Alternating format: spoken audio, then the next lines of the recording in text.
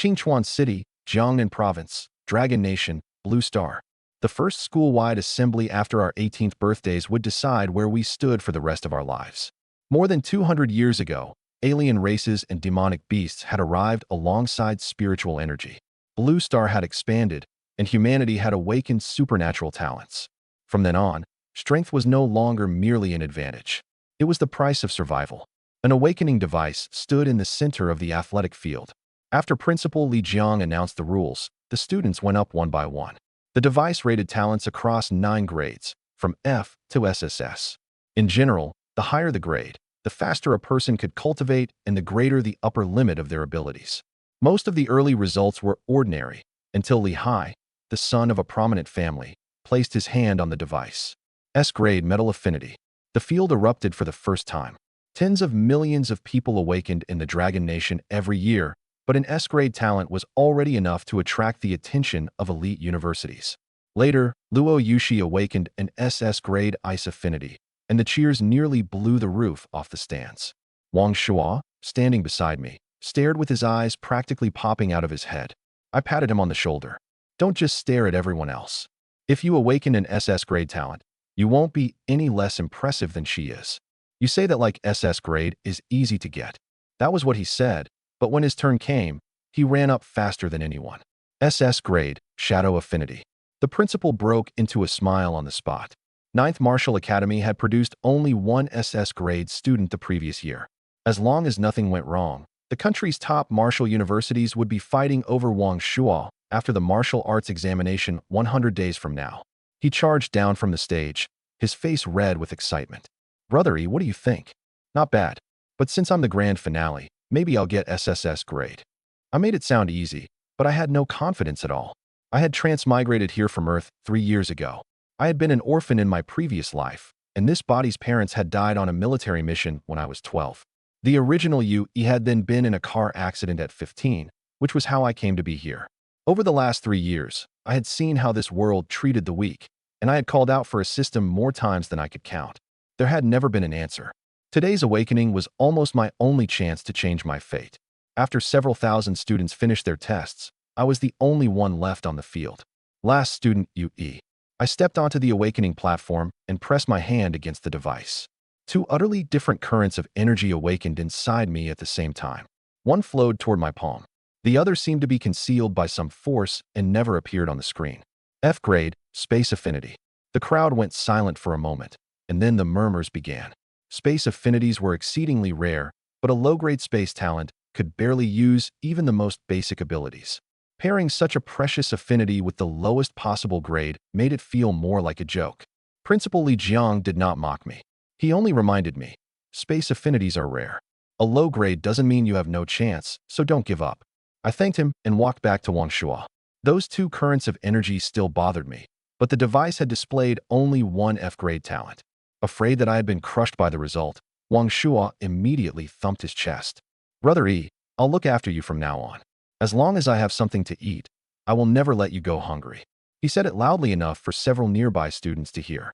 Someone laughed that he was already rushing to recruit a lackey when he had only just awakened. Wang Shuo glared back so fiercely that they all looked away. I did not explain. Beside the awakening platform stood a crystal tablet used to record talents, and a teacher was entering the final set of data into my file.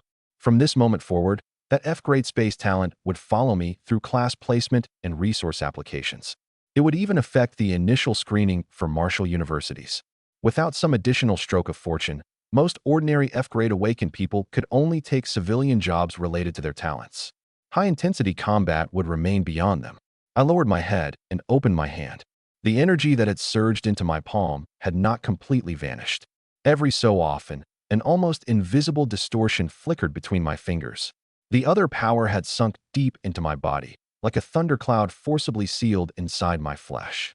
The device had detected only the former, and none of the teachers had noticed anything unusual. Some students on the field were already celebrating. Others had received F-grade results and were crying in corners. We were all 18, yet one screen had just divided our futures onto different roads. I hated that reality, but I could not deny how important talent grades were.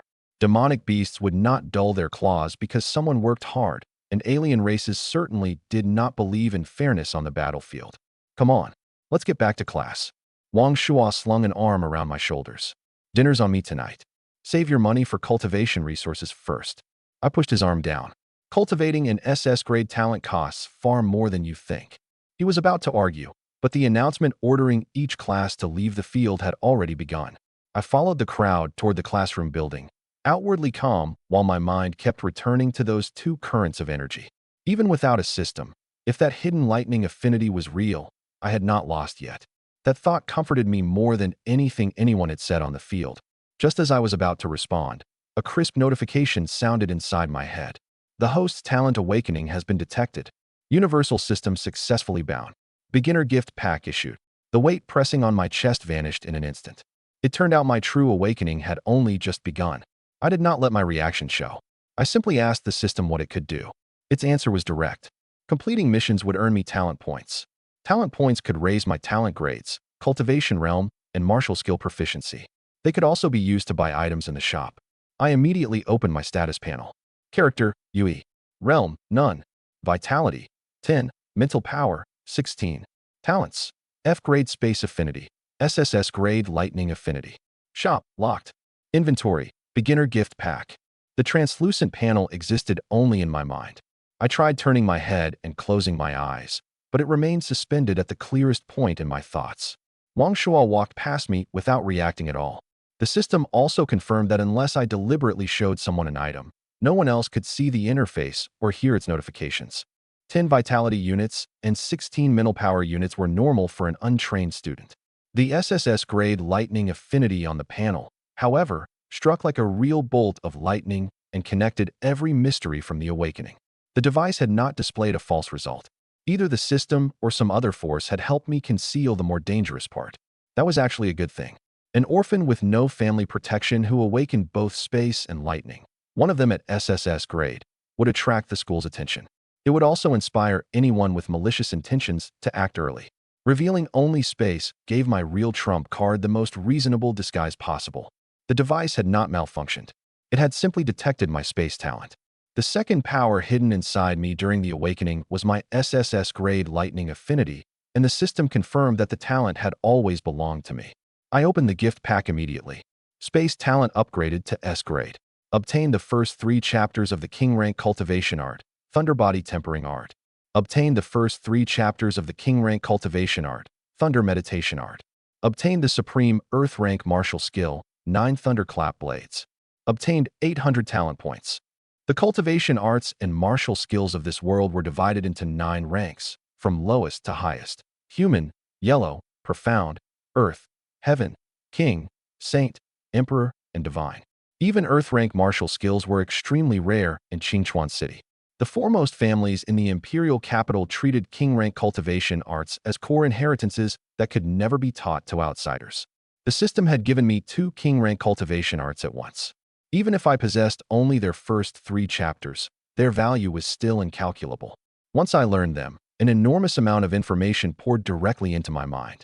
The Thunder Body tempering art used lightning to refine the body and its vitality across 9 levels. At the second level, lightning could merge with the blood itself. The Thunder meditation art focused on mental power and spiritual energy. Practicing it in an environment rich with lightning increased cultivation speed 20-fold. As for 9 thunderclap blades, every successive strike was stronger than the last, and once mastered, each slash would be as fast as a flash of lightning. Information entering my mind did not mean my body could instantly perform everything.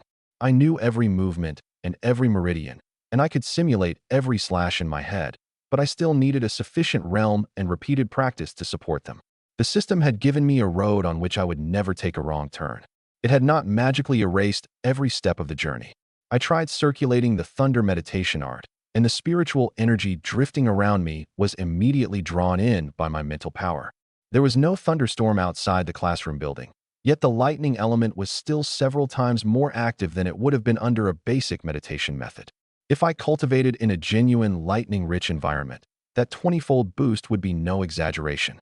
The moment I received that power, missions appeared as well. Main mission: place first in Jiangnan province on the martial arts examination in 100 days. Reward unknown. Growth mission: cultivate the Thunder Body tempering art to level 2. Reward: 2,000 talent points.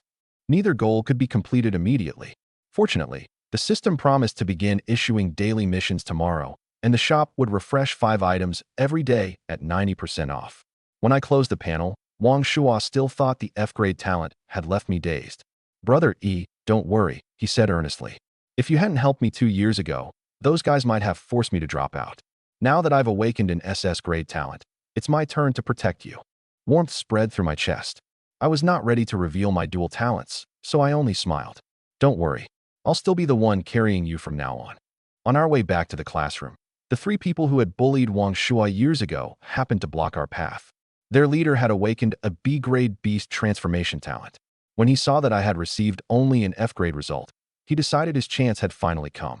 "If Wang Shuai weren't protecting you, you'd already be lying in a hospital bed." Wang Shuai's expression changed instantly, and he stepped in front of me. The 3 of them did not dare start a real conflict with someone who had just awakened an SS grade talent. They left us with a threat and walked away. I did not pursue them. The system had already decided what role they would play.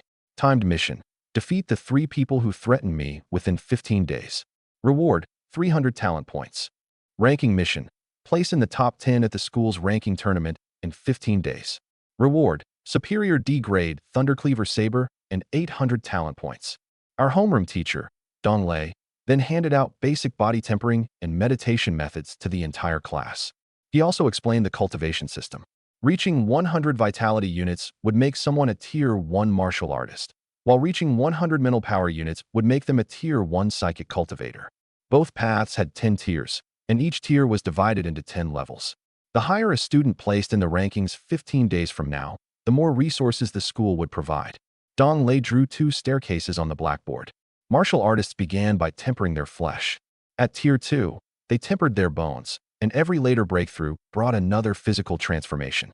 Psychic cultivators first condensed their perception, then expanded their mental sea. Training both paths was not unusual. The real difficulty was that doing so required twice the resources and twice the time. Most people chose one primary path once the direction of their talent became clear. Wang Shuo had awakened a shadow affinity, and his abilities depended more heavily on mental power. Dong Lei advised him to focus on mental cultivation and train vitality as a secondary path. The space affinity I had revealed also belonged to the mental side, so the teacher gave me the same recommendation. Only I knew that lightning tempering and spatial perception were both indispensable. I had to walk both paths at once. When the dismissal bell rang, Zhang Wu and his 2 friends were still looking back at me from the doorway. They thought 15 days would be enough to make me recognize the gap between us. They had no idea the system mission had already transformed them from a problem into 300 talent points. Ordinary students could start only with the most basic cultivation arts. I already held 2 king rank arts in my hands. I did not answer a single voice mocking me for my F-grade talent. 15 days from now, they would learn exactly what they had gotten wrong. After leaving school, I returned to the aging apartment complex on the west side of the city. After this body's parents died, the person who truly raised me was Li Qingwei. She had awakened a D-grade plant affinity that let her sense the condition of spiritual plants. After graduating, she took a job at a company that cultivated them. To everyone else, she was only my neighbor. To me, she was my only family in this world. When I came through the door, she was cooking in an apron. "Xiaoyi, how did your awakening go today?" My lightning affinity would come to light sooner or later, and I did not want to hide it from her. The testing device showed an F-grade space talent, but I actually awakened dual talents. My space affinity has already reached S-grade, and the other is an SSS grade lightning affinity. The plate in her hand stopped in midair, and she made me confirm it twice. Dual talents were extraordinarily rare in public records. It was perfectly understandable that she could not believe me at first. "It's true. I met her eyes. Once I'm strong enough to hunt demonic beasts, I'll buy you a new place. I'll also find a way to raise your talent grade and cultivation realm." Li Qingyue's eyes reddened, but the first thing she did was pull out the more than 200,000 yuan she had saved over several years of work. She wanted me to use it to buy pills and spiritual elixirs. I refused. Some of the compensation my parents had left behind still remained. More importantly, I now had the system. I could not let her keep staking her entire life on me. "You took care of me before," I told her. "Starting today, it's my turn to take care of you." She did not argue any further. Instead, she opened an extra bottle of wine to celebrate my adulthood and awakening. There was nothing expensive in that meal, but for the first time, I truly felt that this old apartment was home. Li Qingwei rarely drank. After 2 glasses, a flush spread across her cheeks. She pulled out old photographs my parents had left behind and warned me over and over never to leave the city alone merely because I possessed powerful talents. Young awakened people died outside Qingchuan City every year. Many did not die because they were too weak, but because they mistook a safe first trip for a promise that every trip would be safe. Learn how to survive before you learn how to win. She put the photograph back in the drawer. Your father used to say that all the time. This body's memories of his parents were incomplete, but I remembered the two of them in military uniforms in that photograph.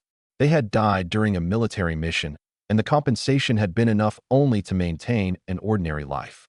If I wanted to uncover the complete record of that mission, I would need to enter a higher-level martial university at the very least. That gave the martial arts examination another layer of meaning. Back in my room, I began allocating my 800 talent points. 100 points raised my vitality to 100 units, making me a Tier 1, Level 1 martial artist. Another 100 raised my mental power to 100 units, allowing me to become a Tier 1, Level 1 psychic cultivator. Advancing my mental power from Tier 1, Level 1 to Level 2 cost 200 points, and I did not hesitate. Once the upgrade was complete, my mental power reached 300 units, and the lightning gathering in my palm grew visibly denser. The first level of the Thunder Body Tempering Art cost 800 points, which I could not afford yet. Reaching beginner proficiency in 9 Thunderclap blades cost only 300. As the talent points disappeared, the complete principles of exerting force, footwork, and blade trajectories branded themselves into my mind. Breaking through was not comfortable. When my vitality was forced from 10 units to 100, my blood felt like a river suddenly accelerating, and heat flooded my bones and muscles. When my mental power crossed into Tier 1, every sound in the room abruptly grew louder. Even footsteps in the hallway and vibrations in the water pipes became painfully clear. It took me more than 10 minutes to learn how to rein in my perception. After the blade techniques entered my mind, I used a laundry pole in place of a saber and ran through the movements several times in the cramped living room. Every swing was precise, but I could not feel the feedback of a real edge or the infusion of vitality. In addition to having my new realm certified tomorrow, I would need to find a safe training ground. I held on to the final 100 points for the time being. Realm, Tier 1, Level 1 Martial Artist, Tier 1, Level 2 Psychic Cultivator. Vitality, 100. Mental Power, 300. Talents, S-Grade Space Affinity, SSS Grade Lightning Affinity. Martial Skill, 9 Thunderclap Blades, Beginner. For the ranking tournament 15 days from now, my goal was no longer the top 10. I wanted first place. As I said those words, the lights in the old buildings outside my window went dark one by one. Li Qingwei was still clearing the table in the next room, but for the first time, I could see a clear line stretching into the future. Take first place in the rankings to earn resources, reach Tier 1, Level 5 and qualify to leave the city on my own, hunt demonic beasts to keep growing stronger, and then contend for first place in Jiangnan Province on the martial arts examination 100 days from now. The system's main mission set a distant goal, but every step in front of me was concrete. The next day, I went to Qingchuan City's Martial Artist Tower and applied for certification as both a martial artist and a psychic cultivator. At first, the young woman administering the tests assumed I was simply a newly awakened Tier 1 martial artist. The moment the equipment displayed my results, her expression changed.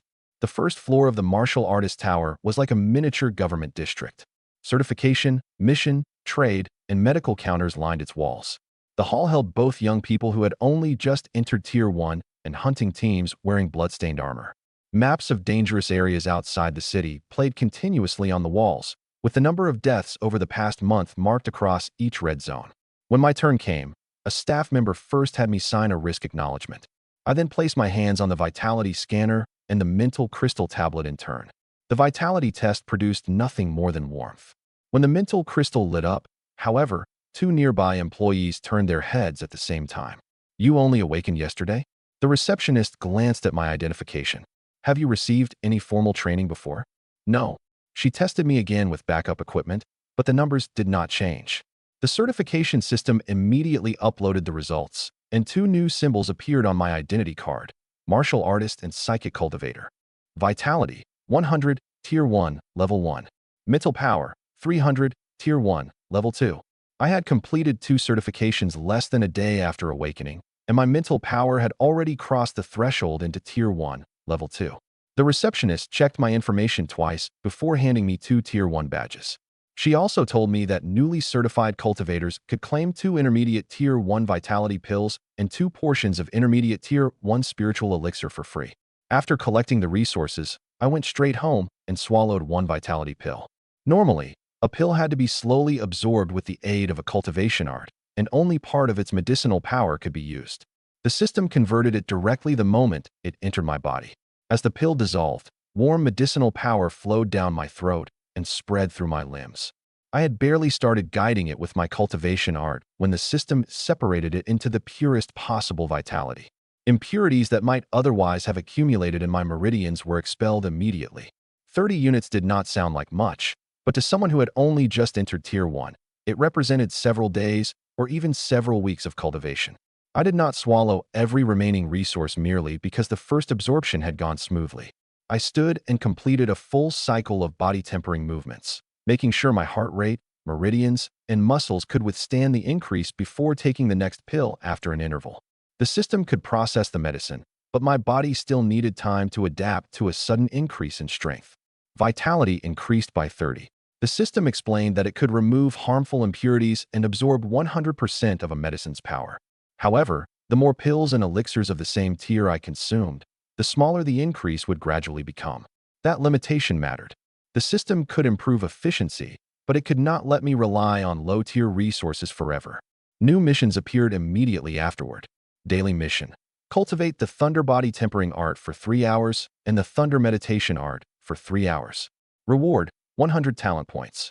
Growth mission: raise both vitality and mental power to Tier 1, Level 5. Reward: 500 talent points. I absorbed all the remaining pills and elixirs, raising my vitality to 160 and my mental power to 360. My speed already far surpassed that of an ordinary student, but Tier 1, Level 5 was still a long way off. What truly reassured me was that the resources, cultivation arts, and system upgrades had formed a complete path of growth. All I had to do now was walk that path faster than everyone else. That day's 6 hours of cultivation were harder than I had expected. Every circulation of the Thunder Body Tempering Art felt like fine needles piercing my skin, while meditation required me to calm my mind immediately after enduring the pain. Cultivating 2 king rank arts at once produced astonishing speed, but the exhaustion was just as real. It was past midnight when the mission completion notification sounded. I washed the sweat from my body and recorded the changes in my vitality and mental power again. The system's numbers were not game statistics. They represented power my body could truly wield. With every future improvement, my awareness would have to keep pace. When we returned to school on Monday, everyone was discussing Luo Yushi and the cultivation progress of students from prominent families. She had already become both a Tier 1 martial artist and a psychic cultivator, while many heirs had also entered Tier 1 with the help of family resources. Wang Shua caught up with me and excitedly announced that his mental power had reached Tier 1, Level 1, though his vitality was still a little short. His family was not wealthy. After learning that he had awakened an SS grade shadow affinity, his parents had spent almost all their savings on cultivation resources. When he asked about my progress, I decided to tell him about my dual talents. The space affinity the device displayed was only one of them. I also have an SSS grade lightning affinity. Wang Shua froze for a few seconds. His first reaction was not to doubt me, but to break into a huge grin. Then I guess you're still the one protecting me. I told him to keep it secret for now. There was no reasonable explanation for dual talents, and revealing them too soon would only invite unwanted scrutiny. Once we entered the classroom, Mr. Dong Lei began testing the entire class's vitality and mental power. Wang Shua registered 90 vitality and 116 mental power, which meant he had officially become a Tier 1 psychic cultivator. When my turn came, the equipment displayed: vitality, 346, Tier 1, Level 2. Mental power, 398, Tier 1, Level 2.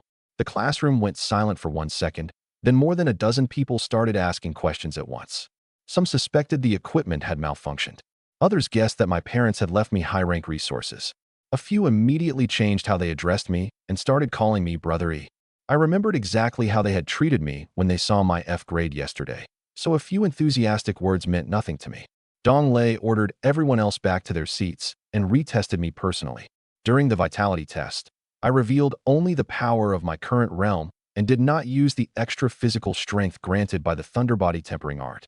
During the mental test, I reined in my spatial perception to avoid any inexplicable fluctuations.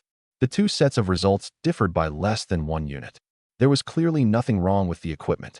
Wang Shuo was grinning more broadly than anyone in the back row, as though the numbers belonged to him. Zhang Wu and his two friends avoided my eyes. They had clearly begun to regret yesterday's threat.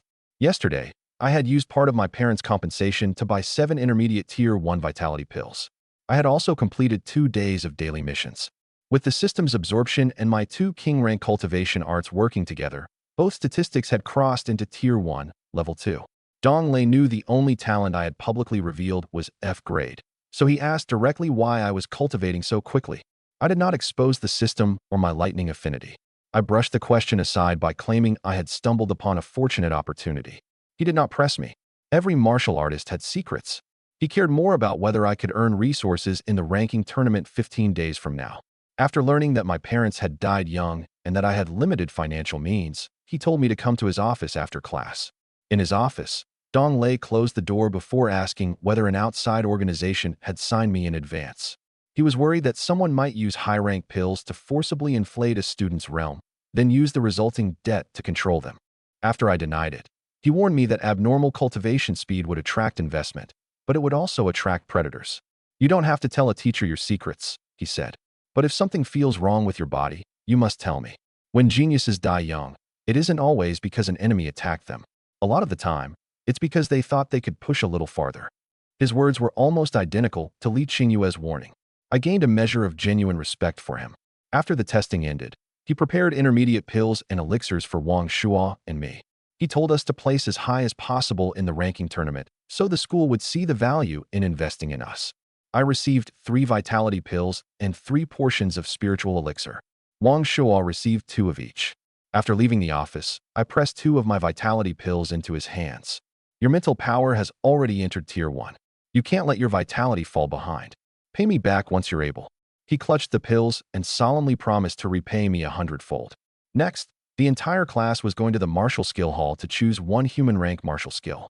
A human rank skill held limited value for me, but the school ranking tournament was approaching. 1 more combat technique that did not expose my lightning affinity would give me 1 more layer of cover. I wanted to see what options the school could offer me. As we walked to the martial skill hall, Wang Shuo kept rubbing the small box that held the pills. His family had already spent most of its savings, and those 2 vitality pills would help him cross the threshold into Tier 1 more quickly.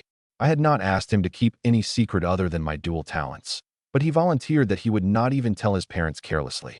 If anyone asks why you're improving so quickly, attribute it to your SS grade shadow affinity and the school's resources, I reminded him. Don't mention how much I gave you. Neither of us was strong enough to protect our secrets yet. The safest option was to make everything look reasonable. The martial skill hall was packed with people. The noise vanished only when Principal Li Jiang released a trace of mental pressure. That power pressed down on my shoulders like an invisible weight. In a single instant, it showed me the gulf between a high-tier psychic cultivator and people like us. The students lined up to choose from the human rank martial skills the school provided. I already possessed 9 thunderclap blades, but my public identity was merely that of a space affinity student, and I did not have a suitable saber. I chose an intermediate human rank technique called Heavy Fist. Wang Shuo received the supreme human rank stealth art, which increased movement speed while reducing the user's presence. It was a perfect match for his shadow affinity. When Heavy Fist entered the system, a new option appeared. Spend 200 talent points to upgrade Heavy Fist into the superior profound rank Gale Fist. The system did not simply change the technique's name. Heavy Fist had originally contained only a single charged burst. The upgraded version preserved its core method of exerting force while adding footwork, breathing, and chained attacks. In the system's view, the thin booklet from the school's shelf broke apart and reorganized itself. Many crude movements, including some that might have damaged the user's joints, were corrected. I did not upgrade it on the spot. There were cameras and teachers in the martial skill hall. Demonstrating mastery immediately after choosing a technique would be far too suspicious. I first memorized the original movements several times, planning to let the system complete the upgrade after I left school. I confirmed the upgrade at once. Gale Fist was not only stronger. Its core lay in a rapid chain of punches, and at full mastery, its fists could even outrun the wind. Reaching beginner proficiency would cost another 150 points, so I planned to improve it after completing the day's mission. Afterward, I absorbed the pills and elixirs Dong Lei had given me. My vitality reached 376, and my mental power reached 488, leaving me only one step short of Tier 1, Level 3 in mental power. When school ended that evening, I sensed someone following me through a dark alley in the old district. The moment I extended my mental power, three familiar presences had nowhere to hide.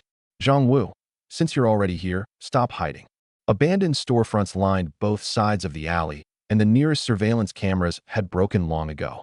Zhang Wu had clearly chosen the location in advance. He and his two lackeys blocked the exits in front of and behind me. First, they demanded that I apologize to them. Then they ordered me to hand over the pills Dong Lei had given me.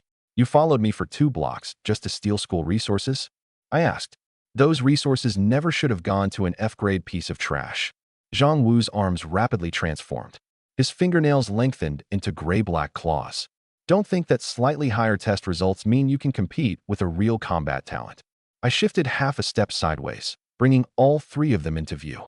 With my mental power at Tier 1, Level 2, the ambush they thought was sudden looked slow and obvious to my senses. The lackey on the left swung a club first, and I tilted my head aside. The one on the right tried to grab me around the waist, but I drove him away with an elbow. Zhang Wu took the opportunity to lunge from the front, his claws aimed at my shoulder. I did not dodge. I used my wrist to deflect the claws, then drove my other fist through the gap in his defense. Even without a martial skill, more than 300 vitality units far exceeded what he could withstand. I pulled back at the instant my fist touched his chest, but he still flew backward into the wall and spent a long time struggling for breath. The other 2 stared at the cracks in the wall and lost all courage to attack. Zhang Wu stepped out with his 2 lackeys. They had deliberately waited until Wang Shuo was gone, believing I survived only because I had an SS-grade friend protecting me. After a few words failed to settle the matter, all 3 rushed me at once. I used neither lightning nor a martial skill. The instant Zhang Wu reached me, I slammed a fist into his chest and blasted both him and his momentum into the wall. The bricks cracked and caved inward. The other 2 stopped dead and dropped to their knees to beg for mercy. The mission required me to defeat all 3. I did not kill them, but I did not let them off easily either. Once I confirmed that none of them could resist, I warned them. This is the last time. Follow me again, and a few broken bones will be the least of your problems. Mission complete. Reward, 500 talent points. The original mission had listed a 300-point reward, but the final settlement gave me an extra 200, probably because I had dealt with all 3 at once. Combined with the daily mission, I now held 700 points. I immediately spent 150 to raise Gale Fist to beginner proficiency. By the time I returned home, Li Qingwei had already made dinner. I told her my mental power was about to break through to Tier 1, Level 3. She did not ask how I had managed it. She only reminded me not to injure myself in pursuit of strength. I don't care whether I get to live in luxury someday. She placed a piece of meat in my bowl. I only want you to be safe. I nodded and promised, but I understood more clearly than ever that I had to grow stronger as quickly as possible. In this world, promises alone were nowhere near enough to protect someone. After washing up, I practiced the complete Gale Fist in my bedroom for the first time. At beginner proficiency, I could unleash only a 3-punch combination, but every blow used the previous strike's recoil to gather power. When the 3rd punch landed, the training bag tore free of its frame, slammed into the wall, and bounced back. I stopped immediately to inspect the damage. Fortunately, Li Qingwei had not noticed anything. The system had already turned the movements into muscle memory, but controlling their power required real practice. If I had used that punch in the alley, Zhang Wu might have suffered far more than broken bones. I tied the bag back into place and added power control to my training plan. The ranking tournament would have referees and boundaries. Strength I could truly use meant winning with 1 punch without killing a classmate in the process. 15 days passed in the blink of an eye. Leaving the city to hunt required at least Tier 1, Level 5 strength or membership in a team of 10 or more, so I had no choice but to cultivate at school and at home. By completing daily missions without interruption, I raised my vitality to 658 and my mental power to 756, while accumulating 1,850 talent points. I had avoided spending them piecemeal because I wanted to concentrate every upgrade immediately before the ranking tournament. First, I spent 200 points to push both vitality and mental power to 800, bringing both paths into Tier 1, Level 4. Then I spent 250 points to raise Gale Fist to Minor Mastery and 600 to raise 9 Thunderclap Blades to Minor Mastery. I could now unleash the first 4 slashes in succession, with every strike stacking more power onto the next. I invested the final 800 points into the Thunder Body tempering art. Lightning repeatedly refined my body from within. Once the pain passed, I officially completed the first level. Vitality, 1080. Mental power, 800. Realm, Tier 1, Level 4 Martial Artist. Tier 1, Level 4 Psychic Cultivator. Cultivation Art, Thunder Body Tempering Art, Level 1. Martial Skills, 9 Thunderclap Blades, Minor Mastery. Gale Fist, Minor Mastery. The power brought by those consecutive upgrades made the floor creak beneath my feet. I did not stand immediately. Instead, I used the meditation art to stabilize my mind. My vitality had leaped from the 600s to more than 1,000. The slightest carelessness in my movements could damage the furniture. Once my mental power reached 800, countless sounds from the entire building also flooded toward me at once. I slowly pulled my range of perception back into the room, then practiced releasing my vitality at 1/10, 1/5, and 1/2 strength. Only when I could hold a glass without crushing it and accurately hear a particular bird beating its wings outside the window did I consider the new realm truly under control. After completing the first level of the Thunder Body tempering art, an invisible toughness seemed to cover my skin. I lightly drew a training knife across my arm and left only a white mark. An ordinary Tier 1, Level 4 cultivator could never do that with physical resilience alone. The Thunder Body tempering art had not merely increased my vitality. It had also raised my physical durability by an entire level. In other words, even without using a talent, I could withstand most attacks below Tier 1, Level 5 head-on. When I arrived at school the next day, everyone was guessing who would become champion. Luo Yushi, Huang Heng, and Wang Shuo, the 3 students with SS grade talents, were the overwhelming favorites. Meanwhile, my F-grade space affinity had become a joke. Wang Shuo's progress had not been slow either. His vitality had reached 306 and his mental power 415, placing both at Tier 1, Level 2. After we registered, Dong Lei announced the tournament format. All 960 competitors would fight randomly assigned matches, and the first phase would reduce the field to 200 students who would enter 4 elite classes. Anyone eliminated early after drawing an exceptionally strong opponent would have one final opportunity to challenge a member of the top 200. The school had prepared 4 regulation arenas, and each match could last no more than 10 minutes. A competitor would lose by surrendering, falling outside the boundary, or becoming unable to fight. Referees had the authority to stop a match before a lethal attack landed. Students could use only the school's unsharpened training weapons, and temporary enhancement drugs were forbidden during the first stage. Those rules tried to keep bad luck from burying strong students while preventing anyone from suffering an irreversible injury for the sake of rank. Even so, eliminating more than 900 competitors through consecutive matches made stamina management essential. Some students unleashed everything in the first round and struggled to recover even after advancing. Wang Shuo and I agreed that no matter whom we drew, we would fight at our own pace. If we met early, we would determine the winner openly and honorably. Neither of us needed the other to throw the match. The rewards for the top 10 far exceeded those for every other rank. First place would receive 2 million yuan and a profound rank cultivation art. Second place earned 1.4 million yuan and a yellow rank art. Third place brought 800,000 yuan and a human rank art. 4th through 10th would each receive 300,000 yuan and 5 Tier 1 vitality pills. Those resources would be enough for me to break through again and qualify to leave the city to hunt. Names began scrolling across the giant screen. 2 arenas started their matches at the same time. As I watched group after group of students step onto the platforms, I finally felt that the ranking tournament had truly begun. Huang Heng walked past through the competitor's tunnel with several lackeys. When he saw me, he deliberately stopped. According to his public records, his SS-grade pseudo-demon transformation offered both offense and defense. The Huang family had also supplied him with profound rank martial skills, which was why everyone listed him among the top 3 favorites. Don't think slightly higher test results mean you can win. He glanced at my competitor badge. Once you're in the arena, no one will be there to shield you. I could say the same to you. Dong Lei called me over for check-in before the conflict could grow. Even so, I remembered the cold demonic aura clinging to Huang Heng. Pseudo-demon transformation was not genuine alien power, only a talent that imitated it. Compared with ordinary elemental affinities, however, it was undoubtedly closer to a practical killing technique. And in everyone's memory, my public strength was still nothing more than F grade. Luo Yushi was the first competitor to silence the entire audience. Her opponent possessed a C-grade rapid recovery talent, but he could not heal nearly as quickly as she could injure him. The referee had barely announced the start when she swung her sword once, and a wave of icy sword energy knocked her opponent out of the arena.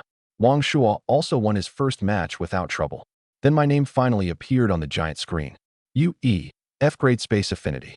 Zhang Ti, B-grade Tiger Transformation.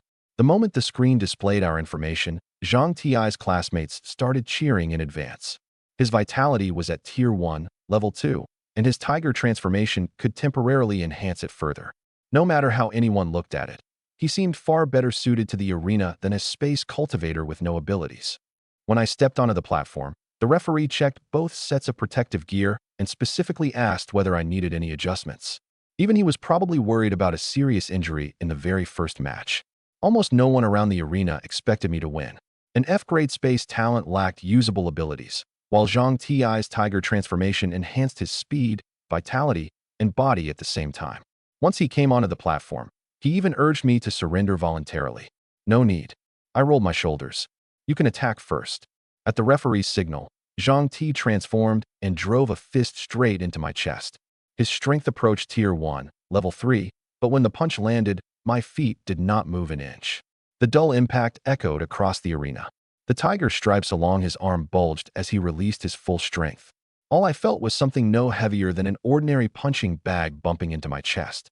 The reinforcement from the Thunderbody tempering art was even more stable than I had estimated. I did not need to mobilize any extra vitality to defend myself. Refusing to believe it, Zhang Ti aimed his second punch at my jaw. I raised a hand and caught it. When my 5 fingers closed, a faint crack came from his knuckles. His transformed strength hung trapped in midair, and even after pulling twice, he could not break free. Now it's my turn. I released his hand, stepped forward, and threw a straight punch. Every movement came from the school's most basic combat stance. I withdrew nearly half my strength before my fist touched his protective gear, but the remaining impact still lifted him off his feet. The contempt on Zhang Ti's face turned to panic in an instant. I had thrown only one punch. He sailed over the boundary and landed on the safety mat, temporarily unable to continue fighting. Every spectator who had been laughing at me fell silent. Meanwhile, other homeroom teachers surrounded Dong Lei and demanded to know exactly what realm I had reached. The victory also caught the principal's attention. He suspected that the first awakening test had been wrong and wanted me to test my talent again. After the system confirmed that I could keep my lightning affinity hidden, I agreed. In the principal's office, the device displayed S-grade Space Affinity. This testing device was more precise than the equipment on the field. When it activated, pale silver light scanned along my arm. At the same time, the system panel asked whether I wanted to reveal my lightning affinity. I chose no, while allowing the space talent upgraded by the gift pack to emerge at its full grade. After the crystal column lit up through the S-grade region, it continued rising slightly before finally stabilizing. Li Jiang stared at the record for a long time, then pulled up the data from Awakening Day to compare them. An ordinary malfunction could not explain the two different results. He clearly knew I was hiding something. Everyone has opportunities of their own. He closed the file. The school will verify the talent you possess now, and we won't question a past no one can prove. But an S-grade Space Affinity is rarer than you realize. Don't show it casually to unfamiliar organizations once you leave school. That restraint made me truly remember the principle for the first time. Across the entire Dragon Nation, the number of people with space talents at S-grade or above could be counted on one hand. Principal Li Jiang did not force me to explain why I had tested at F-grade the first time, nor did he investigate the secret behind my cultivation.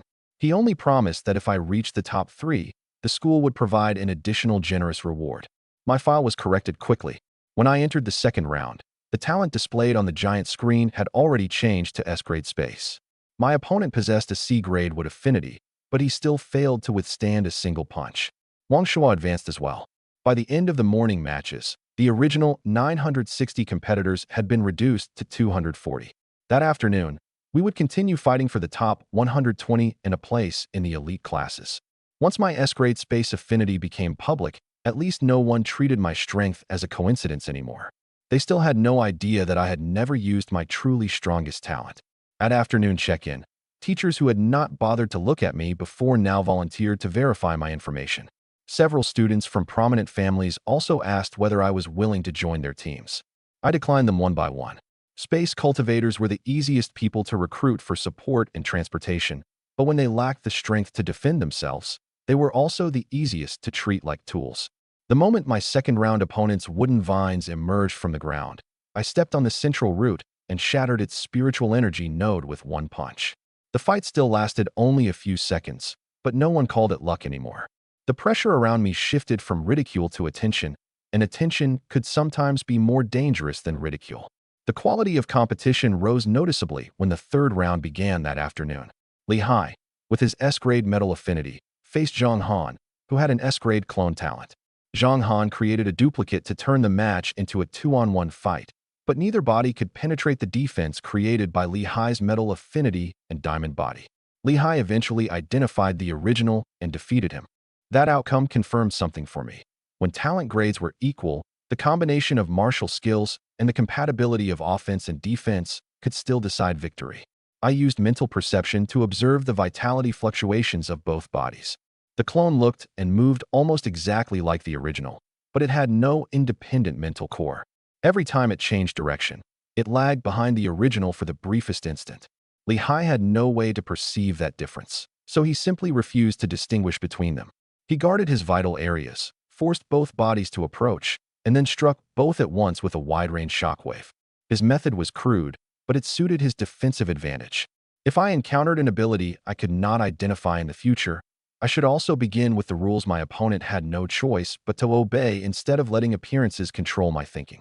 Wang Shuo and I advanced smoothly into the top 120. Because I had eliminated all three of my opponents with a single punch, the school forum gave me the nickname One Punch Man.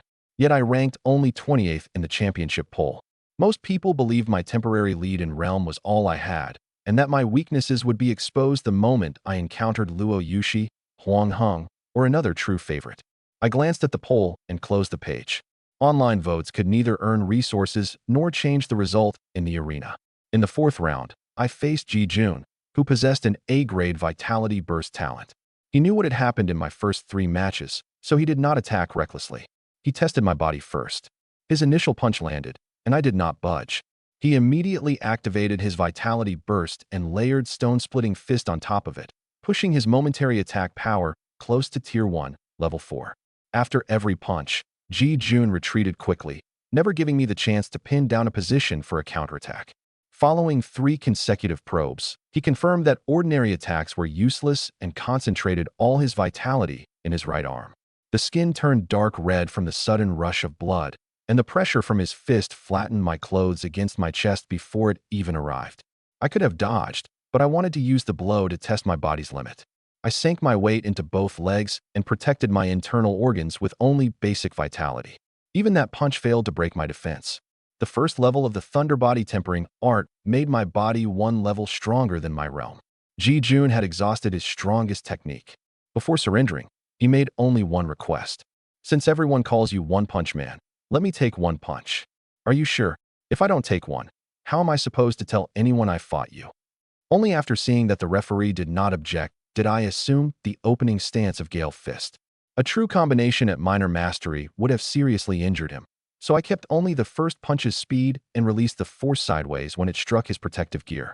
Ji Jun flew over the boundary, but could still stand on his own. He first signaled to the referee that he was fine, then gave me a thumbs up. For the first time, the audience began chanting One Punch in unison. I disliked the exaggerated nickname, but I also realized that a consistent public fighting style could serve as camouflage. The more everyone grew accustomed to seeing me win with physical strength in boxing, the harder it would be for them to guess the truth about my lightning power. After confirming that Ji Jun had not been seriously injured, the referee announced the result. This time, the audience finally stopped focusing only on my space affinity and began guessing how high my vitality had truly climbed. Wang Shuo also won his 4th round, and we entered the top 60 together. At the end of the day's competition, the principal announced that the final stage would continue the next morning. I still held the 100 talent points I had just earned from the daily mission. My vitality was less than 100 units short of Tier 1, Level 5. If I wanted, I could break through at any time. But I intended to save that trump card for an opponent who truly deserved it. When I returned home that day, I did not allocate the points immediately. Instead, I replayed the tournament footage released by the school. Luo Yushi's ice sword, Huang Heng's demon transformation, and Li Hai's metal defense were all on the list. Judging only by our public realms, the gap between us was nowhere near as large as the audience imagined. Once body tempering and my blade skill were included, I already held the advantage. Luo Yushi was the most troublesome. Her mental cultivation was ahead of mine, and wide-range ice attacks could keep a fast close-range fighter from approaching. They could also freeze my joints and weaken Gale Fist. I sketched several possible responses on paper and finally added the Thundercleaver Saber to my plan for the finals. Before the top 60 matches began, the school added a last-minute cultivation test. Every competitor's vitality, mental power, and talent would be displayed on the giant screen. Huang Tianba, head of the Huang family, and Li Yuanli, head of the Li family, had also been invited to watch and identify students worth investing in. For ordinary people, the resources of a prominent family were extremely tempting. The contracts, however, often meant surrendering one's freedom and even serving as cannon fodder in family conflicts. I had no intention of joining any family. Luo Yushi went first. Vitality, Tier 1, Level 3. Mental Power, Tier 1, Level 5. When the results appeared, several family heads in the front row sat up at once. Tier 1, Level 5 mental power meant she had crossed 5 thresholds in 15 days.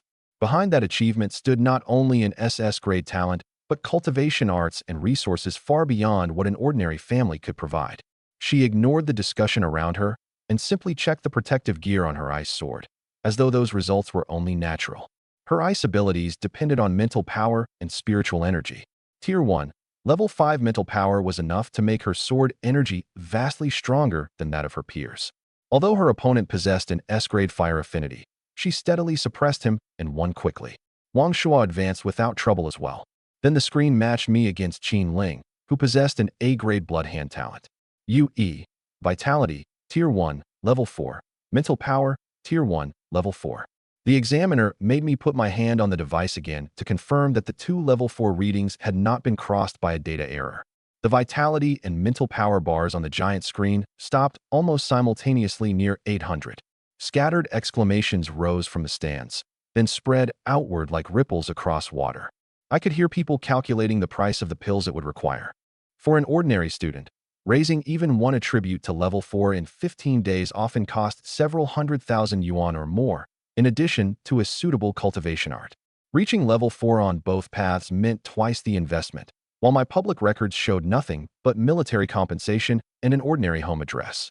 Huang Tianba no longer looked at me as merely a dark horse in a school tournament. Li Yuanli also began speaking quietly with the steward beside him. Attracting the attention of powerful people was not entirely a good thing, but if I wanted first place, I could not avoid this step. Qin Ling's blood hand excelled at explosive close-range attacks, but both his realm and his body were inferior to mine. I did not prolong the match. I evaded his first strike, closed the distance, and ended the fight with a direct punch. Under the effect of his talent, bloody patterns covered both hands. Even the wind from his palm left a burning mark when it brushed my protective gear. If someone at the same realm were caught by it, their vitality circulation might be disrupted. I did not let him make contact a second time. First, I used a feint to lure his arms apart. Then I cut through the center line, slammed my shoulder into him to destroy his balance, and sent him out of bounds with one final punch. The entire exchange revealed neither lightning nor spatial abilities. An observer could reach only one conclusion. My fundamental combat experience was every bit as solid as my statistics. As I walked off the platform, I sensed Luo Yushi studying me seriously for the first time. Huang Tianba and Li Yuanli had also committed my name to memory, but across the stands, I could not tell what either of them was planning. After the top 30 roster was confirmed, Dong Lei called me. Only Wang Shuo and I remained from Class 15. He hoped I would reach the top 5 and Wang Shuo the top 10. I took the opportunity to ask, "If I take first, will you give me an additional reward, sir?" He laughed and cursed me for bargaining, but he clearly promised that if I won the championship, his personal support would not be stingy. 2 million yuan and a profound rank cultivation art from the school, the gift the principal had promised, plus resources from my homeroom teacher. This ranking tournament was already worth far more than a number on a list. More important was the right to leave the city alone. Once I reached Tier 1, Level 5, I could register as a hunter at the Martial Artist Tower without depending on an unfamiliar team. Demonic beast cores, flesh, and materials could all be exchanged for money. Lightning cores might even advance my cultivation arts. If I relied only on school rewards, I would never keep up with the speed of growth the system demanded. I moved my eyes from the reward list to the matchups. None of the 30 remaining competitors was weak, and every round from here could pit me against one of the school's favorites. Wang Shuo was also on the list. We met each other's eyes across several rows of seats and raised our fists at the same time. I looked up at the opponents remaining on the giant screen. The matches worth taking seriously were only just beginning. My opponent in the round of 30 was Huang Heng. Huang Heng, SS grade pseudo-demon transformation, vitality, tier 1, level 4, mental power, tier 1, level 3. When the draw appeared, quiet discussion rippled through the competitors' seats.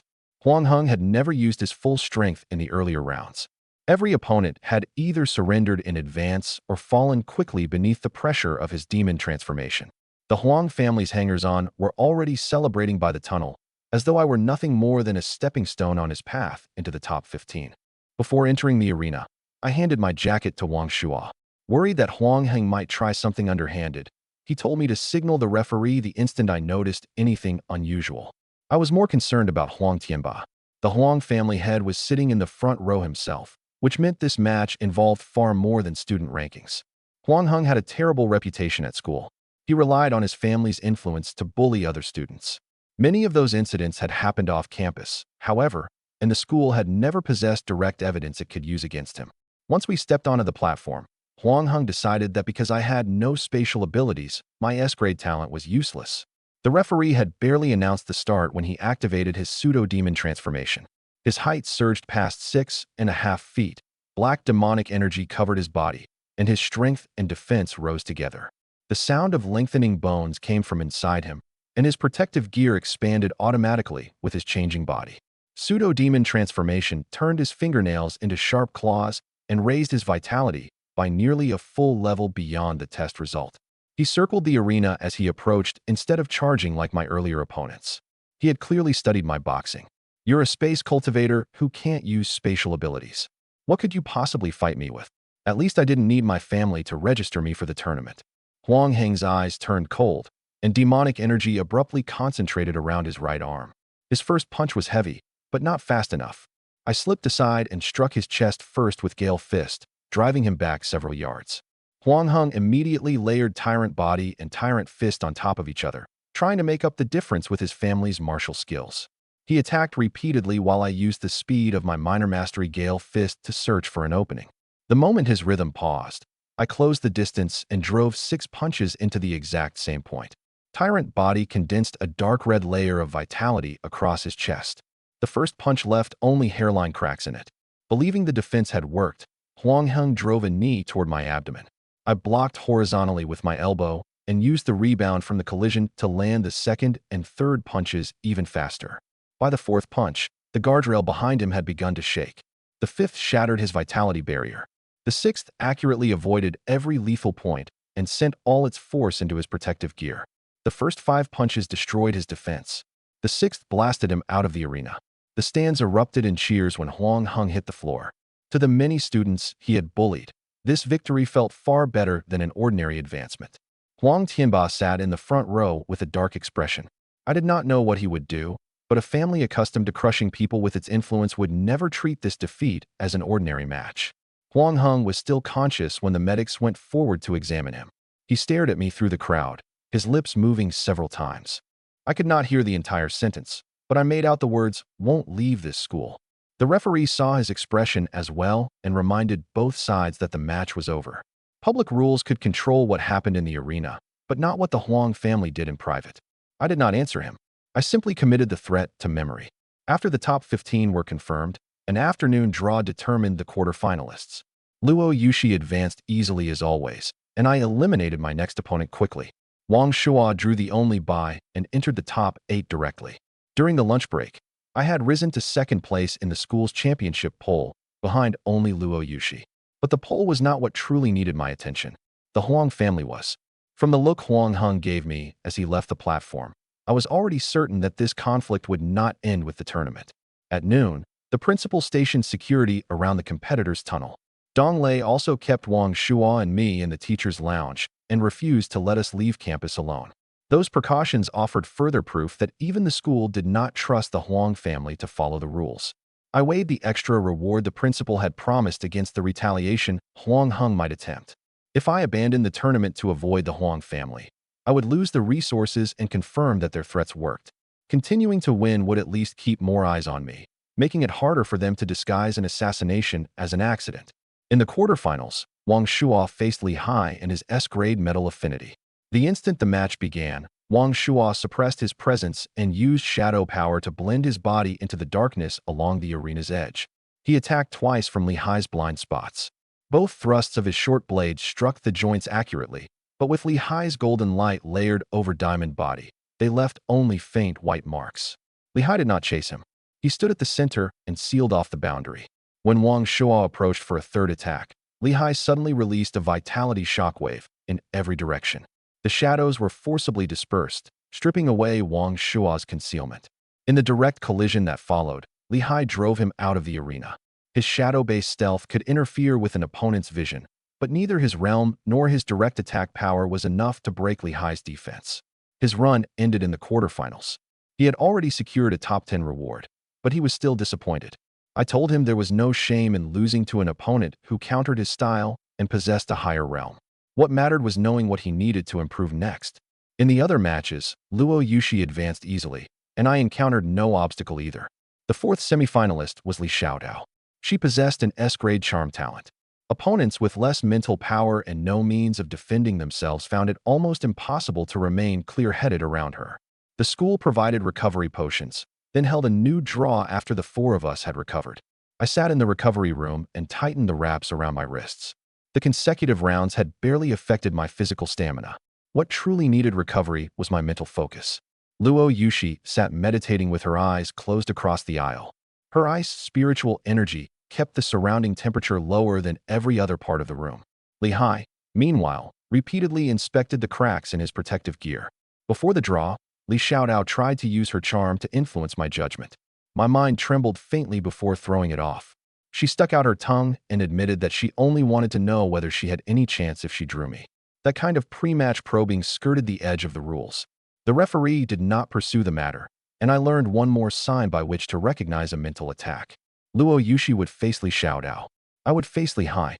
Charm was almost useless against Luo Yushi's Tier 1, Level 5 mental power.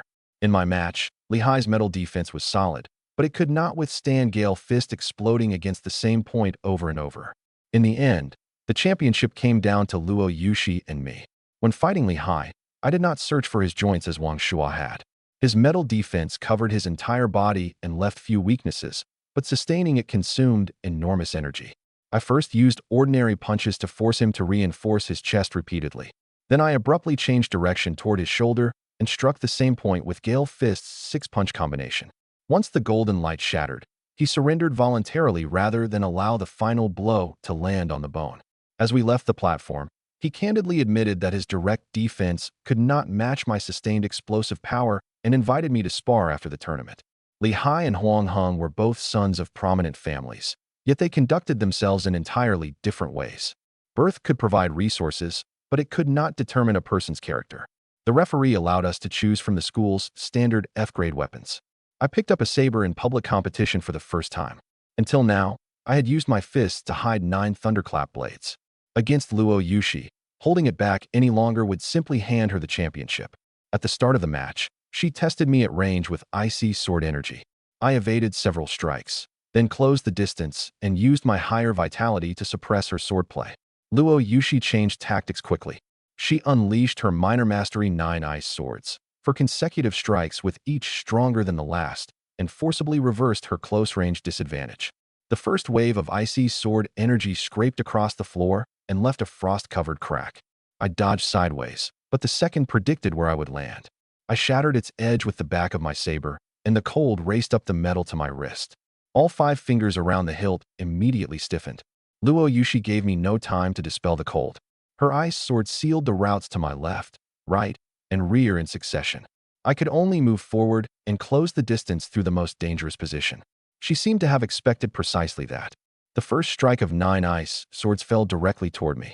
The clash of saber and sword rang louder than anything in the earlier matches. The second and third strikes continued stacking power, and cracks appeared in the arena beneath my feet.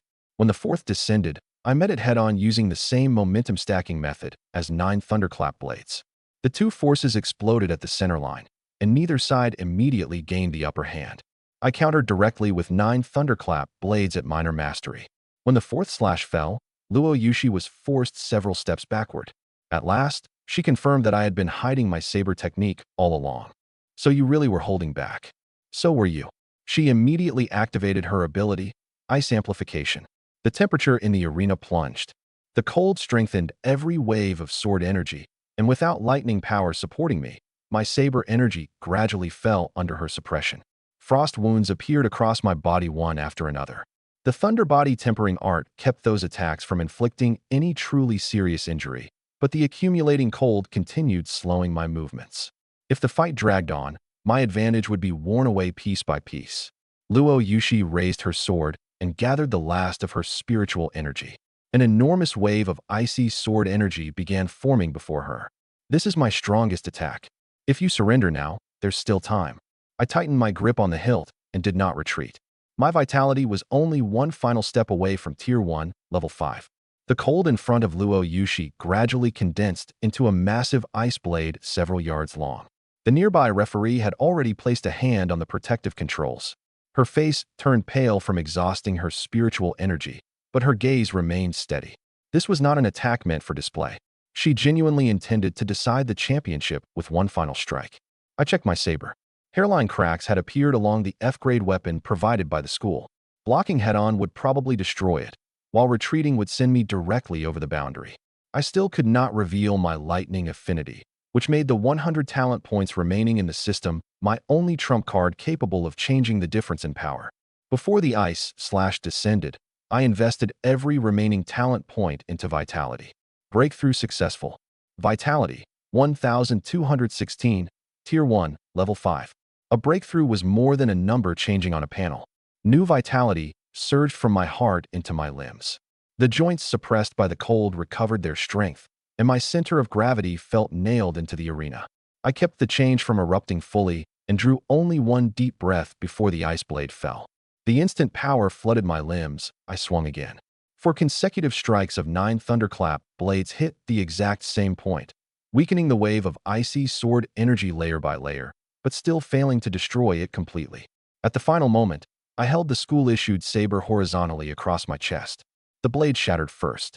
The remaining sword energy slammed into my body immediately afterward and drove me back several steps. When the freezing mist dispersed, I was still standing inside the arena. The first level of the Thunder Body tempering art, combined with Tier 1, Level 5 vitality, made my body strong enough to endure the strike. The protective barrier deflected the shattered pieces of saber back onto the floor. Thick frost covered the armor across my chest. Every step I took backward left a footprint in the arena. By the end, the heel of one shoe had crossed the boundary, but the front of my foot remained planted inside.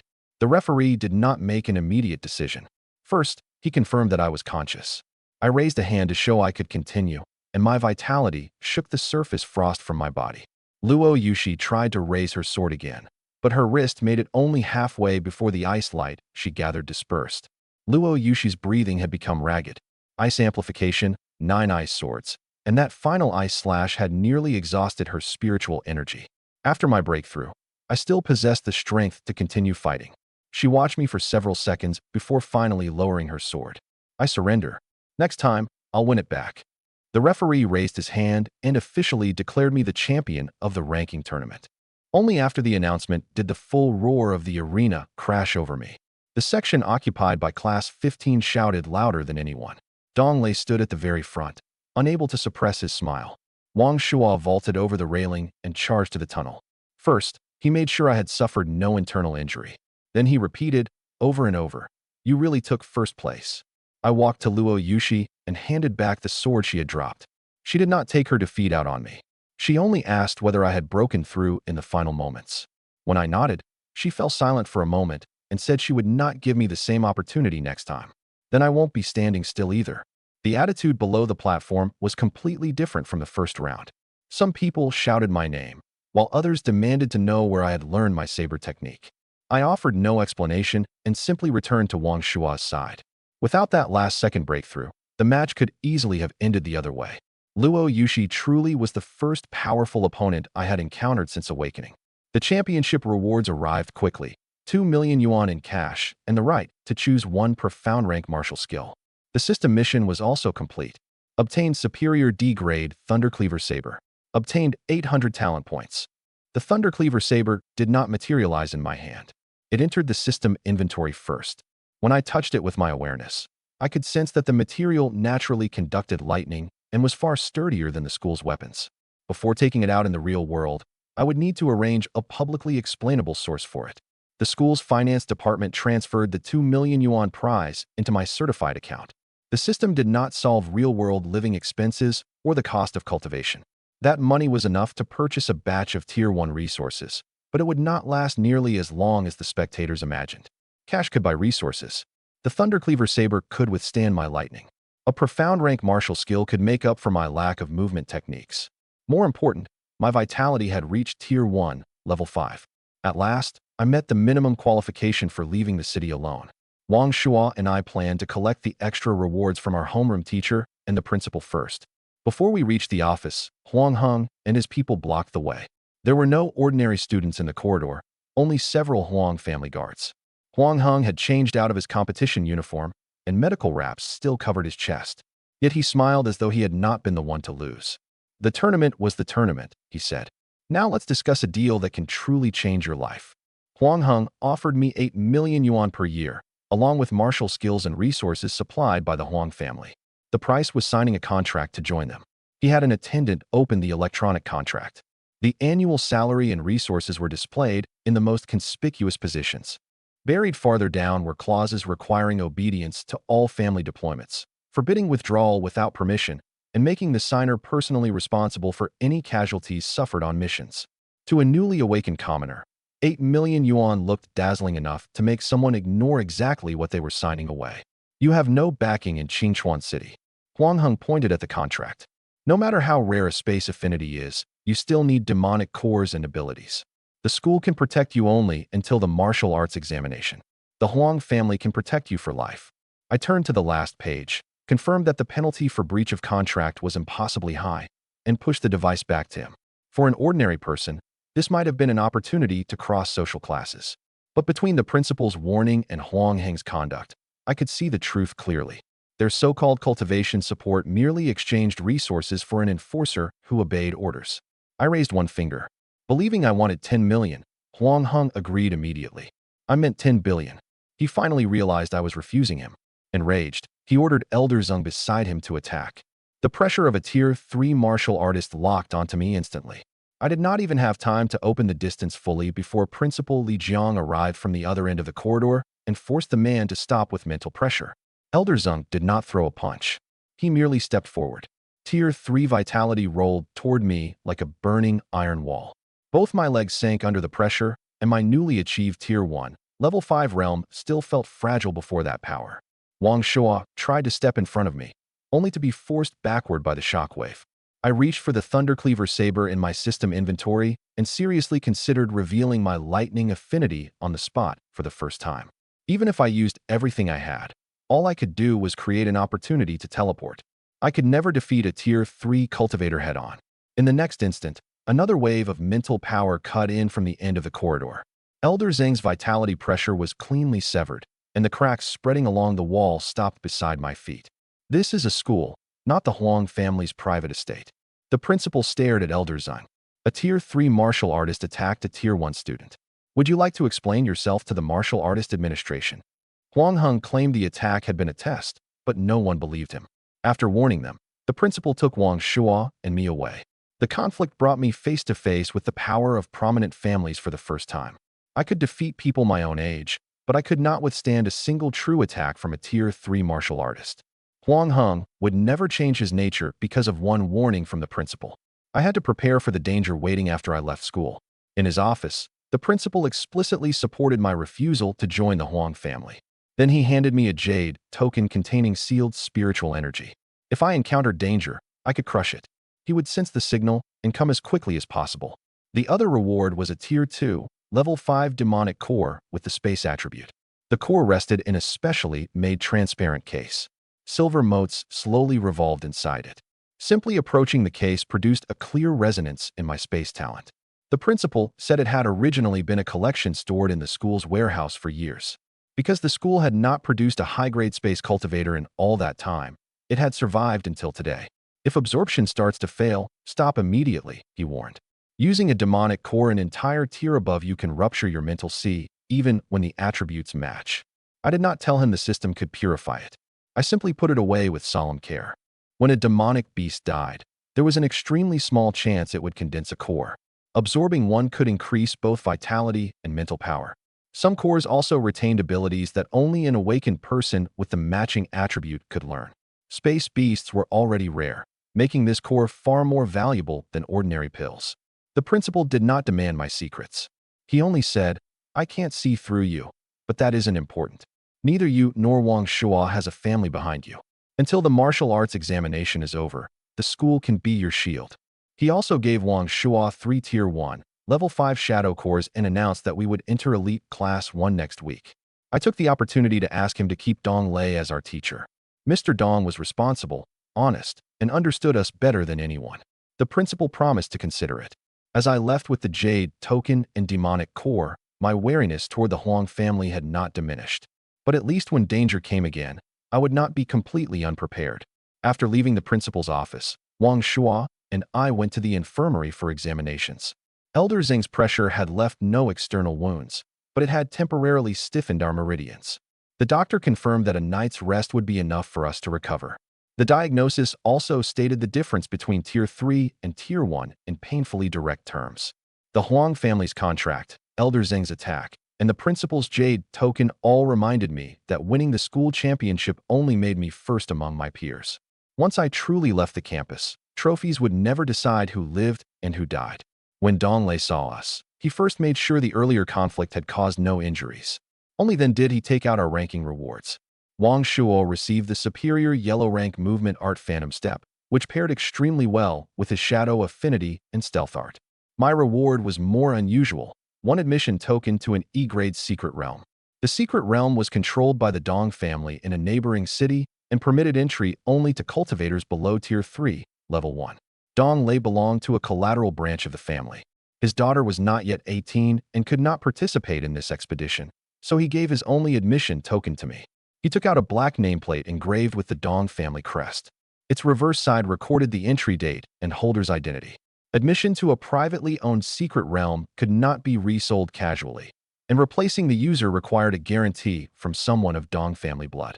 By giving the token to me, he was accepting responsibility for my conduct as well. It isn't a school arena in there. Dong Lei pushed the nameplate toward me. People may fight over resources, and you may encounter demonic beasts that aren't on the map. If you think it's too dangerous, you don't have to go. I won't take back any help I've already given you.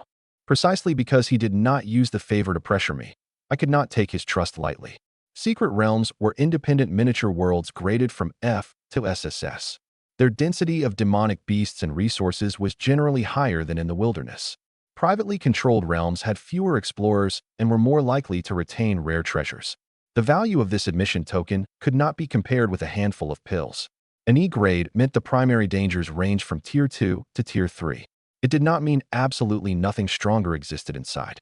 The realm's entrance limited the strength of those entering, but beasts already living within it did not necessarily obey the outside world's assessment. The Dong family provided a basic map before each opening, but they could not guarantee that the terrain would remain unchanged forever. At my current level, I could not use the token immediately. At the very least, I needed recovery potions, wilderness equipment, and a means of retreat. Ideally, I would also make up for my lack of a defensive martial skill. I thanked him solemnly and promised to enter one of the country's top martial universities. Dong Lei asked only that we return safely and reminded us that we would join Elite Class 1 next week. Hearing his disappointment at the possibility that he would no longer teach us, I told him the principal was already considering a reassignment. After leaving the office, I nearly forgot the right to choose a profound rank martial skill that came with the championship. Wang Shua and I turned around and headed for the martial arts library. I had no shortage of explosive power. What I lacked was the ability to close distance, evade, and pursue. So I requested a lightning attribute movement art. Although the teacher managing the collection wondered why a space cultivator wanted to learn a lightning technique, he still found three options: the inferior profound rank Thunder Rush, the inferior profound rank Lightning Shadow Flash, and the superior profound rank Thunder Instant Step. Thunder Instant Step was the hardest to cultivate, but at full mastery, it could instantly close the distance through an explosive burst of speed. For someone else, difficulty was a risk. With the system, potential was the only standard that mattered. The teacher placed all three manuals on the table in turn. Thunder Rush was stable but increased only straight-line speed. Lightning Shadow Flash allowed short-range changes in direction but placed a heavy burden on the body. Thunder Instant Step combined the strengths of both, and its entry requirements were several times those of the other two. Once you choose, you can't exchange it. The teacher warned me one last time. Higher rank doesn't always mean a better fit. If you can't reach beginner proficiency in 3 months, this reward will have been wasted. I still signed the registration form for Thunder Instant Step. The system could overcome the learning threshold. Choosing the path with the highest ceiling gave me the greatest value. After I received the technique, Wang Shuo urged me to hurry to his home. His parents had wanted to meet me for a long time and had prepared dinner especially for us that evening. But before we went, I needed to confirm two things: whether the space core contained an ability and how many talent points the newly acquired Thunder Instant Step would require. After the system recorded Thunder Instant Step, it presented an upgrade path. Spend 500 talent points to upgrade it into the superior Earth rank Thunder Flash. The difference between the two techniques went beyond rank. Thunder Instant Step depended on an explosive burst from both legs, and an experienced opponent could still predict its path. The upgraded Thunder Flash disrupted perception with lightning at the moment it activated and allowed the user to forcibly change direction during a single charge. When the knowledge entered my mind, the meridians in my calves burned briefly. Even with my current body, I could use it only a limited number of times in succession. It could serve as a public movement art when I did not use teleportation, and it could create a second method of closing the distance when an enemy was prepared for spatial fluctuations. I had 800 talent points in hand and completed the upgrade immediately. Thunder Flash combined long-distance acceleration with instantaneous directional changes, perfectly filling the gap before I entered close range. I did not have enough points left to improve its proficiency, so I could only save the remainder. As Wang Shuo and I reached the school gates, Luo Yushi suddenly called out to me. She suggested exchanging contact information so we could spar more easily in the future. Many departing students were still gathered outside the gates. When she walked through the crowd toward us, the surrounding noise fell noticeably. Luo Yushi almost never initiated conversations. Her suddenly stopping me inspired even more gossip than the tournament result. I'll notify you in advance before I challenge you next time. She opened her contact code. Don't refuse. We can exchange contact information. I glanced at Wang Shuo, who was barely suppressing his laughter. But doing it this way could easily give people the wrong idea. Her voice remained as cool as always. I made a careless joke that crossed the line. Her expression darkened, and she turned and walked away. Watching her back, I realized there was no reason to carry our confrontation in the arena into ordinary life. The fact that she had approached me at all meant the final had made her acknowledge me as a true rival. I hurried after her for 2 steps and added seriously, "That was only a joke. I accept your challenge. We'll fight again after you've recovered." Luo Yushi did not turn around, but she did not delete the contact she had just added either. Wang Shuo waited until she had gone before bursting into laughter. He insisted I had transformed an ordinary invitation into a provocation. I did not argue, but I made a mental note not to use suggestive jokes to avoid a straightforward question again. Wang Shuo teased me about it all the way to his home. His parents, He Yu and Wang Shan, were ordinary awakened people. He Yu's F-grade affinity talent only made others feel more at ease around her, while Wang Shan used his E-grade speed enhancement for food delivery work. They possessed no high-rank resources, but after Wang Shuo awakened an SS-grade talent, they spent all their savings to support his cultivation. He Yu had been waiting at the door for a long time. The moment she saw us, she checked Wang Shuo for injuries. A plate of food on the living room table had already gone cold and been reheated, making it clear that they had begun preparing that afternoon. Wang Shan's insulated delivery bags were stacked in a corner, their edges badly worn. The receipts for Wang Shuo's pills were tucked inside the coffee table drawer. I caught a rough glimpse of the total, and it was almost equal to the family's entire savings over many years. He Yu welcomed me warmly and repeatedly thanked me for helping Wang Shuo in the past. I told her that the person who had truly saved him was Wang Shuo himself. If he had been unwilling to stand back up, No one else could have walked the road to today on his behalf. The home was small, and the meal was simple, but every sentence spoken inside carried genuine concern.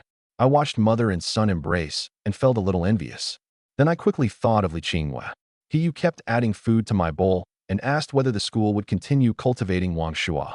I told them about Elite Class 1, the Shadow Course, and the Yellow Rank movement art.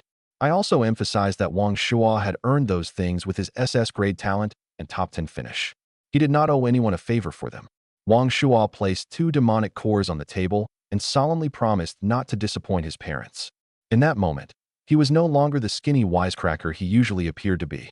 For the first time, he truly understood what growing stronger meant to this family. Across 2 lifetimes, I truly had never known the company of parents. But now I also had someone waiting for me to come home. When Wang Shan returned from work, the first thing he did was ask about the ranking tournament. When he learned that Wang Shua had reached the top 10, he smiled more broadly than if he had won an award himself. Wang Shua's eyes reddened as he said he never could have reached that rank if his parents had not emptied their savings to buy resources. Wang Shan carried the final dish out of the kitchen and waved away his words. He said he possessed no powerful talent and could not earn as much from a full day of deliveries as a martial artist made from one mission. Even so, the money of ordinary people could still lay the first stone in a child's path. "We can only take you to the starting line," he told Wang Shua. "From here on, don't risk your life just to prove yourself. Coming home safely matters more than 1 extra demonic core." His words also felt like a warning to me. A Tier 3 martial artist from the Huang family had attacked inside the school today. If the principal had arrived 1 step later, my potential would have meant nothing. "The whole reason I earn money is so you can use it." Wang Shan patted his shoulder. "Once you're stronger, you can protect us in return." When he asked about my result, I only said I had been lucky enough to take first place. Wang Shan stared for a long moment, then reminded us that Qingchuan City was merely one small city in the Dragon Nation. The provincial capital and imperial capital held many more genuine geniuses. We could be happy about our ranking, but we could not let it become a reason for arrogance. I committed his words to memory. The system gave me a shortcut, but that did not mean no one in the world could threaten me. I had won the school tournament today and still nearly lost to Luo Yushi. Once I left Qingchuan City, there would only be more powerful people. After dinner, I said goodbye to Wang Shua's family. My phone had died, and it was nearly 10 at night when I returned to my apartment complex. The familiar window upstairs was still glowing. Li Qingwei had fallen asleep on the couch. The moment I covered her with a blanket, she woke. Her first words were not an accusation. She asked why I had not answered the phone. The food on the coffee table had gone completely cold. More than a dozen calls from her filled my phone's history. Only then did I realize that I had grown accustomed to no one waiting for me in my previous life. I still instinctively treated coming home late as a matter that concerned no one but me. Too much happened after the school tournament. I connected my phone to the charger. "I didn't ignore you on purpose. I know you're grown up, and I know you're strong now." Her voice was quiet. "But at least let me know where you are." I did not use being busy as an excuse. On the spot, I set an automatic low battery alert and wrote down Wang Shua's and Dong Lei's numbers for her. If she could not reach me in the future, she would not have to sit at home alone and imagine what had happened. "I had dinner at a classmate's house, and my phone died," I explained. Then I promised immediately, "If I'm going to be late again, I'll always tell you in advance." Only then did she relax. I told her about the championship and the 2 million yuan prize. I wanted to take her shopping on Saturday. Her first reaction was still to tell me to save the money for cultivation resources. Only after I insisted that this was my way of thanking her for years of care did she agree to go out with me on our day off. After Li Qingwei returned to her room, I stood by the window and looked across the city's lights. Every time I returned late in my previous life, nothing waited for me but a dark room. Now, among 10,000 lights, one finally remained lit because I had not come home. I treasured that more than the championship. I placed the distressed jade the principal had given me in the moonlight beside the window and examined it. The jade would activate only when crushed. It had no tracking or surveillance function. The principal had given me a choice and a line of safety. The light Li Qingwei left on reminded me that every time I crossed that line, I also had to think about coming back. 2 million yuan could be exchanged for resources, and a championship could be exchanged for fame. No shop could place a price on that light, yet it was the reason I would never allow myself to fail. The next day, I began dealing with the space core the principal had given me. Under normal circumstances, a Tier 1 awakened person could not withstand the energy of a Tier 2, Level 5 core, and the absorption process would take a very long time. The system could purify it across tiers and convert it directly. First space attribute demonic core absorbed. Bonus ability obtained, teleportation. For every 100 space attribute demonic cores absorbed in the future, one space ability will be obtained. Under the system's purification, the surface of the core gradually turned transparent. Silver spatial energy flowed along my arm and entered my mental sea. At first, I felt only slightly dizzy. Then my entire sense of distance in the room changed. The table, doorframe, and windowsill suddenly seemed to consist of countless coordinates that could be folded together. Teleportation was not high-speed physical movement. It briefly overlapped 2 points in space after I selected an origin and destination. The destination had to lie within my range of perception and could not overlap solid matter. Otherwise, the ability might merely fail, or it could cause a crushing spatial injury. After the core dissolved into energy, my vitality rose to 1,880 and my mental power to 1,688, firmly stabilizing both at Tier 1, Level 5. My teleportation distance depended on mental strength. Its current limit was about 100 feet, and repeated use consumed enormous amounts of spiritual energy. I could not treat it like limitless movement. Mission to raise vitality and mental power to Tier 1, Level 5 complete. Reward, 500 talent points. Daily mission updated. Cultivate both cultivation arts for 1 hour each every day. Reward, 200 talent points. New mission, raise vitality and mental power to Tier 2, Level 1. Reward, 1,500 talent points. I did not leave home immediately. Instead, I ran short-range tests inside the apartment. The first time, I moved only a foot and a half and nearly struck my toes on the bed frame. The second time, I locked onto an open space in the living room and discovered that I still faced the original direction when I reappeared.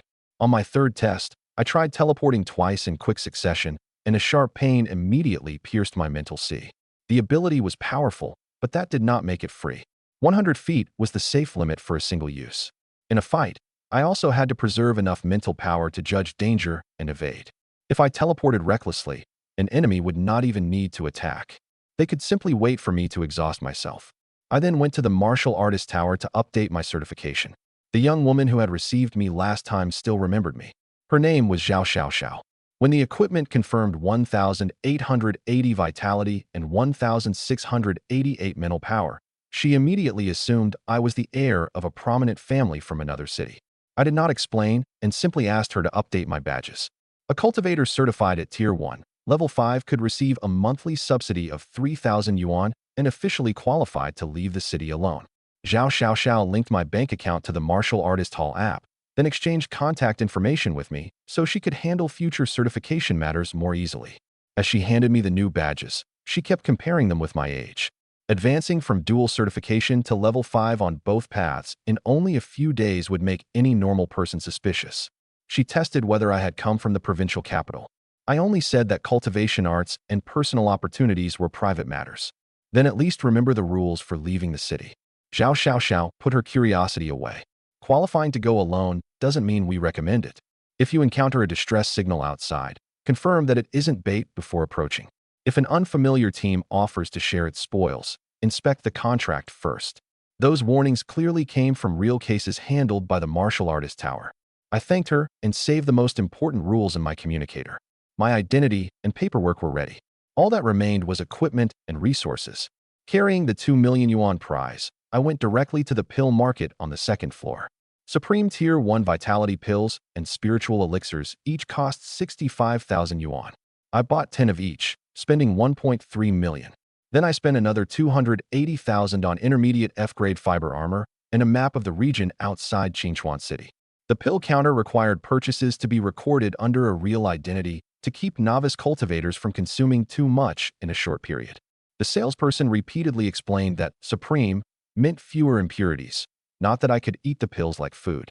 After signing the risk disclosure, I went to the equipment section to try on the armor. The fiber armor was very light. It could disperse claw strikes from mid-level Tier 1 beasts, but it left the head and neck exposed and could not stop penetrating venomous barbs. I did not have enough money for a complete set of high-grade armor, so I added only a first aid kit, clotting agents, and scent masking powder. Survival in the wild often depended less on owning one expensive piece of equipment than on anticipating every small gap in advance. Before I left the martial artist tower, a white-haired old man stopped me. He introduced himself as Zhao Guanshan, one of the tower's senior officials and Zhao Xiaoxiao's grandfather. He first tested me by offering to take me as a disciple, and I refused outright. Only then did Zhao Guanshan explain that my unusual dual certification had caught his attention the first time I visited. When he heard that I had returned today to update both certifications to Tier 1, Level 5, he had come to meet me personally. The old man released no pressure, yet his stance revealed no obvious openings. Every employee who passed greeted him voluntarily, and even Zhao Xiaoxiao became much more formal. I could not detect his exact realm. I could only confirm that it far exceeded my own. Become my disciple, and at least in Qingchuan City, no one will dare touch you casually, he said. The offer seemed to solve the threat of the Huang family perfectly, but a master-disciple bond ran deeper than employment. I knew nothing about his position and was unwilling to hand my future to a stranger because of one danger, so I shook my head again. I used the S-grade space affinity in my public file as an explanation. He did not probe any deeper. Instead, he offered me a commission. While outside the city, I was to gather some common water spirit grass. No matter how much I found, he would pay 500,000 yuan. Water spirit grass was worth nowhere near that amount. Zhao Guanshan did not need the plant. He was establishing a relationship before I had fully grown. The favor was not excessive, and the task followed the same route as my hunt, so I agreed. I asked that the commission be entered into the martial artist tower's mission system to prevent any later disagreement over quantity or payment. Zhao Guanshan not only agreed but restricted the gathering area to regions occupied by Tier 1 beasts. He did not require me to enter a dangerous zone for the grass. That raised my opinion of him considerably. An investment was still an investment, but at least he had not used his age or status to push the risk onto me. After returning home, I absorbed all 10 Supreme Vitality pills and 10 portions of Supreme Spiritual Elixir at once. Vitality, 2,580. Mental Power, 2,388. Realm, Tier 1, Level 6 Martial Artist, Tier 1, Level 6 Psychic Cultivator. After completing that day's cultivation, I had 1,100 talent points. I spent 1,000 to raise 9 Thunderclap blades to Major Mastery, allowing me to unleash the first 6 slashes in succession. New mission: cultivate any martial skill to full mastery. Reward: 500 talent points. Repeatable. After 9 Thunderclap blades reached Major Mastery, holding the Thundercleaver saber felt as though 6 distinct trajectories had appeared before me. The first 6 slashes were not mechanical repetitions. The first broke the opponent's momentum, the second pursued, and every later strike carried forward the vibrations of the last. If an opponent could not interrupt me within the first 3 slashes, the mounting power would become increasingly difficult to endure. In a rented training room, I stopped after practicing only the 4th slash. The wall protection system was already sounding repeated alarms. A Major Mastery martial skill paired with Tier 1, Level 6 Vitality exceeded the durability of an ordinary school facility. I could test it properly only in a virtual training room or outside the city. My primary combat system had now taken shape. S-grade space provided teleportation. SSS grade lightning strengthened my attacks. The Thundercleaver saber carried the lightning. Major Mastery 9 Thunderclap blades supplied explosive power, and the fiber armor offered basic protection. I also divided my public and hidden methods into 2 layers. Under ordinary circumstances, I would use only Vitality, Boxing, and Space. Only when facing an enemy who absolutely had to die would I use Lightning, the Thundercleaver saber, and the complete 9 Thunderclap blades. A trump card was not something that could never be used. It was something that, once used, could leave no enemy alive to pass on the information. But numbers were only numbers. Before leaving the city, I had to confirm what level of beast I could truly defeat.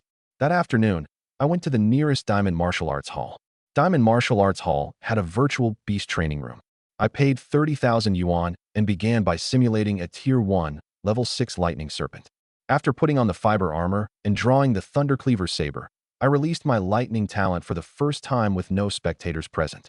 My first slash sent lightning and saber energy through the beast simultaneously and cut it in half. The virtual training set visual, auditory, and pain feedback to 80%.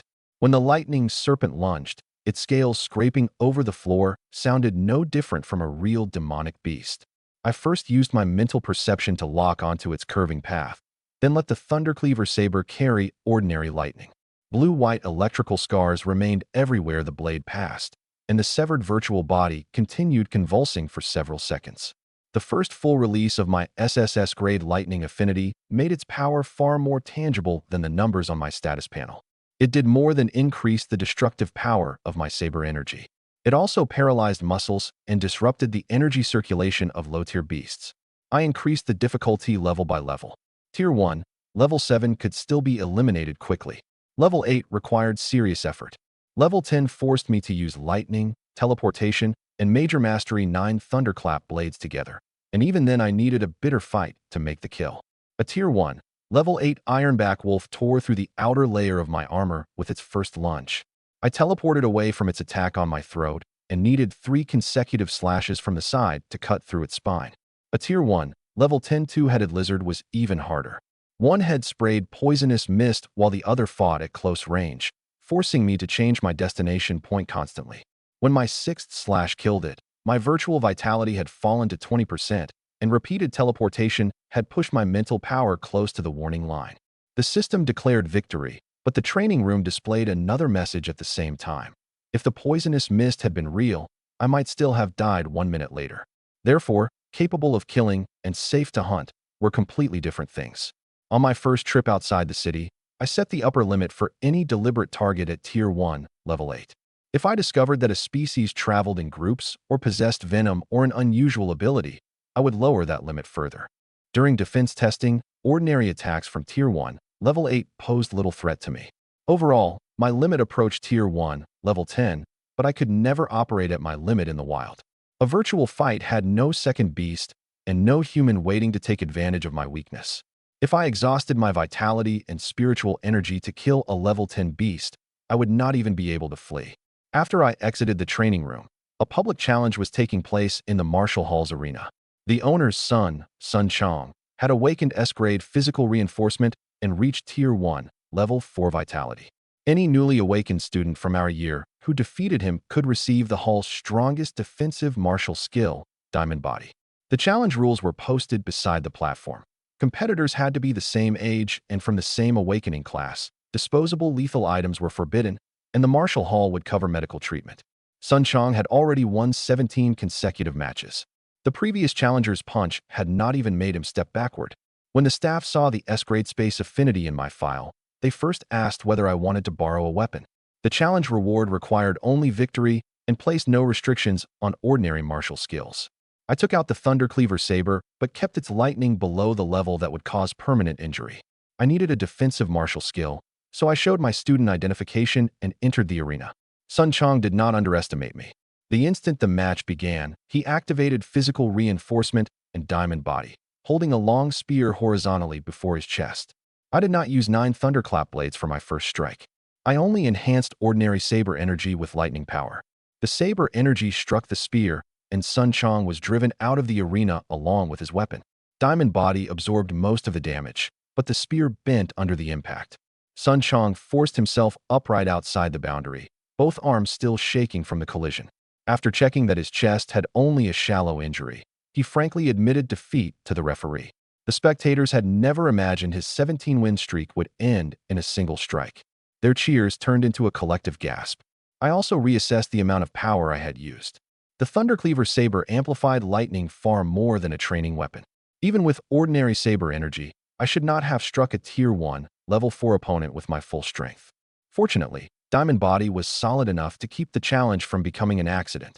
I was about to sheath the saber when an enraged shout suddenly came from deep inside the Martial Hall. "Who dares injure my son?"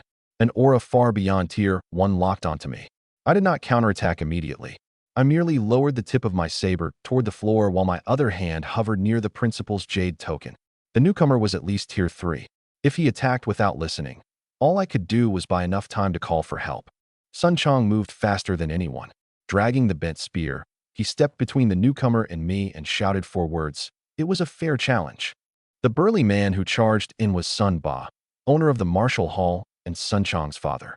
He had seen only his son being knocked from the arena, and his first reaction was to demand why I had injured him. Sun Ba's footsteps shook fine dust from the arena's edge, and none of the instructors dared approach.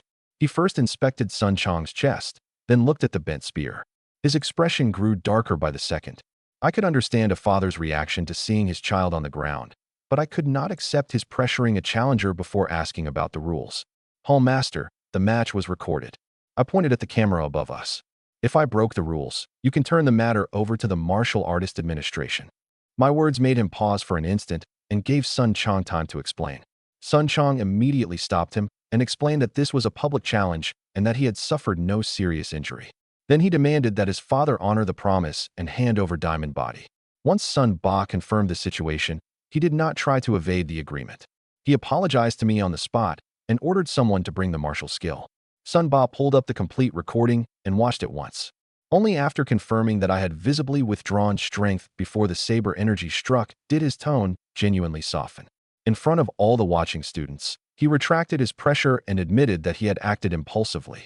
For a Tier 3 Hall Master to apologize in public was more difficult than simply tossing me the martial skill. Sun Chong continued to insist that the challenge reward be issued as promised. When someone suggested finding an excuse for a rematch, he said a loss was a loss. If Diamond Martial Arts Hall could not honor one public promise, even its strongest defensive art could not hold up its reputation. The system finished recording the technique, and I formally learned Diamond Body. The martial skill concentrated vitality to reinforce the skin, muscles, and bones. It could form a second layer of defense with the Thunder Body tempering art. The original manual contained a complete map of vitality circulation. The key was not keeping the entire body hard at all times, but concentrating power at the point of impact immediately before being struck. A beginner who maintained full body reinforcement would exhaust all their vitality in minutes. With the system's help, I reached beginner proficiency. All I lacked was reaction training under real blows. Sun Ba also let me test it once inside the hall. An instructor struck my shoulder with Tier 1, Level 6 force. Diamond Body dispersed the impact first, and the Thunder Body tempering art absorbed what remained. In the end, the blow left only a small bruise. The 2 layers of defense truly could stack. Sun Ba tested me about my background, but I did not answer. In the outside world, openly revealing that I had no backing would only make malicious people more likely to target me. Letting them assume I came from some powerful organization was safer. Before I left, Sun Chong caught up and asked why I cultivated so quickly. I could not tell him about the system, of course, so I only said that I worked harder than other people. He took the answer as a genuine secret and earnestly declared that he would double his training and surpass me one day. Hard work doesn't mean never sleeping. Seeing that he was already preparing to return to the training room, I added, "You just lost a match. Your muscles and meridians need to recover. Ruining your body isn't hard work." Sun Chong froze, then carefully saved the words in his communicator. His pursuit of strength was somewhat blunt, but never hypocritical. I shared one lesson from my virtual training. Setting a limit you could complete safely and increasing the pressure step by step was more effective than gambling on your absolute limit every time. He was a little stubborn, but his character was decent. We exchanged contact information, and I accepted his invitation to train and spar at the hall in the future. With the defensive martial skill in hand, my equipment and combat system were more complete. It was still early, so I decided not to delay any longer. That very afternoon, I would leave the city for my first true hunt. The guards at the city gate verified my badges. Only after confirming that I had reached Tier 1, Level 6, did they permit me to leave alone. One guard warned me that hunting by myself immediately after barely clearing the minimum standard was extremely dangerous. 3 checkpoints stood outside the city gate. The first scanned identities and wanted person records. The second inspected carried items. The third recorded each traveler's destination. If a martial artist failed to return by the agreed time, the system would forward the information to a rescue team. Rescue was not guaranteed to arrive in time, however, and it came with a high fee. I entered my planned route and promised to return before sunset. The guard also gave me an ordinary distress flare. Red signified an attack by a group of demonic beasts. Purple signified the discovery of a heretic cult or alien race. Against an enemy above Tier 1, Level 9, a flare might not save my life, but it could at least mark my last known position. I accepted the warning without changing my plan. After following the map for 12 miles, I reached an abandoned town occupied by demonic beasts. The road had broken apart, wild grass swallowed the houses, and the bones of humans and beasts occasionally appeared beside the street. This was entirely different from a virtual training room. An attack could be hidden behind every step. Once the city wall disappeared behind me, the air changed quickly. There were no vehicles or crowds, only the mingled smells of rotting leaves, beast blood, and rust. The abandoned road sign still bore the town's name, but claw marks covered the space beneath it. Vines had overgrown an overturned bus, and only bleached bones remained behind its windows. I lightened my footsteps and swept every building along the street with mental perception. I also selected open ground as my teleportation destinations in advance, so panic would not carry me into an enclosed space. Virtual training allowed another attempt. Here, every mistake had only one outcome. 2 rot rats were gnawing on a corpse when the system issued missions. First demonic beast killed. Reward, inspection function. Kill 10 demonic beasts. Reward, 300 talent points. I put on the armor and quickly eliminated both targets with 2 waves of saber energy. Once inspection unlocked, looking directly at a demonic beast allowed me to read its species and realm. Both rot rats were tier 1, level 3. Neither had condensed a core, so I placed the bodies in the system inventory to sell after returning to the city. The moment the first rot rat fell, the smell of blood spread. I did not stand there inspecting the reward. First, I stored both carcasses and every scrap of scattered flesh. Then I covered the traces with scent masking powder. A few minutes later, a flock of carrion birds landed on the nearby rooftops, proving that every battle attracted new predators. Inspection required me to see the target.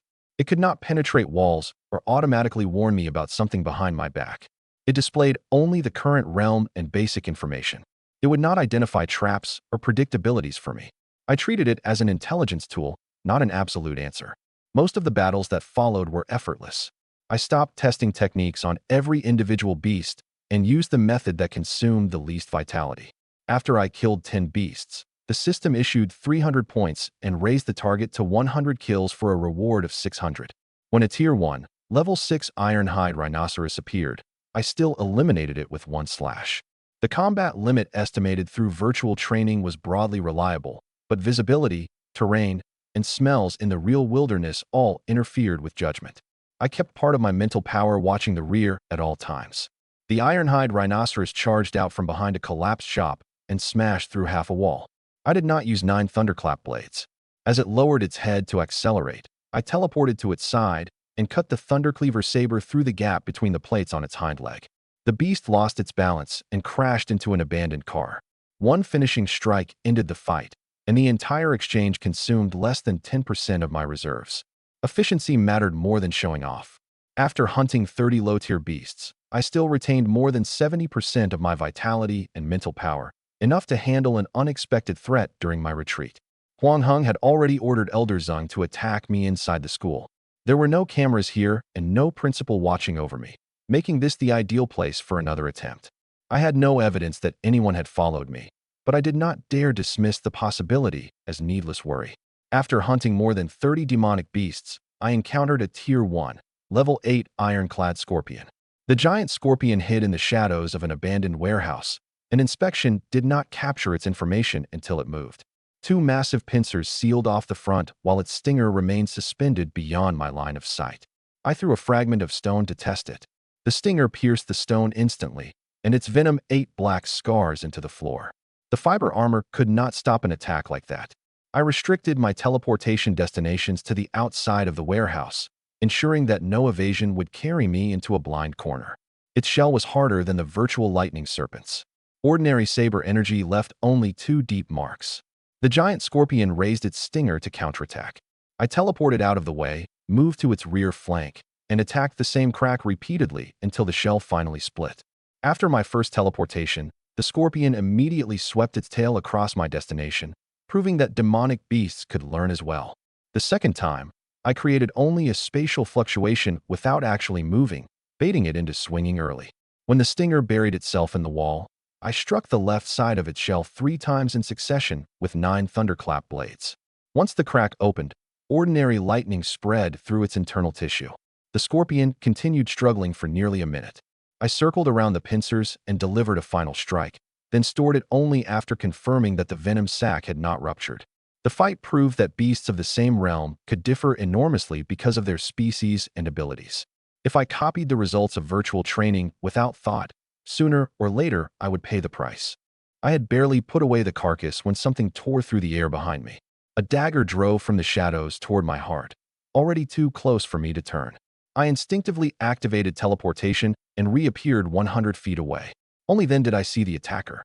The dagger's tip had scraped across my armor, leaving a long, narrow tear.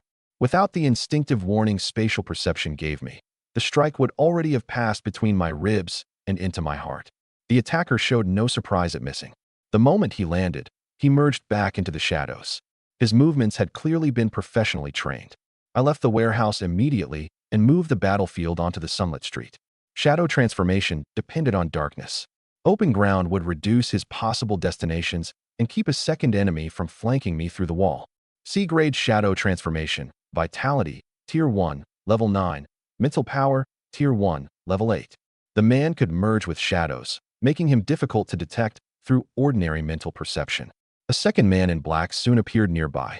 D-grade tracking, vitality, tier 1, level 9, mental power, tier 1, level 7. One to track, one to kill. Their target clearly knew my name and route. I did not need to interrogate them to guess that this was connected to Huang Hong. Multi-stage mission, destroy the Huang family. Stage 1, kill both assassins. Reward, 800 talent points. The shadow transformer merged into the ground again. I poured lightning into the Thundercleaver saber.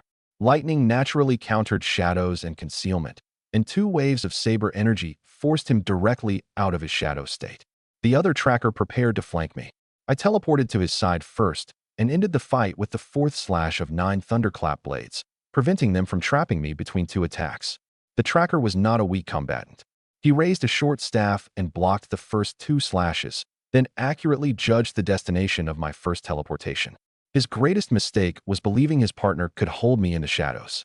I used Thunder Flash to create the illusion of a straight charge, then teleported midway to the opposite side of his defense. My 3rd slash knocked the staff away, and the 4th cut through his vitality protection. Even as he fell, he tried to activate a communicator.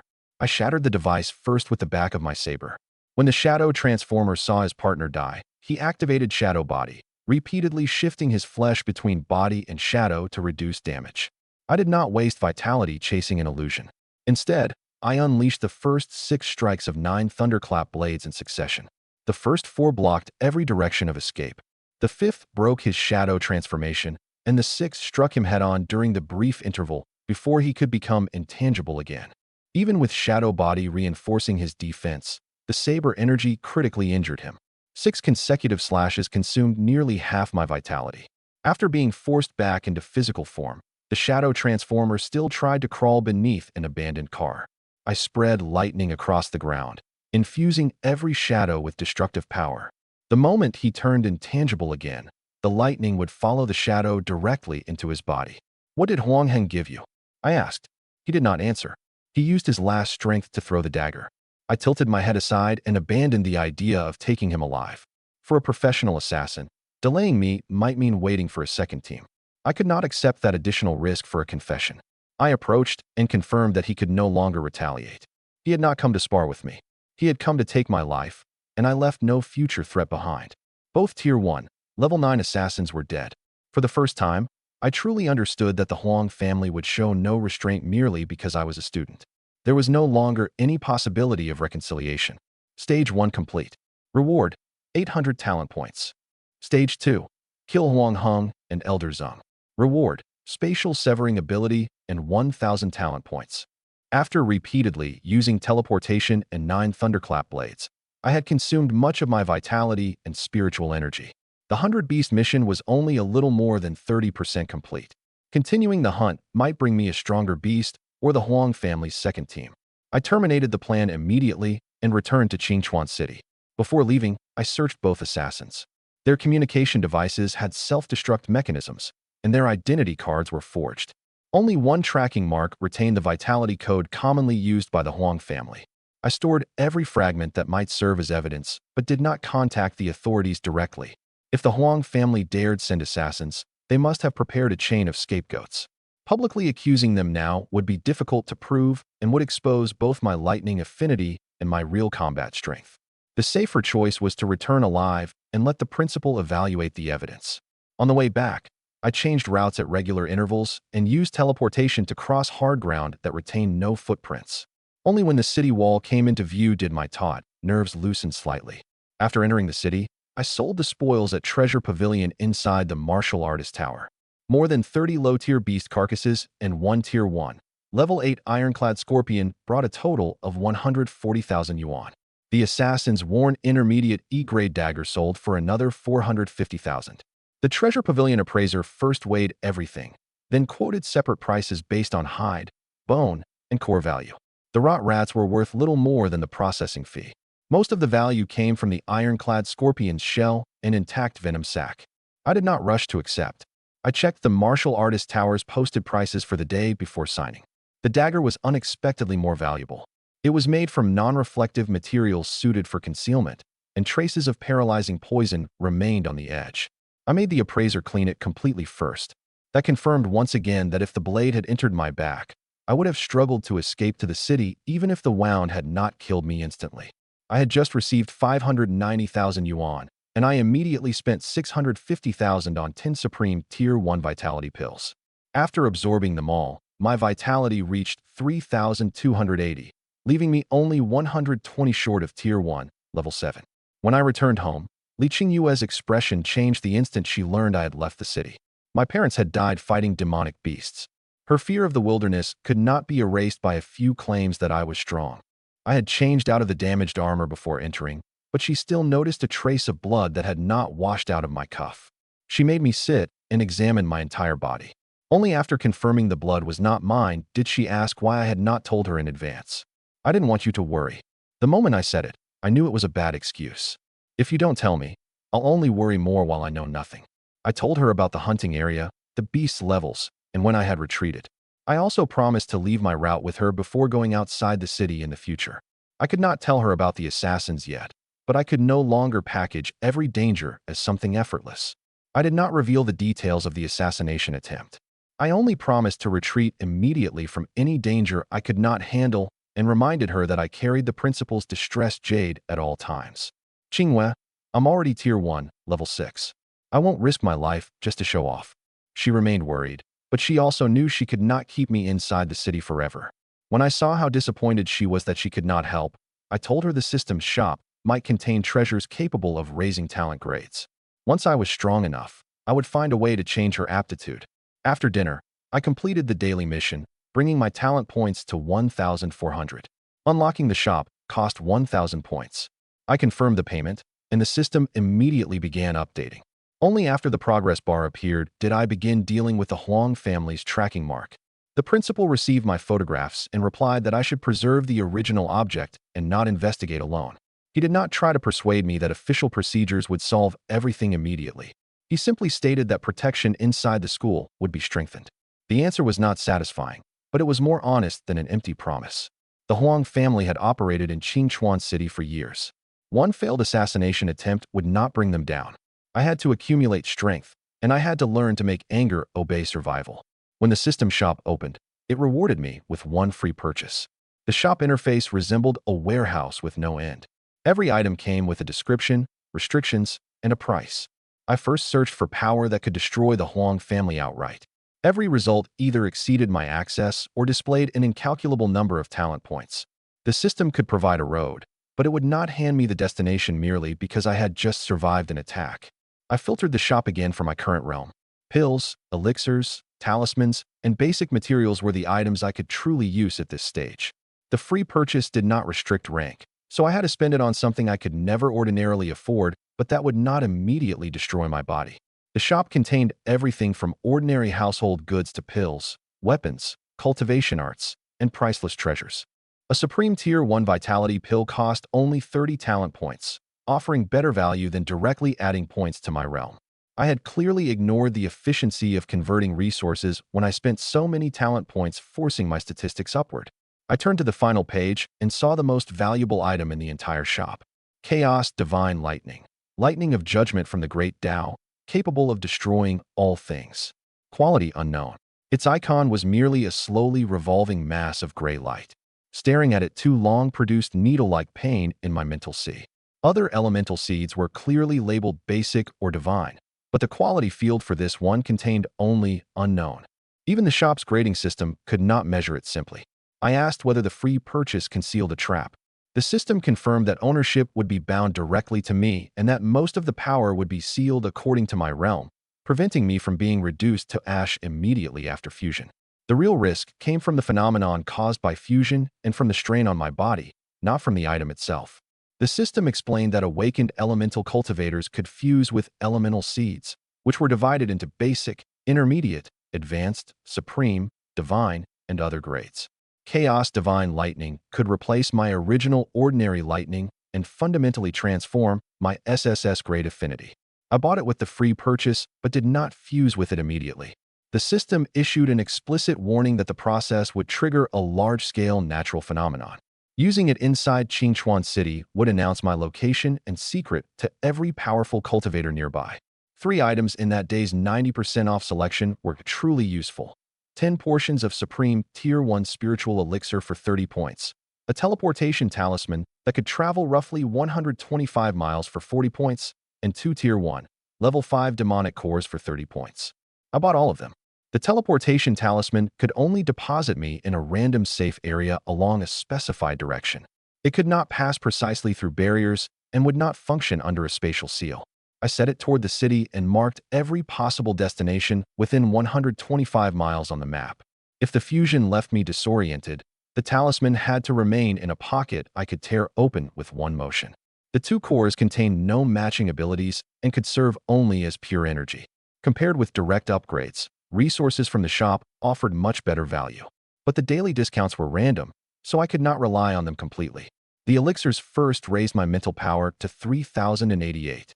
After the system purified the 2 cores, the remaining resources and that day's cultivation brought my final statistics to Vitality for 1,880, Mental Power for 1,680, Realm, Tier 1, Level 7 Martial Artist, Tier 1, Level 7 Psychic Cultivator. The threshold for Tier 1, Level 8 was 5,500. I was already extremely close. I had 300 talent points left, not enough to improve martial skills such as Diamond Body. The next day, I would take the teleportation talisman outside the city and fuse with Chaos Divine Lightning in an uninhabited area far from Qingchuan. The phenomenon would likely attract high-tier beasts and powerful cultivators. The danger could not be predicted completely, but if the fusion succeeded, what I possessed would no longer be ordinary lightning.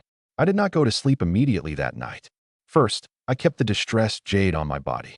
Then I scheduled a message to be sent automatically to the principal if I failed to respond for more than 6 hours. The message contained only a rough location, not Chaos Divine Lightning. If I truly died during fusion, at least someone would know where to begin searching. I disliked preparing for failure, but I was even less willing to leave Li Qingwei waiting forever for someone who would never return. On Friday morning, after Li Qingwei left for work, I packed the map, teleportation talisman, and 2 changes of clothes, then departed through Qingchuan City's eastern gate once again. The teleportation talisman had a maximum range of roughly 125 miles, while my teleportation ability had expanded with my mental power to about 165 feet. Against a truly high-tier cultivator, that distance was nowhere near enough to escape. My plan therefore allowed only one chance: travel deep into an isolated region, complete the fusion, and tear open the teleportation talisman immediately without lingering at the site. I traveled outward along the map for more than 2 hours and entered a forest frequently occupied by Tier 3 beasts. The deeper I went, the fewer bird and insect calls I heard, while the claw marks in the ground grew deeper. I avoided several auras whose strength I could not judge and finally stopped in a relatively open clearing. A dry riverbed ran through the center of the clearing. Rock walls on both sides blocked the view from a distance, and there were no broad carpets of dead leaves to start a forest fire. I first walked the perimeter and selected 3 backup teleportation points. Then I held the talisman between the fingers of my left hand. The system confirmed that I would be unable to move once fusion began. I cleared away every nearby object that lightning might ignite, drank a recovery potion, and brought my vitality and mental power to their optimal condition. No amount of preparation could eliminate the unknown, but it could at least reduce human error. System, fuse me with Chaos Divine Lightning. At first, there was no sound. In the next second, the sky abruptly darkened. Gray-black thunderclouds spread outward with me at their center. The beasts in the forest fled in every direction as though they had encountered a natural predator. I could even sense high-tier auras stirring in the distance. When chaos divine lightning entered my body from the system's space, my meridians, bones, and flesh felt as though they were being torn apart at the same time. Gray electrical arcs repeatedly raced through my limbs. Every pass shattered and reassembled my original lightning power. I tried to ask for the progress, but the system did not respond. I could only keep myself conscious. The first wave of electricity split all the skin on my body. The second drove into my bones until even my breath tasted of blood. I tried to tighten my grip on the teleportation talisman, but my fingers had stopped obeying me. My original lightning power, strong enough to kill a Tier 2 demonic beast, was like fragile paper before those gray arcs. It was torn apart again and again. I could only repeat my name, Qingchuan City, and Li Qingwei to myself, preventing my consciousness from dissolving into the pain. As long as I remembered why I had to return, I could not let myself fall unconscious here. The thunder clouds above gradually condensed into a colossal bolt of gray lightning. At that moment, the sense of death became so real that I almost tried to stop immediately. But fusion had already begun. There was no way back. I circulated the thunder body tempering art and thunder meditation art, protecting my body while actively guiding that power. The lightning finally descended from the heavens. It was not a fleeting instant like ordinary lightning. A pillar of gray light connected the clouds and earth. Every sound in the area vanished first, only to return together in one colossal detonation. The thunder body tempering art circulated madly along the electrical arcs, while the meditation art barely protected the core of my mental sea. I smelled burning clothes and scorched earth, and I could no longer feel my limbs. The only thing I could confirm was that my body continued absorbing that power instead of turning to ash. Gray light swallowed my vision completely. After the detonation, every tree and patch of ground nearby had turned black. I did not know how much time passed before the system's notification finally sounded again. Chaos Divine Lightning Fusion successful. Limited by the host's realm, only basic intensity can currently be released. Its power will gradually unseal as the host grows. I raised my right hand, and gray electrical arcs leaped between my fingers. It lacked the brightness of ordinary lightning, but the aura it gave off was one of far more direct destruction. Several powerful auras were already approaching rapidly in the distance. I did not dare test the lightning. I tore open the teleportation talisman at once, and spatial power carried me back near Qingchuan City. After landing, I changed out of the clothes destroyed by lightning and erased every trace I could manage. The teleportation process was much rougher than my own ability. When my vision returned, I fell onto a rocky slope still more than 6 miles from the city wall. The armor across my chest had been completely carbonized, but lightning power was slowly closing the cracks in my skin. I first used system inspection to confirm that no beasts were nearby, then placed every burned item in my inventory. The thunderclouds still illuminated the distant sky. Anyone tracking them would certainly search along the remaining energy traces. I avoided a straight route and teleported repeatedly through the shadows of the rocks until I blended into the flow of hunting teams returning to the city. Only then did the system explain that it had fallen silent because it was absorbing part of the lightning's impact on my behalf. If I had depended entirely on my current body, I never would have survived until the fusion completed. I looked at the thunderclouds still lingering in the distance and understood the level of this power firsthand for the first time. I also realized for the first time that the disturbance had probably attracted attention from far beyond Qingchuan City. After I entered the city, everyone on the streets was discussing the phenomenon outside. Some believed a priceless treasure had appeared. Others thought a high-tier cultivator had been enduring heavenly tribulation. Most were simply grateful that the thunderclouds had not formed over the urban district. The city gate temporarily raised its inspection level, and every martial artist returning from the east had to undergo an energy scan. I reined in chaos divine lightning in advance, but the scanner still flickered faintly as it passed over my chest. The guards assumed it came from the lightning attribute Thundercleaver saber I carried and did not pull me aside. Someone in the line claimed to have seen a Tier 4 beast fleeing toward the center of the thunderclouds. Another claimed the city lord's residence had already dispatched an investigation team. True and false reports mixed together, but one thing was certain. High-tier cultivators would soon search every inch of the fusion site. I had deliberately traveled more than 125 miles, yet the phenomenon still reached Qingchuan City. The system told me this was merely the fusion reaction of basic-level chaos divine lightning. Blue Star has not completed its initial evolution, and external restrictions remain in place. Otherwise, this fusion would have attracted the attention of planets in other parts of the universe. What does initial evolution mean? I pressed inside my mind. The system offered only a few vague concepts. The spiritual energy revival 200 years ago had not been the endpoint. Blue Star was still expanding, and certain spatial passages and secret realms were products of the planet's transformation. The external restrictions both protected this world from being easily located by stronger civilizations and limited the heights local life could reach. The information was not enough to form a complete answer, but it suddenly made the martial arts examination, the Huang family, and even Qinchuan City feel very small. If civilizations capable of sensing chaos divine lightning truly existed across the universe, then I could conceal myself now only because Blue Star's own barrier helped me. Those words revealed a secret greater than any talent. Blue Star was not the only civilization in the universe, and the planet itself was still changing. I continued asking questions, but the system only said my current strength was too low for more knowledge to matter. I did not force it. High-tier cultivators from the city were already heading toward the thunderclouds. Any unusual action could leave a clue. For the next 2 days, I decided to stop leaving the city and make everyone believe the phenomenon had nothing to do with an ordinary student inside Qinchuan.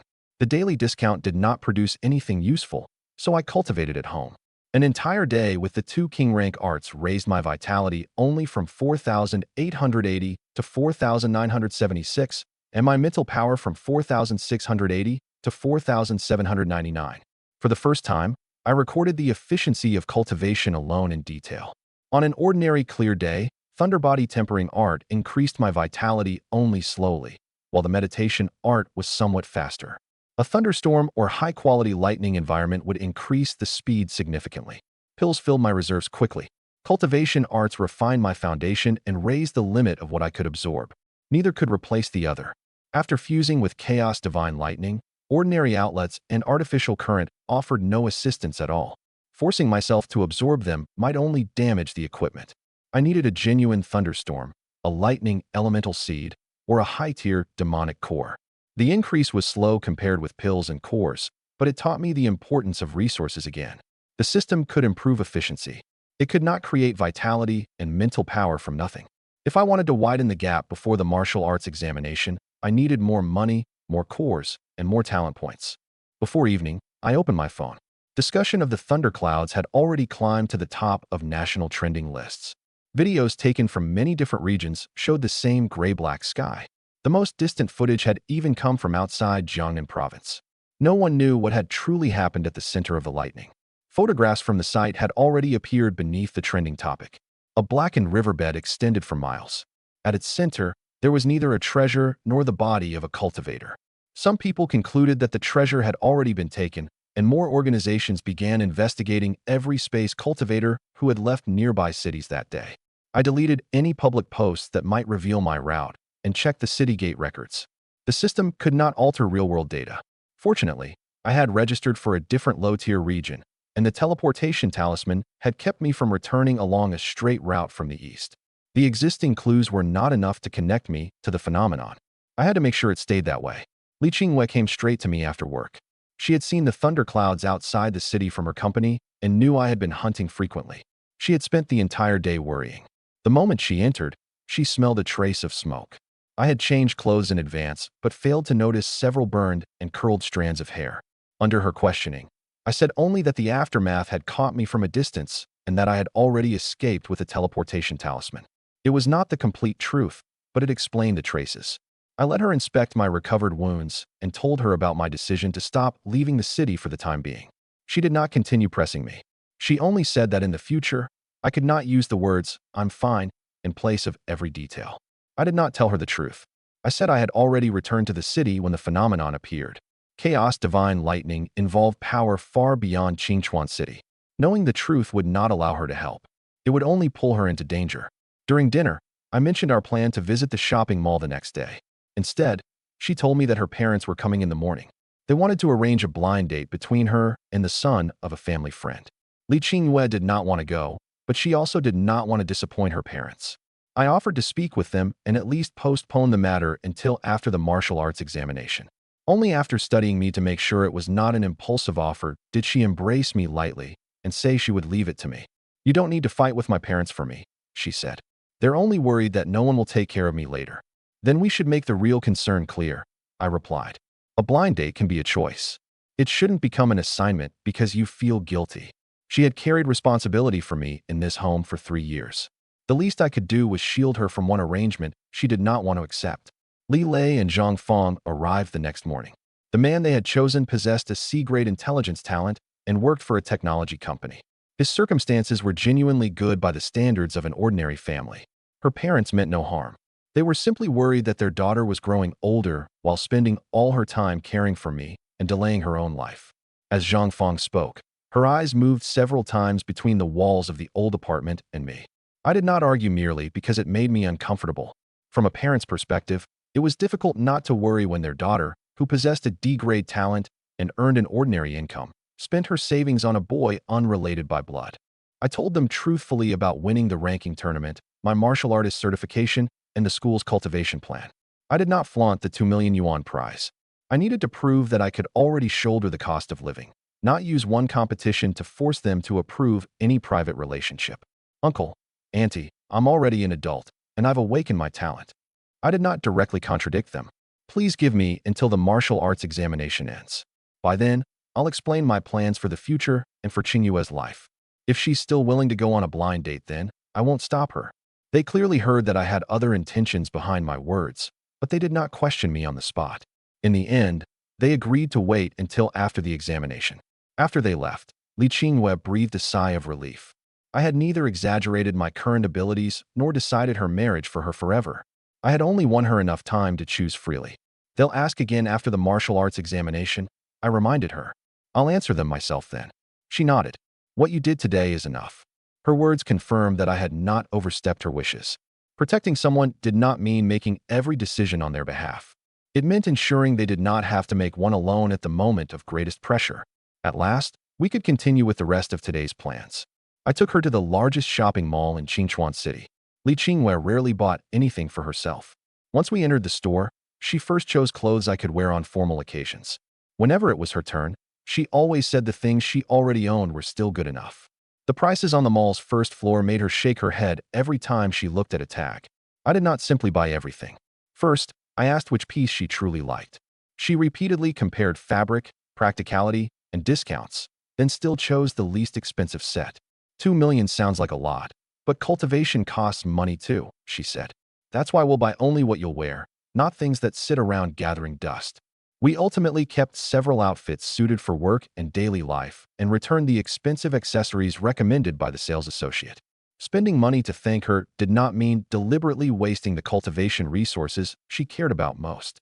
I asked her to try on a white dress. When she stepped out of the fitting room, even the sales associate could not help complimenting her. I bought several outfits she had selected or tried on, spending a total of 60,000 yuan. She tried to pay, and I stopped her outright. Today was supposed to be my way of thanking you. If you pay, it changes the entire meaning. Over lunch, I explained my longer-term plan for the first time. After the martial arts examination, I would try to enter an academy in the imperial capital. If I established myself there, I would bring her and her parents to the capital as well. I did not want her to depend on me. I wanted her to avoid being forced into a life by financial or family pressure. Li Qingyue believed I had only just begun and did not need to take responsibility for so much yet. I did not continue arguing. No plan would make her believe me as much as what I actually accomplished in the future. After returning home that evening, I completed the daily mission and reached 700 talent points. The discounted shop produced a misfortune talisman. For 10 points, it would make a target suffer continuous bad luck for 12 hours. I bought it and invested the remaining 690 points into the system's upgrade for Diamond Body. Diamond Body evolved into the intermediate heaven rank Thunder Armor. When the evolution information appeared, lightning meridians replaced the original vitality circulation map. Thunder Armor did not simply cover me in electrical arcs. It directed incoming attacks across the armor's surface and used lightning to disperse them. If an enemy made close-range contact, the remaining power could also travel backward through the opponent's weapon. Chaos Divine Lightning was too destructive. Even at beginner proficiency, I would have to control its output. Otherwise, defending against an ordinary punch might send enough current back to destroy my opponent's arm. This martial skill was better suited to life-and-death battles outside the city. In school sparring, I could use only the ordinary lightning version. Thunder Armor converted lightning into close-fitting armor that both reinforced my defense and counterattacked enemies at close range. Its upper limit when combined with Chaos Divine Lightning was impossible to estimate. At present, however, I had not yet reached beginner proficiency. Vitality, 4,976. Mental Power, 4,799. Martial Skills, 9 Thunderclap Blades, Major Mastery, Gale Fist, Minor Mastery, Thunderflash, Uninitiated, Thunder Armor, Uninitiated. Both new martial skills were waiting for talent points. I decided to leave the city again the next day, completing the 100 Beast mission while testing Chaos Divine Lightning. On Monday, I would request leave from school and devote most of my time to real combat and hunting. Only a stable income and mission rewards would give me enough resources to face the upcoming Secret Realm and the Huang family's threat. I divided the next half-month into 3 parts. I would hunt during the day to accumulate carcasses and cores, prioritize cultivation whenever a thunderstorm arrived, and use school resources to replenish myself after returning. I would reserve at least half a day for recovery every 3 days, preventing consecutive trips from revealing a fixed route to the Huang family. One final line appeared at the bottom of the plan. Do not actively search for Huang Hong. The system mission had no deadline. I would not invade the Huang estate, while my realm was insufficient merely for the reward. Before leaving home, I reported my route and approximate return time to Li Qingwei. Once my mental power reached Tier 1, Level 7, my teleportation range surpassed 200 feet, and I quickly reached the city gate. The guard warned that conditions outside the city had become uncertain after the thundercloud phenomenon. I did not boast. I only said I would return the moment danger appeared. This destination lay more than 35 miles from Qingchuan City, in an area where Tier 2 beasts often appeared. Not long after entering the forest, I discovered a Tier 2, Level 1 flame wolf eating a carcass. There were no companions around the flame wolf, but several sets of claw marks covered the nearby tree trunks. I first checked the wind direction, confirming that the smell of blood would not carry directly toward a valley where the pack might be hiding. Then I approached from downwind. It raised its head when I entered a range of roughly 165 feet, flames spilling between its teeth. The pressure of a Tier 2 beast was clearly stronger than that of the giant scorpion I had fought before. One fireball striking an ordinary Tier 1, Level 7 martial artist head-on could leave them unable to fight. It launched a fireball first. I teleported to the side and infused the Thundercleaver Saber with Chaos Divine Lightning. When my first slash struck, gray electrical arcs entered through the wound and continued destroying both flesh and fire attribute power. The flame wolf turned to flee and threw back its head in a long howl. I finished it with several waves of saber energy. Chaos Divine Lightning could have reduced the entire carcass to ash, but to preserve my spoils, I had the system temporarily disable that effect. I had barely placed the carcass in my inventory when the commotion of an approaching wolf pack came from the distance. The howl had been a call for its companions. I did not remain and try to overpower them. Repeated teleportation carried me out of the area. The first 3 flame wolves had already appeared at the top of the slope, including one at Tier 2, Level 2. I did not chase kill counts for the 1,000 Beast mission. I retreated toward the forest's rocky region. The pack tracked by scent. Teleportation could open distance, but could not erase my trail. I traveled upstream for a stretch, then used scent masking powder to create a false route before finally throwing them off. That retreat consumed even more mental power than killing the first wolf. When hunting alone, I always had to preserve a reserve for escape. Chaos Divine Lightning gave me the ability to kill a Tier 2, Level 1 beast across realms, but its consumption was also obvious. Against a pack, individual superiority meant nothing. As I continued onward, I saw a hunting team surrounding a Tier 2, Level 6 wind demon tiger. The members covered one another, and a bearded middle-aged man eventually delivered the killing blow with a B-grade heavy strike talent. The team had 6 members. 2 restrained the beast, a psychic cultivator observed the paths of its wind blades, and a dedicated healer remained in the rear. Not one member held an overwhelming realm advantage over the tiger, but through coordination they sealed off every escape and counterattack. I watched from a distance without approaching to claim any share of the spoils. One final wind blade from the dying tiger nearly cut through the shield bearer's shoulder. The healer took over immediately while the others maintained formation. A truly experienced team did not collapse merely because one member was injured. I planned to go around them, but the middle-aged man approached to warn me. This isn't a low-tier area. Did you take a wrong turn? His name was Wei Goen. I did not reveal my true Tier 1, Level 7 realm. I only said I possessed Tier 2 combat strength. He did not interrogate me. Once he confirmed I had not wandered in by mistake, He returned to his team and warned me again to be careful. His goodwill seemed genuine, but I still did not join them. I had been attacked by assassins on my first hunt outside the city. A few sentences would never make me entrust my back to strangers. Wei Goen did not take offense at the refusal. He marked 3 dangerous areas on my copy of the map. Tier 3 tracks had recently appeared in one, while poachers often operated in another. Once he finished, he returned to his team without asking for my contact information or payment. The less obvious the purpose behind an act of kindness, the easier it was to relax around it. I thanked him for the warning, but I still waited until his team had left my perception completely before changing my route. I turned toward another path and prepared to complete my objective alone. I had not gone far when Wei Goen's voice suddenly came from behind me again. This time, his tone was no longer merely a warning. It sounded as though he had discovered something he absolutely had to tell me. Wei Goen only wanted to warn me that a Tier 2 beast had recently appeared near the lake ahead and that I should not walk directly along the shore. I thanked him. After the hunting team left, I still decided to take a look. The water spirit grass Zhao Guanshan had commissioned usually grew near lakes and secret realms. The small lake before me appeared calm, but drag marks from a large reptilian beast scarred the shore. I searched the perimeter and soon saw a Tier 2, Level 2 stonewater crocodile sunning itself on a sandbar. 2 sets of footprints marked the mud beside the lake. One belonged to Wei Goen's team and turned back 300 feet away. The closer I came to the water, the more interference my mental perception encountered. Every ripple beneath the surface could be a crocodile's tail or merely an undercurrent. I did not approach the shallow inlet where the water spirit grass was likely to grow. First, I circled upwind and threw down a piece of bloody beast meat. As expected, the stonewater crocodile opened eyes on a body disguised as rock and slowly moved toward the bait. Inspection listed its basic realm as Tier 2, Level 2, but it would gain additional strength in the water. After inspection confirmed that no second crocodile was nearby, I infused the Thundercleaver saber with Chaos Divine Lightning and sent 2 waves of saber energy from a distance.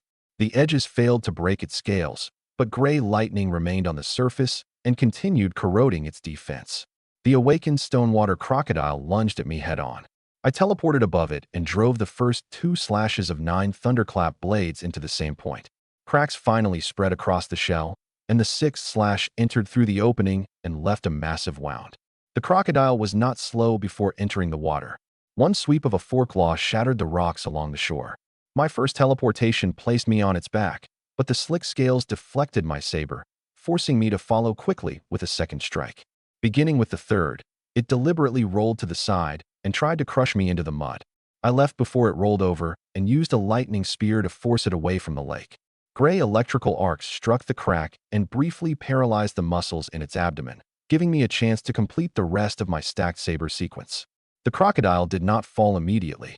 Its thick tail swept toward me. I teleported again near the head, avoiding the tail's strongest frontal force, and launched a second sequence of 9 thunderclap blades at the joint between its eye and skull. Chaos Divine Lightning invaded through the wound. After struggling several times, the crocodile went still. I did not recklessly enter the water merely because I had won.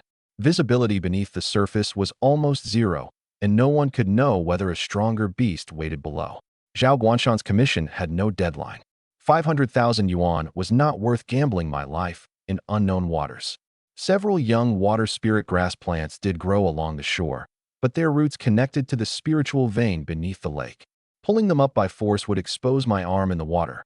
I probed several times with mental power and sensed a massive shadow passing through the depths. The shadow never surfaced, and inspection could not penetrate the water. I retreated immediately and marked the location on my map. I could return with the team another day. An unknown beast would not spare me merely because the commission was inexpensive. Afterward, I continued hunting low-tier beasts in the surrounding area until my total kill count reached 100. 100 Beast Slayer complete. Reward, 600 talent points. New mission, complete 1000 Beast Slayer. Reward, 2000 talent points. Combined with the daily mission, I had 800 points. I immediately spent 500 to raise Thunder Armor to beginner proficiency.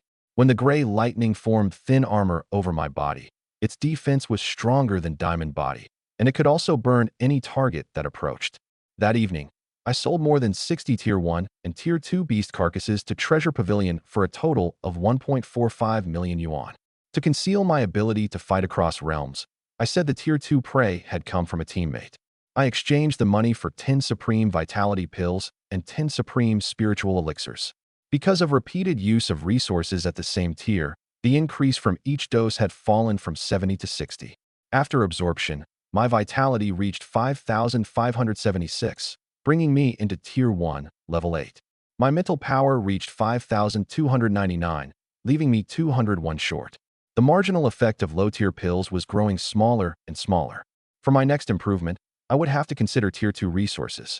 When I sold the Stonewater Crocodile, the appraiser confirmed that its hide remained intact and offered a high separate price. Tier 2 materials were already worth more than large quantities of low-tier carcasses, but the combat risk had multiplied as well. I recorded the day's consumption, potion costs, and income together. The real profit was nowhere near as high as the gross figure suggested. After returning home, I also sent the lake's coordinates to Wei Goen and warned that a stronger beast might be underwater. He replied only to acknowledge the message and did not ask why I had gone there anyway. His restraint and refusal to intrude made me willing to preserve the connection. When I returned to school on Monday, the classmates who had once mocked me in Class 15 suddenly became enthusiastic. Some congratulated me sincerely. Others only wanted a connection to the top-ranked student. I did not respond to each person and waited with Wang Shuo for our new assignments. Snacks and slips of paper containing contact information covered my desk. Some people had even written apologies for their earlier ridicule. I accepted every explicit apology, but I moved all unidentified gifts to the teacher's desk and told everyone to take back their own property. Relationships could be rebuilt. We could not pretend the past had never happened merely because of one ranking. Zhang Wu and his two friends sat in the last row, their arm injuries already healed. They did not provoke me again and lowered their heads whenever they saw me. I did not pursue them further. The system mission had settled that account long ago. As long as they never crossed the line again, the old conflict ended there. Dong Lei announced that 3 students from the class had entered the top 200. Wang Shuo and I would join Elite Class 1, while Li Liang would join Elite Class 3. Just as Dong Lei prepared to take us to our new rooms, the principal called and formally invited him to become homeroom teacher of Elite Class 1. The call was on speaker. Class 15 fell silent first, then applauded together. Dong Lei had taught ordinary classes for years. Elite Class 1 meant more resources and greater influence at the school. He did not accept immediately. First, he asked who would take responsibility for his original students. Only after the principal promised to appoint a reliable teacher did he agree. That was exactly why I had recommended him. A teacher who cared only about the achievements elite students could bring would never ask what happened to his old class before accepting a promotion. After ending the call, the first person he looked at was me.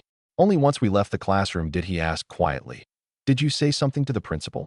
"I only tried to win you an opportunity." I smiled. "The demonic core and secret realm token you gave me were worth far more than this favor." Dong Lei did not argue any further. He only promised to notify me the moment the opening date of the secret realm was confirmed.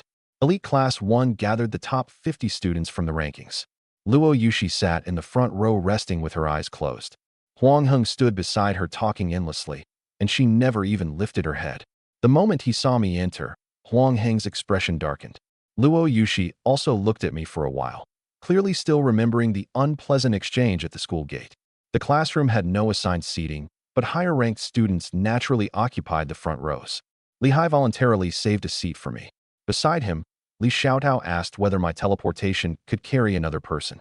I said only that it could not at present and did not allow an idle question to turn into a seminar on my abilities. Elder Zeng was absent from Huang Heng's side, but several classmates still surrounded him. He did not mention the failed recruitment in public. Instead, he hinted that I should be careful outside. In full view of him, I touched the principal's jade token, reminding him that the school already knew what the Huang family had done. The principal personally announced Dong Lei's appointment. He also reminded the class that entering the elite program meant only receiving more resources, not that their rankings were fixed. The top 50 could challenge one another, and a winner would take the higher position. Resources were distributed once every half month, with higher ranks receiving more pills and elixirs. Those rules would force everyone to keep competing. A challenge had to be registered in advance, and no one could be required to accept more than one per day. Anyone whose injuries had not healed could postpone. Rankings could not simply be traded. If a higher-ranked student deliberately threw a match, the school could revoke both students' resources. Teamwork and theory classes also counted toward monthly evaluations, preventing people who knew only how to fight in an arena from monopolizing every cultivation slot. Dong Lei projected the first resource list onto the screen. Only a few pills separated Luo Yushi and me. To an ordinary student, however, that difference could mean a month of cultivation. Competition was never only about empty prestige. It continuously amplified the gap at every later stage. For me, it meant that as long as I held first place, I would receive a stable supply of cultivation resources. The first-ranked student in Elite Class 1 could claim 8 Supreme Tier 1 Vitality Pills and 8 Supreme Tier 1 Spiritual Elixirs every half-month.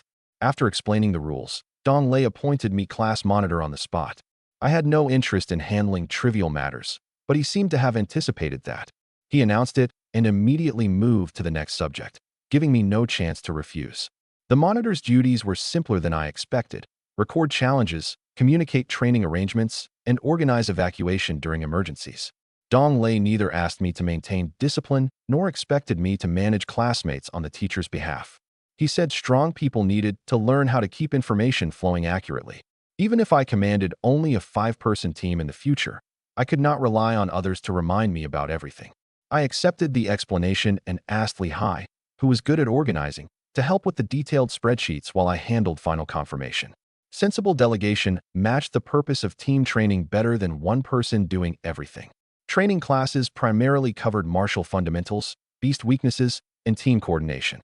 They were important to students who had never left the city, but they could no longer place me under enough pressure. I approached Dong Lei and requested 1 month of leave for practical combat training.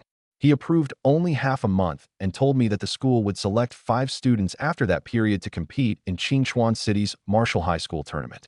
Students from every school would contest the city rankings, and the results would affect the allocation of resources for the next academic year.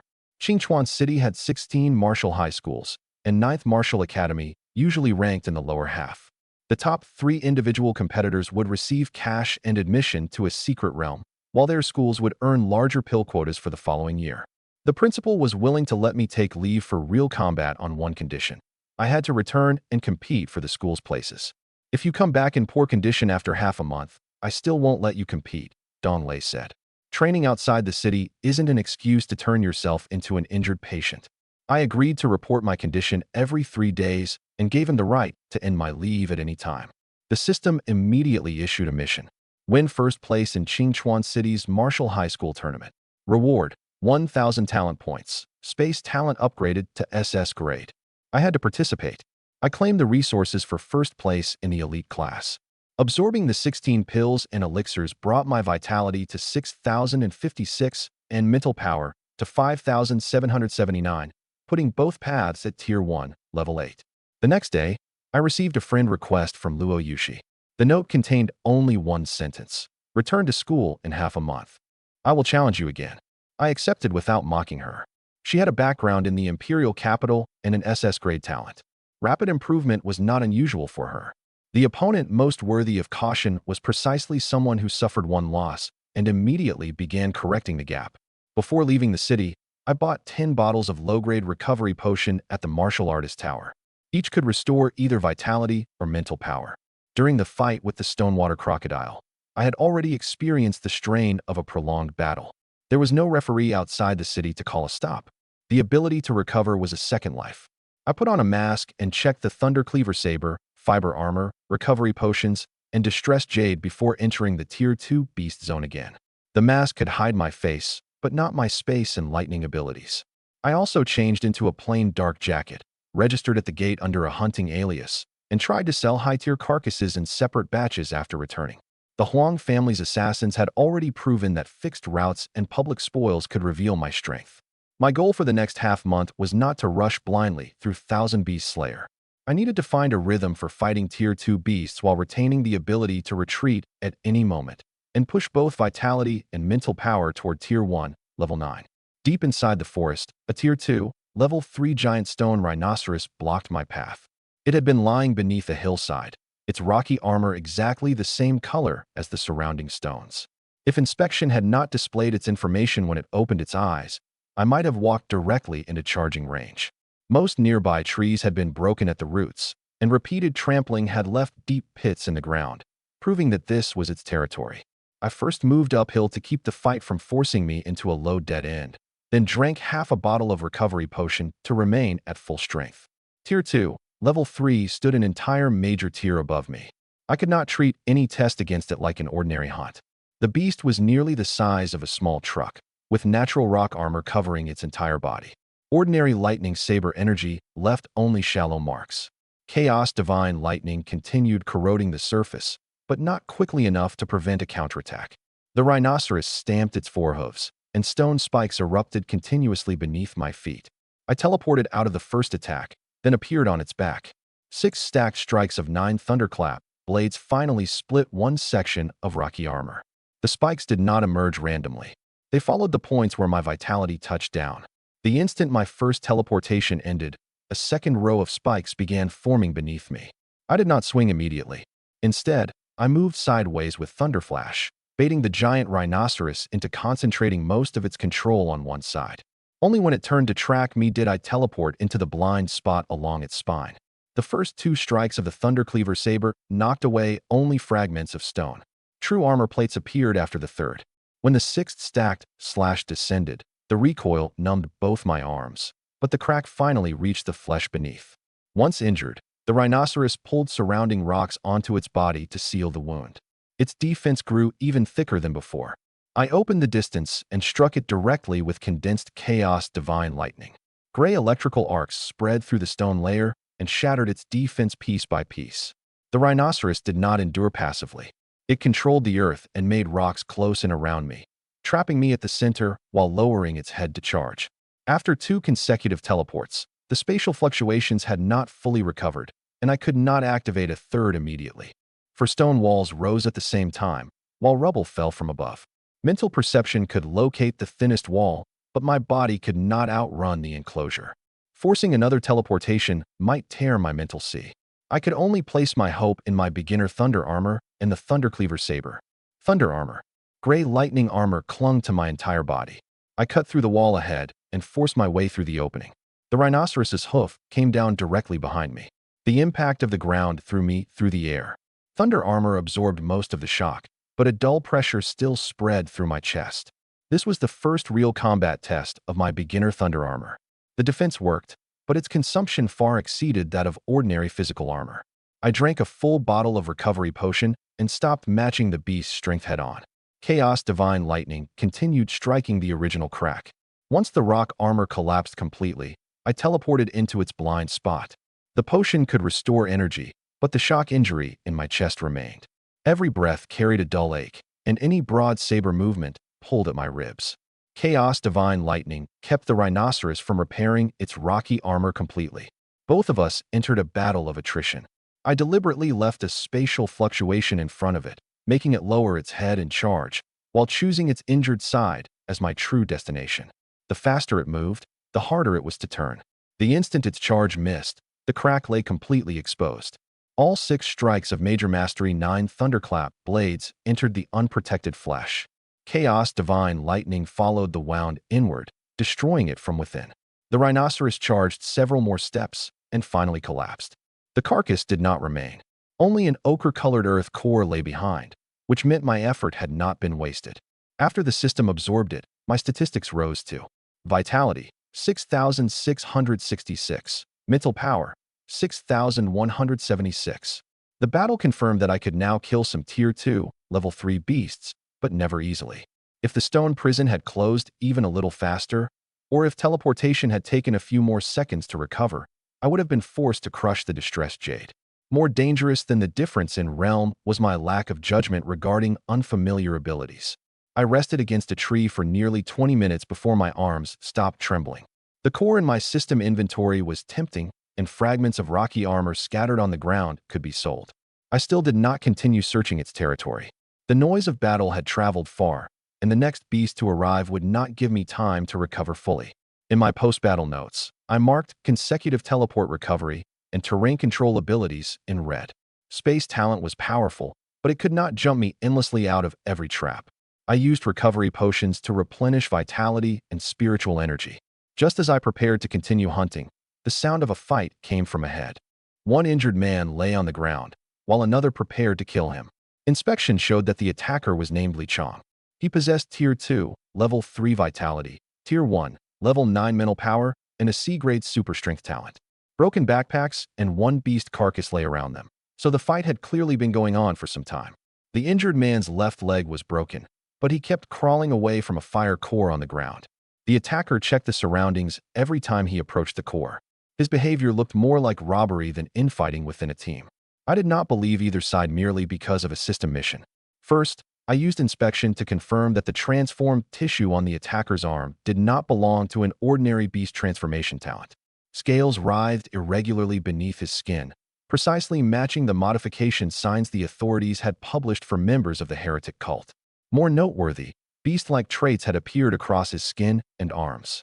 Members of the heretic cult consumed special drugs to transform themselves into half-human, half-beast creatures. Every activation strengthened their bodies at the cost of gradually losing human traits and reason. They pledged themselves to demonic beasts and alien races in exchange for power and launched attacks throughout the Dragon Nation. They were enemies of every martial artist. Kill Li Chong, member of the heretic cult. Reward: lightning ability, lightning spear. Even without the mission, I would not watch him murder someone. 2 waves of saber energy forced Li Chong back, and I teleported between the enemy and the injured man. The first wave struck the ground and separated them. Only the second forced Li Chong backward. I moved the wounded man behind a tree, tossed him a bottle of clotting agent, and told him to crawl toward Qingchuan City. If I had judged the situation incorrectly, at least I had not begun by killing someone. When Li Chong saw the color of chaos divine lightning, fear appeared in his eyes before turning into greed. He asked where I had obtained my lightning elemental seed and promised to let me leave if I handed over my weapon. Those words instead confirmed that he would never allow a witness to survive. Run, the man on the ground warned me. He's part of the heretic cult. Li Chong saw that I was young and never prepared for a spatial ability. I launched 9 thunderclap blades from the front. Caught off guard, he entered his half-beast state. His strength and body increased together, but he had already lost the initiative. The first 3 strikes forced him to raise an arm in defense. The 4th cut through his transformed skin. The 5th and 6th joined into one line, and chaos divine lightning penetrated the wound. When Li Chong tried to retreat, I teleported again to block his path and ended the battle with 1 slash. After transforming, Li Chong's strength approached Tier 2, Level 4. His first punch against thunder armor dimmed the electrical light across its surface. The countercurrent spread through his scales but burned only the outer skin. His transformation did more than enhance him. It granted abnormal resistance to elemental attacks. I stopped trading punches and moved rapidly around his injured side. Every collision with 9 thunderclap blades widened the cracks in his scales, while chaos divine lightning prevented the new tissue from healing. After the 6th slash struck, he still managed 2 lunging steps. Only the final blade completely destroyed the transformed core near his heart. If he had been alert from the beginning, the fight would not have ended so quickly. My condition after killing the giant stone rhinoceros was also far from its peak. Victory came from surprise and an advantageous matchup. It did not mean I could crush any Tier 2, Level 3 awakened cultivator at will. The man I rescued was named Qian Wei. He had just hunted a Tier 2, Level 1 fire core, and Li Chong had probably attacked him to steal it. Qian Wei insisted on giving me the core as payment for saving his life. I did not take it for nothing. I left him 2 recovery potions and told him to return to the city as quickly as possible. Mission complete. Obtained ability, Lightning Spear. Lightning Spear compressed chaos divine lightning into a spear that could be thrown at range, filling the gap in my lightning abilities perfectly. After I absorbed the fire core, my vitality reached 7,089 and my mental power 6,656. The threshold for Tier 1, Level 9 was 9,000, leaving a clear distance. 2 consecutive high-intensity battles had exposed plenty of problems. I did not continue chasing progress on Thousand Beast Slayer. I returned to Qingchuan City immediately along a safe route.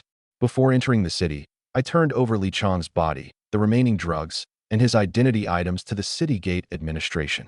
Once the staff confirmed signs of the heretic cult, they immediately sealed off the location I provided and required a complete statement from me. I described only the space and saber techniques I had used publicly, calling Chaos Divine Lightning a special lightning elemental seed. After being notified, the principal verified my identity, and the authorities did not continue questioning its source. Even so, my name would inevitably enter the files of a heretic cult case. But the appearance of a heretic cult member in a hunting area not far from the city was a terrible sign. Over the following week, I left the city every morning and returned each evening.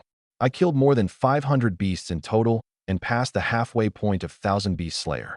After earning more than 8 million yuan from selling carcasses, I spent over 3 million on intermediate D-grade lightning crystal armor, then bought 30 supreme Tier 1 pills and elixirs. I never stayed in one region. For the first 3 days, I hunted solitary beasts along the lake's perimeter. On the 4th, I moved to an abandoned mine. On the 5th, I did nothing but reconnaissance and recovery. Whenever I encountered a target above Tier 2, Level 3 that traveled in a group or possessed unknown abilities, I went around it voluntarily. The lightning crystal armor was far heavier than the fiber armor. Crystals embedded inside could store a small amount of lightning. It would not replace thunder armor, but it could provide a second layer of physical protection if the energy armor broke. It also reduced the energy I spent maintaining lightning. The effects of low-tier resources continued declining, and each dose now added only 40 points. Even so, combined with my daily cultivation, they raised my vitality to 9,119 and mental power to 8,696. Vitality entered Tier 1, Level 9 first. Over that week, I accumulated 2,100 talent points. I spent 800 to raise the Thunder Meditation Art to Level 1. The capacity of my mental sea expanded, increasing my mental power to 9,269 and bringing it into Tier 1, Level 9 as well. When the meditation art broke through, the boundary of my mental sea expanded outward, and the stabbing pain caused by consecutive teleports diminished noticeably. More important, I could finally maintain thunder armor and mental perception simultaneously instead of switching repeatedly between defense and awareness. I did not loosen my retreat standards merely because my capacity had grown. Stronger martial skills also consumed more. A true safety reserve had to be measured by whether I could survive a second battle, not by how much the panel said remained. That day's discount selection finally produced 2 items of genuine value. 10 pounds of grade 4 glazed essence, 50 talent points. Superior heaven rank martial skill, void cleaving slash, 150 talent points. The system explained that Tier 1 was the foundational realm and that bone tempering began after entering Tier 2. Grade 4 glazed essence could dramatically improve bone tempering efficiency. I could not use it yet, but I had to store it in advance. Void cleaving slash was a single target explosive technique. At minor mastery, it could briefly sever the void. At full mastery, it could even cut space itself. I bought both items, then spent another 600 points to raise void cleaving slash to beginner proficiency. I kept the remaining 500 points for now. At beginner proficiency, the Thundercleaver saber traced only an extremely thin black line ahead. The line lasted less than half a second, yet the training target silently separated through the center. Its cut was smoother than any produced by saber energy. The technique lacked the consecutively stacking power of 9 thunderclap blades, but it could bypass part of an outer defense and directly damage the space at the point of contact. The system also warned that void cleaving slash was more effective in spatially stable regions. If the opponent controlled space, a domain, or a high-tier barrier, its severing effect would weaken. A heaven rank martial skill was not an unconditional killing blow. It still depended on realm and accuracy. Once I consolidated my strength, I delivered the water spirit grass I had found in the wild to the martial artist tower. Zhao Guanshan paid the promised 500,000 yuan and invited me to dinner. During the meal, he openly admitted that the water spirit grass commission had only been an investment. He hoped that when I became capable, I would look after the Zhao family and Zhao Xiao. I accepted the honest exchange without promising anything beyond my means. I only said I would repay their help as long as doing so did not violate my principles. Zhao Guanshan also told me that Luo Yushi was the second daughter of a foremost family in the imperial capital. Her arrival in Qingchuan City 3 years ago apparently had something to do with escaping a family-arranged marriage. Only then did I understand why she possessed resources far beyond Qingchuan's prominent families and why Huang Han constantly hovered around her. I did not ask who the proposed husband was. Zhao Guanshan also said he had learned the matter through old connections and could not guarantee every detail. A background I had not confirmed with the person herself could serve only as a warning of possible risk. It could not become the sole basis on which I judged Luo Yushi. What did concern me was the possibility that the imperial Luo family would notice if they learned she frequently sparred with me in Qingchuan City. Space, chaos, divine lightning, and the system could not withstand pointless investigation. I needed to maintain ordinary boundaries between classmates, but that was her private business. As long as it did not affect the martial arts examination or my plans, I had no reason to interfere.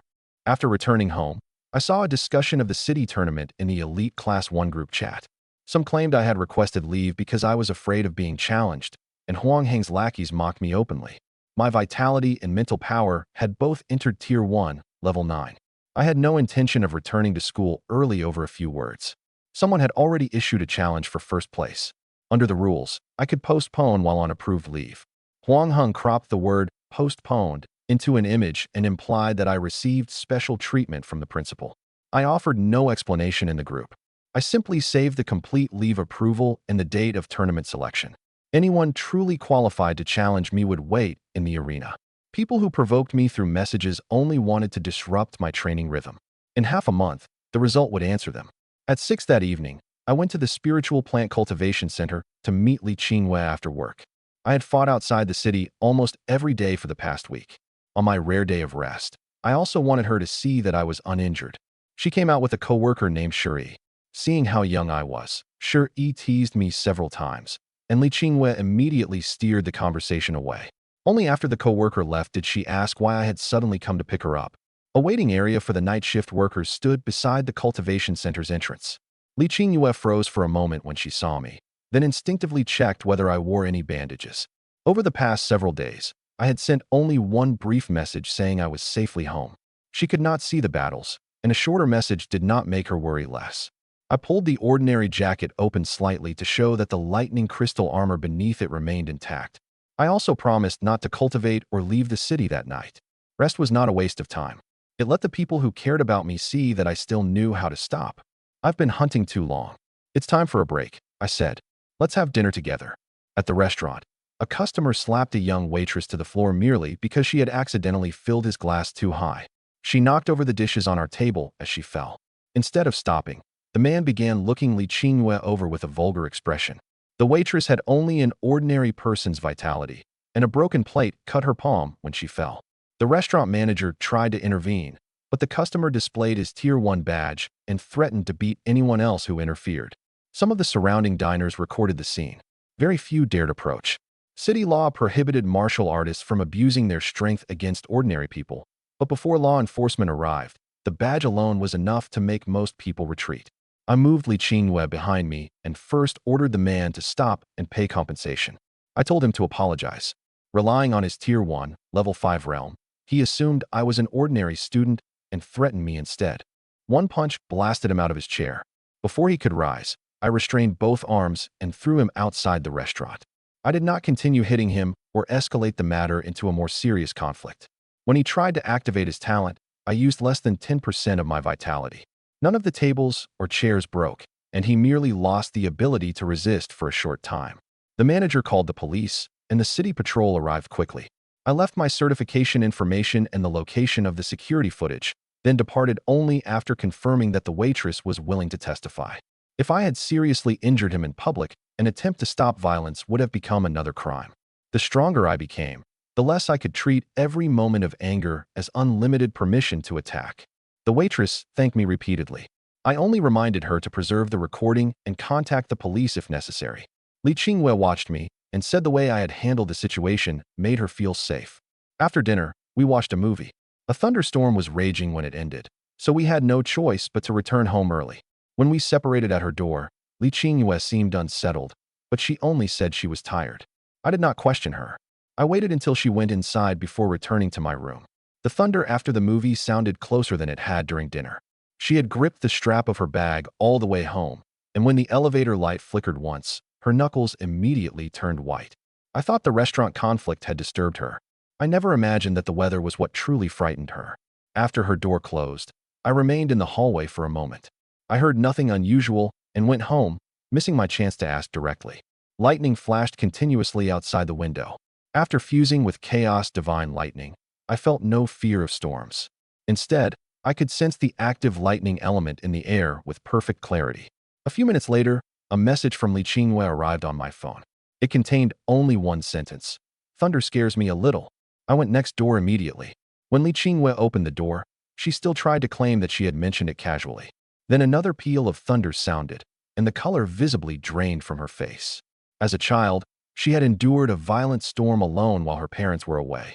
Since then, sudden thunder had always frightened her, though she had never told me before. The main light in the living room was off. Only one small lamp glowed beside the couch. Every time lightning illuminated the curtains, she instinctively looked toward the door. I realized that on all those stormy nights in the past, she had asked me to come home early not only because she feared I would get drenched, but because she dreaded being left alone in the apartment. I closed the curtains tightly and played quiet music through the speakers. I did not release any lightning power. The lightning that made me stronger was connected to a helpless memory for her. Those two truths did not contradict each other. I did not tease her. I simply stayed in the living room for a while. Once she calmed down, she urged me to return and rest. I did not use the moment as an excuse to cross any boundary. We did not say much. We listened to the rain and watched a boring television show. As the intervals between thunder lengthened, her breathing gradually relaxed. Eventually, she went to the kitchen for water on her own. Fear did not need to be cured completely in one night. Having someone beside her already helped more than forcing herself not to be afraid. Before leaving, I set my communicator so that emergency messages from her would sound even when the device was muted. From now on, she would not have to decide first whether something was important enough to bother me. Call me directly whenever something like this happens again, I told her before leaving. You don't have to endure it alone. The next morning, she had already made breakfast and gone to work. Luo Yushi also sent a message asking about my current realm. I did not reveal it. I only replied that I would accept her challenge in half a month. As I went downstairs, two officers from the City Bureau of Demonic Beasts and Heretic Cults were questioning residents door to door. Several beast attacks had occurred nearby over the past few days, and the attacker had not been found. The city walls and checkpoints could stop most beasts. An attack inside the city had only a few possible explanations. Someone had smuggled one in, the heretic cult had created it, or the beast itself possessed an infiltration ability. The officers displayed photographs of the injured people. Most wounds came from claws and spatial tears. There were no clear signs that anything had tried to eat them. Most victims had been injured after trying to catch an attractive white cat. The information was not enough to prove the attacker actively hunted humans, but its behavior was unlike an ordinary stray beast. I did not immediately think of Little Peach because I had not seen it again yet. I only added small space-type demonic beast to my risk list. If it could pass freely through city defenses, an ordinary patrol would struggle to capture it. I immediately warned Li Qingyue not to take isolated routes alone for the time being and to contact me before leaving work at night. Her D-grade plan Affinity had no combat ability. If attacked, she would have almost no way to resist. Then I went to the martial artist tower to replenish my recovery potions. Just after buying them and preparing to leave the city, I happened to run into Zhao Xiaoxiao. She told me that she was actually an awakened student from our year. She possessed an A-grade water affinity. Her earlier work at the certification counter had been arranged by Zhao Guanshan, so she could identify promising newcomers. Recently, she had begun formal cultivation and had reached Tier 1, Level 3 in both vitality and mental power. Zhao Xiaoxiao did not apologize for concealing her identity.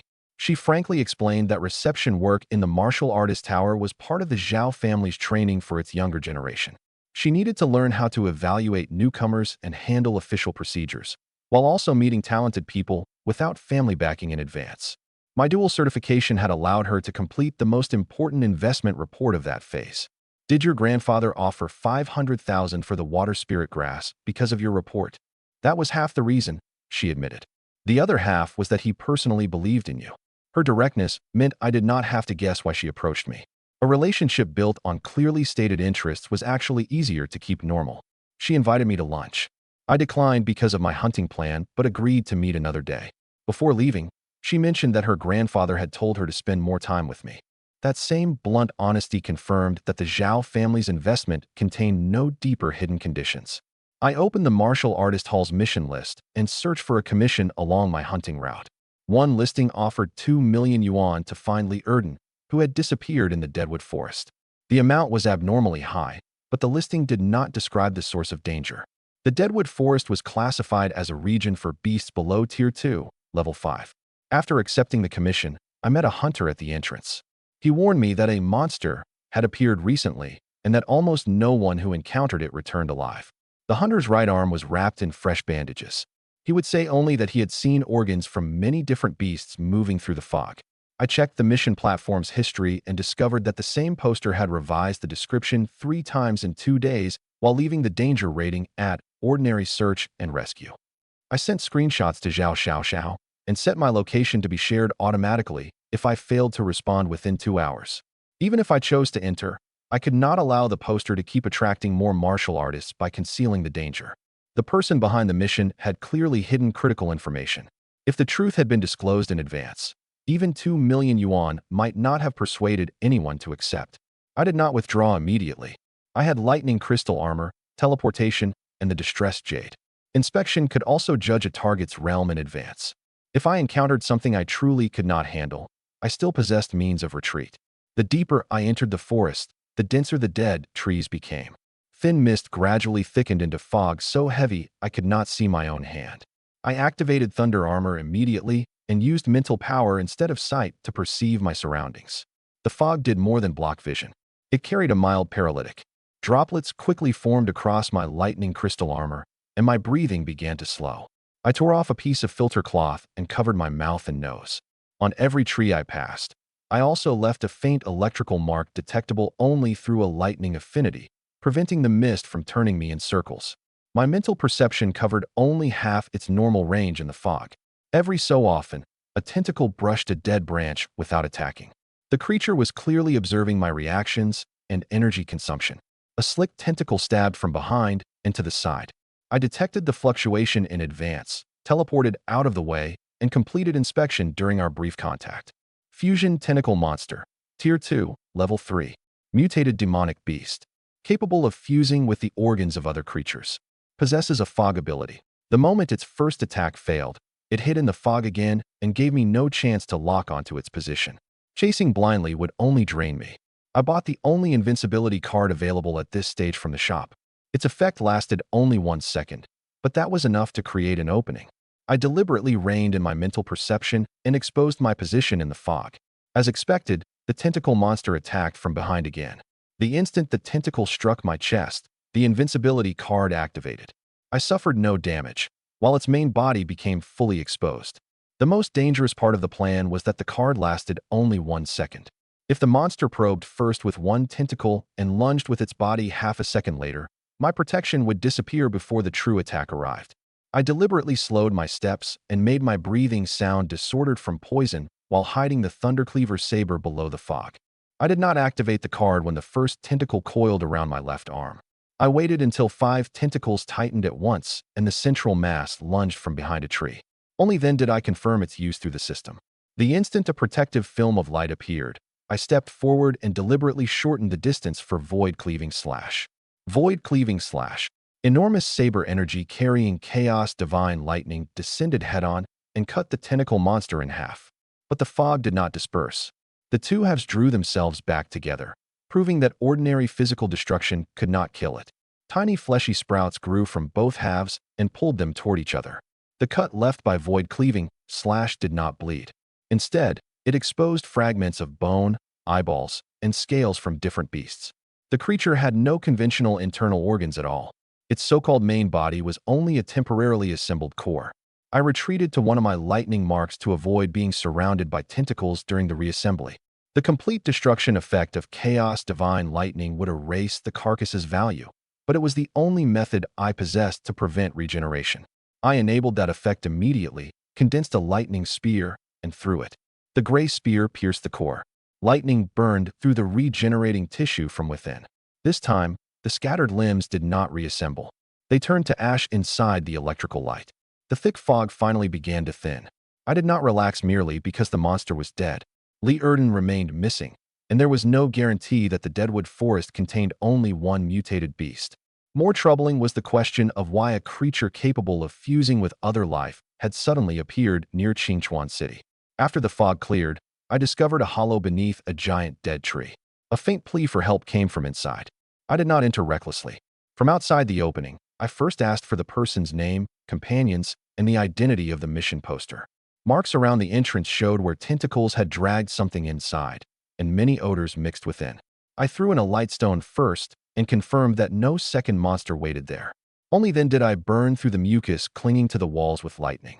The voice was extremely weak, but it accurately recited the mission number and the final digits of the poster's communicator. The man identified himself as Li Erden and said his older brother was Li Taiju, matching the information in the commission. Inspection also confirmed that he possessed a C-grade feigned death talent, Tier 1, Level 9 Vitality, and Tier 1, Level 8 Mental Power. Several victims' bodies lay inside the hollow. Li Erden had fooled the tentacle monster by pretending to be dead, but he was critically injured. I fed him healing and recovery potions, then carried him out of the forest. Feigned death had lowered his heartbeat until it nearly stopped, but it had also prevented his body from processing the poisonous fog. Healing potions could only stabilize him. I secured him to my back with a harness and withdrew along my earlier lightning marks. He lost consciousness several times on the way, and each time I stopped to confirm he was breathing. Only after leaving the fog zone did I dare accelerate. I could not carry the other bodies at the same time. I recorded their coordinates and identity items and promised to notify the authorities for recovery. Prioritizing one living person did not mean the dead should remain in the monster's nest forever. He told me that the fog had separated his 5-person team after they entered. 3 teammates had already died, and his brother's fate was unknown. I told him that his brother had posted the reward, so Li Taiju had at least escaped alive. After we returned to the city, the mission poster waited outside on UN residential complex. The moment Li Taiju saw his brother, he dropped to his knees and thanked me. I refused the gratitude and asked why he had concealed the monster. His expression changed immediately. Li Taiju admitted that he knew a monster occupied the Deadwood Forest. No one had accepted his earlier listings, so he deleted the warning and hoped someone would rescue his brother. He had gambled with a stranger's life. He argued that he had staked his entire savings on the commission. Under my questioning, however, he admitted that 2 million yuan was nowhere near enough compensation for the known danger of a Tier 2, Level 3 mutated monster. The true reason anyone accepted was not the reward. It was the information he had deliberately removed. I placed the platform screenshots and the injured hunter's testimony before him. Despair could explain a choice. It could not erase the consequences. If I hadn't been capable enough, you would be waiting for a second body right now. He offered to pay with his life and genuinely drew a knife to kill himself. Li Erden threw himself forward and offered his own life in exchange for his brother's. I teleported in front of Li Taiju, knocked the knife away with one punch, and made sure the injury he suffered also served as a price for the deception. Even after the knife struck the ground, the 2 brothers kept fighting to accept responsibility. One wanted death to end his guilt. The other wanted to return the life that had just been saved. It looked like deep devotion, but both choices left other people to deal with the consequences of living. If you truly care about each other, then neither of you should die. I made Li Taiju look at his brother's wounds. Go to the authorities and admit what you concealed. Compensate the victims' families, then keep paying them back with what you earn in the future. Death won't solve anything. I stared at both brothers. Live and take care of your dead teammates' families. And never use other people's lives to fill your own despair again. Li Taiju agreed and said both brothers would obey my orders from then on. I refused to take them as subordinates. I kept only their contact information so we could notify each other if new clues related to the Deadwood Forest appeared. The original reward had been 2 million yuan. He ultimately transferred 3 million, while reserving part of his money to compensate the families of the other 3 teammates. I accepted the payment. Saving someone was a choice. Deception required a price. Neither canceled the other. Too much had happened that day, and I did not continue hunting. Before returning home, I organized the information about the tentacle monster and the cultist Li Chong for submission to the authorities. Members of the heretic cult, a beast infiltrating the city, and a mutated monster had appeared near Qingchuan in quick succession. There was a good chance they were not 3 unrelated accidents. After returning home, I slept until 8 that evening. When I awoke, Li Qingyue was sitting beside the bed, checking my face and arms for injuries. The lightning crystal armor rested beside the door, several new dents from tentacle strikes across its surface. She had probably realized from the armor that this was no ordinary hunt. Still, she had not searched my inventory while I slept. She had simply waited for me to wake. You promised to explain the dangers clearly. She pointed at the armor. What was it this time? I did not dismiss everything as a minor injury. I told her about the concealed information in the mission, the Deadwood Fog, and the monster's regeneration. I changed only the system item into a disposable defensive talisman I had prepared in advance. I described what happened in the Deadwood Forest, but omitted Chaos Divine Lightning and the system. She did not become happy because I had saved someone. Her first question was whether I had considered that I might never return. Xiao Yi, you don't have to keep risking your life to prove anything, she said quietly. There's nothing wrong with living an ordinary, peaceful life. I don't care how much money you make. All I want is for you to be safe. There was no accusation in her voice, which hurt more than anger would have. To me, killing the tentacle monster meant missions, combat strength, and saving a life. To her, every hunt was simply one more chance that I would not come home. I showed her the screenshots I had taken before accepting, my automatic distress settings, and the conditions under which I planned to retreat. I also admitted that I had underestimated the risk created by missing information. A promise to survive could not rely only on confidence. Every preparation had to be verifiable. I understood what she wanted, but I could not pretend the world would remain peaceful. Alien races, demonic beasts, the heretic cult, and the Huang family were all real threats. Without strength, an ordinary life depended entirely on when danger chose to arrive. I'll grow stronger, and I'll come back alive. That was the promise I could give. When I went out the next day, I noticed a beautiful ragdoll cat lying in a tree downstairs. It did not look at me like an ordinary animal. I activated inspection and received a strange result. The ragdoll's coat was perfectly clean, entirely unlike the strays nearby. It lay on a thin branch more than 20 feet above the ground, yet the branch barely bent. Several children from the complex called to it below. It only glanced lazily at them, as though observing humans rather than fearing their approach. I circled behind the tree and found no paw prints or climbing marks. Either it had jumped down from a rooftop or appeared on the branch directly through space. Unknown feline creature. Tier 2, Level 5. Abnormal origin. For the first time, inspection could not identify a name or complete information. The system explained that its function level was too low. I would need to complete an upgrade mission or fuse with a special divine eye. I did not attack. A beast had recently injured people inside the city, and this cat had appeared nearby at the same time. I tried asking whether it was connected. It opened its eyes to look at me once and displayed no intention to attack. Can you understand me? I remained at a safe distance. The authorities are searching for a small space-type demonic beast. If it wasn't you, you still shouldn't linger here. The cat flicked its tail gently, as though it understood but did not care to answer. I did not reach out to catch it. The victim's records showed that most had been injured after trying to grab the creature themselves. Without any aggressive behavior from it, I had no reason to repeat their mistake. It was still in the same place the next day. I brought fresh fish, cat food, and dried fish, but it ignored everything. Finally, I spent 100 talent points in the shop on a piece of cake that gently increased mental power. At last, the kitten came down from the tree and actually spoke. Hold the cake properly. I'll eat it myself. The voice sounded directly within my mental perception, although its mouth also moved slightly.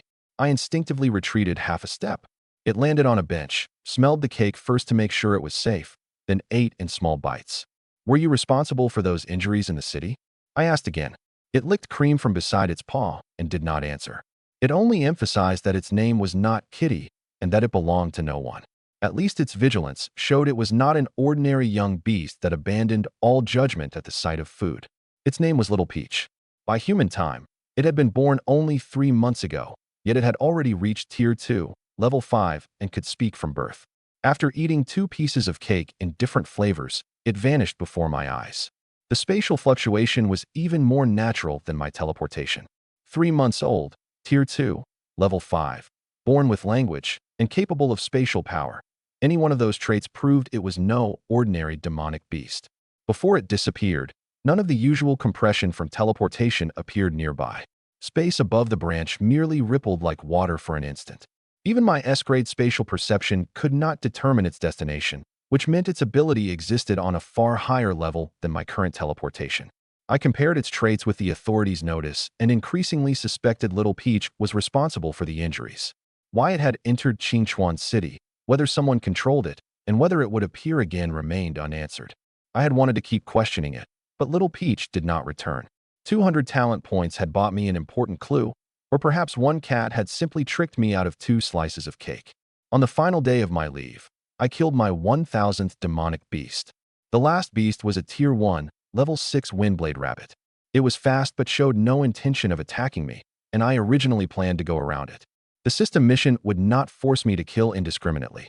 Only when it lunged at an herb gatherer traveling along the same road did I intercept it with lightning spear and complete the 1000th kill. The number was not a medal worth flaunting. The carcasses in my inventory, the chips in my weapons, and the several fights I had nearly lost said far more about that half-month than a mission notification ever could. 1,000 Beast Slayer complete. Reward, 2,000 talent points. New mission, 10,000 Beast Slayer. Reward unknown. Combined with a week of daily missions, my total reached 3,800 talent points. After selling that day's prey, I held 10.48 million yuan in cash. It sounded like I was already a millionaire, but high-rank weapons could easily cost hundreds of millions, while cultivation resources resembled a bottomless pit.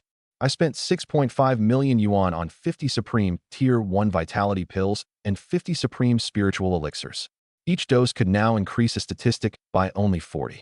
The 100 resources produced 4,000 points of improvement in total, and continued cultivation brought the final result too. Purchasing 100 resources at once caught the attention of a treasure pavilion manager. I had to show my hunting income records and prove that I was neither laundering money nor reselling the items before the transaction could proceed. For a Tier 1 martial artist, this amount was already near the safe short-term limit. I did not consume everything in one day. I divided them into 3 sessions and consolidated each absorption with my cultivation arts. The system could remove impurities, but it could not eliminate my declining tolerance for same-tier resources. The final 10 portions produced noticeably less improvement than the first. Vitality, 11,780. Mental power, 12,437. Both statistics approached the threshold of 13,000 for Tier 1, Level 10. Next, I spent 2,100 talent points to raise the Thunder Body Tempering Art to Level 2. Chaos Divine Lightning truly fused into my blood. Lightning no longer merely clung to the surface of my body. It could enter every attack along with each burst of vitality. When the second level broke through, gray electrical arcs lit up along every blood vessel. Each beat of my heart sent lightning surging through my limbs with the blood, while almost no light appeared on my skin. Compared with lightning released outside the body, power concealed within a fist or kick was far harder for an opponent to anticipate. I threw an ordinary punch at a training target. It left only a fist print on the surface, but the internal sensors were all burned out by the current.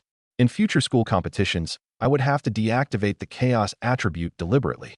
Otherwise, an apparently ordinary attack might inflict irreversible damage. The system immediately settled an early mission and returned 2,000 talent points. I spent another 2,100 to raise the Thunder Meditation Art to Level 2.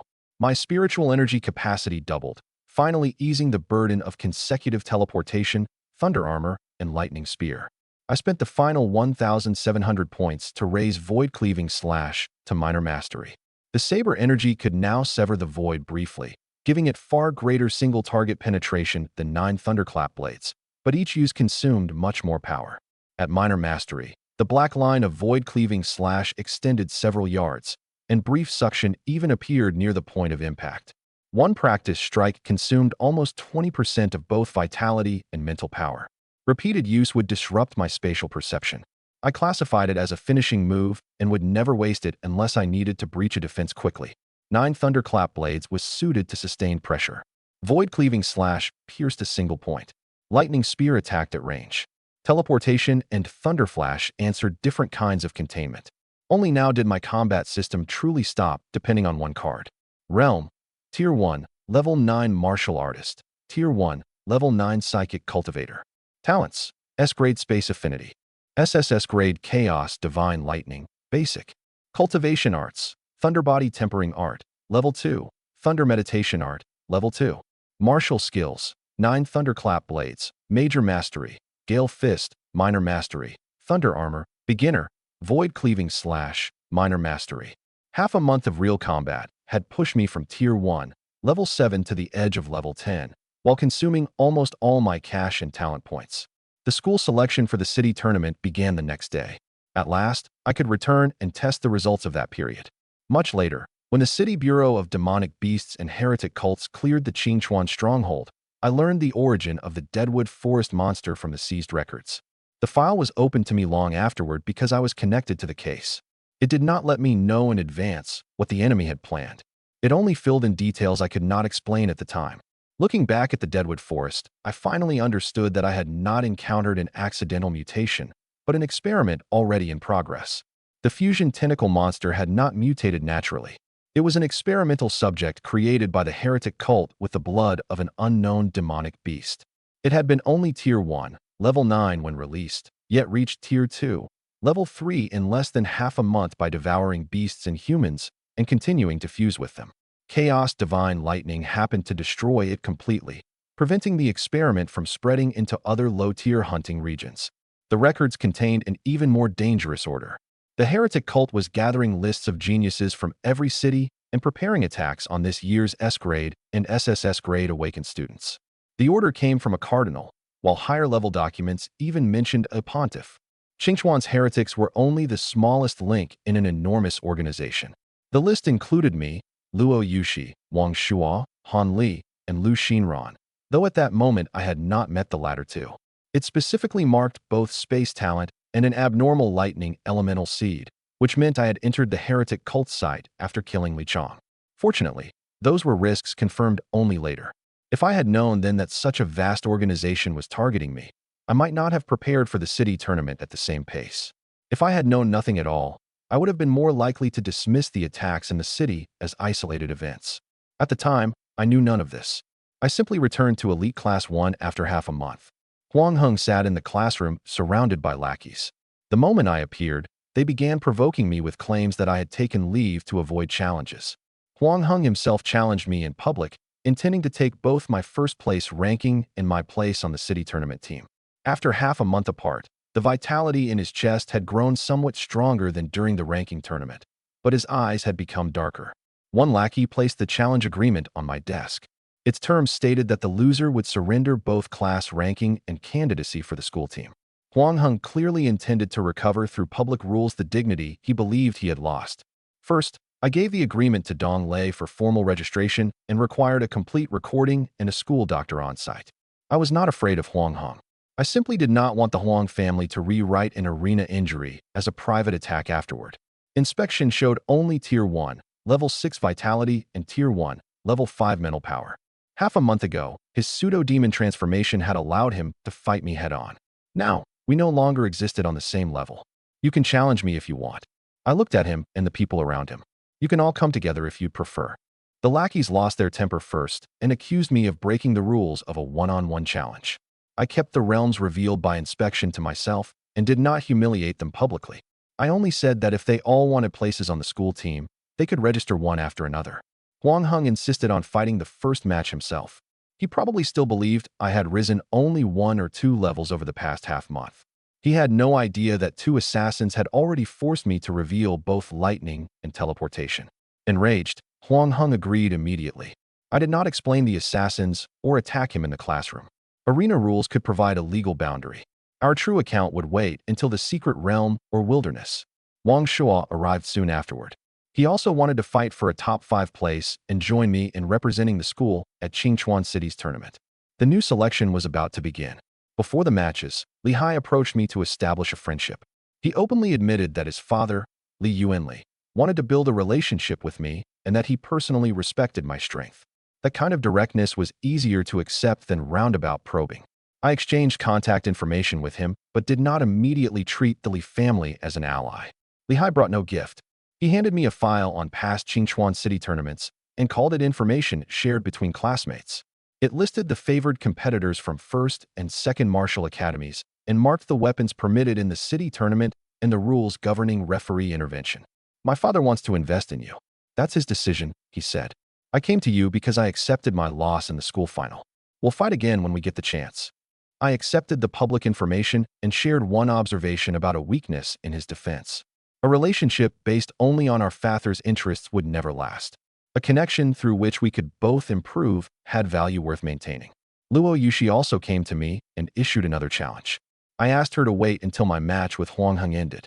In the arena, Huang Heng activated pseudo-demon transformation and tyrant body from the very beginning.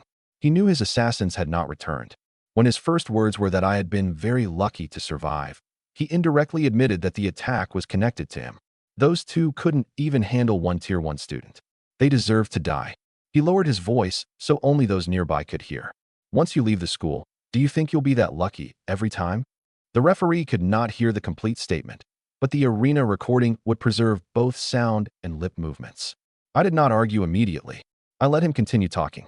Every additional sentence created another link between the Huang family and the assassination attempt. I did not probe any further. Huang Heng closed the distance with demonic claws. I activated teleportation and appeared directly beside the weakest point in his defense.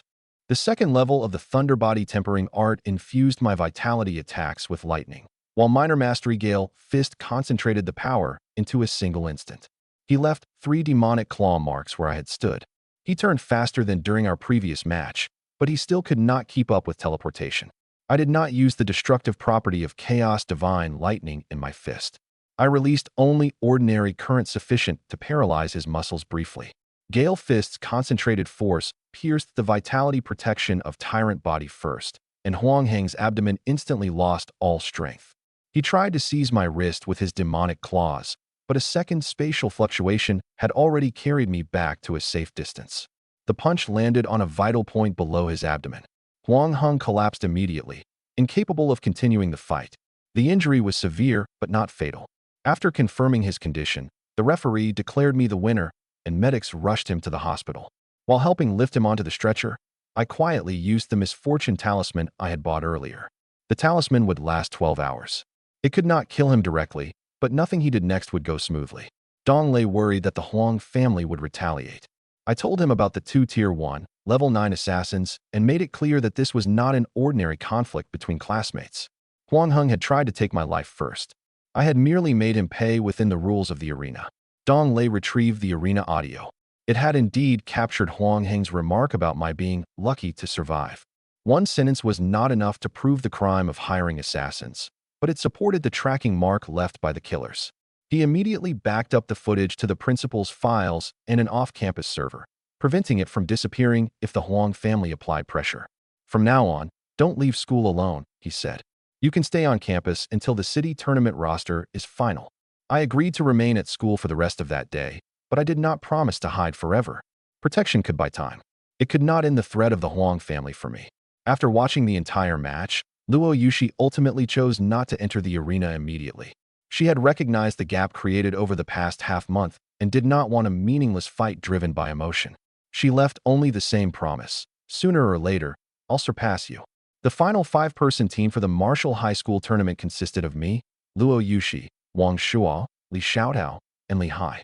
Huang Heng's elimination also meant the Huang family had completely lost its chance to suppress me through school rules. News spread quickly through the school group after Huang Heng was sent away. The vehicle transporting him suffered repeated breakdowns, his phone died, and his hospital bed malfunctioned. What should have been a short trip became extraordinarily humiliating. The misfortune talisman clearly worked, but these were only side effects. True and false stories mixed together in the group. I confirmed only that the ambulance had changed vehicles once along the way. The misfortune talisman could not control other people directly, nor could it cross realms to create a lethal accident. It seemed more like it repeatedly raised every normally tiny probability of something going wrong. I did not consider that successful revenge. Huang Heng's injuries would heal, and the Huang family's power had not diminished. Spending 10 talent points to make him miserable for one night was merely an additional price after the match. The true danger came from Huang Tianba. The principal called me to his office. Once he confirmed that Huang Heng had sent assassins, he immediately contacted Feng Xiaodong, Lord of Qingchuan City. The two had been classmates and had once participated in city administration together. Feng Xiaodong later became city lord, while Li Jiang entered 9th Martial Academy. Every curtain in the office was closed, and a soundproofing formation activated outside the door. Li Jiang first had me recount the assassination attempt in full. Then he arranged the tracking mark, arena recording, and official statement in chronological order. The evidence remained insufficient to arrest Huang Tianba immediately, but it was enough for the city lord to intervene in school security.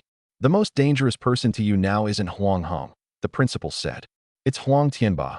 Once he realizes his son can no longer defeat you under the rules for your generation. The Huang family will not handle this by tournament rules, the principal continued. I asked the city lord to come not to avenge you, but to stop them from killing someone inside the school. For the first time, he also admitted that his continued assistance was not completely without purpose. He believed the awakening device could not have malfunctioned for no reason. My talent had risen from F to S grade, while my cultivation and martial skill progress far exceeded common sense. I had to possess some kind of secret.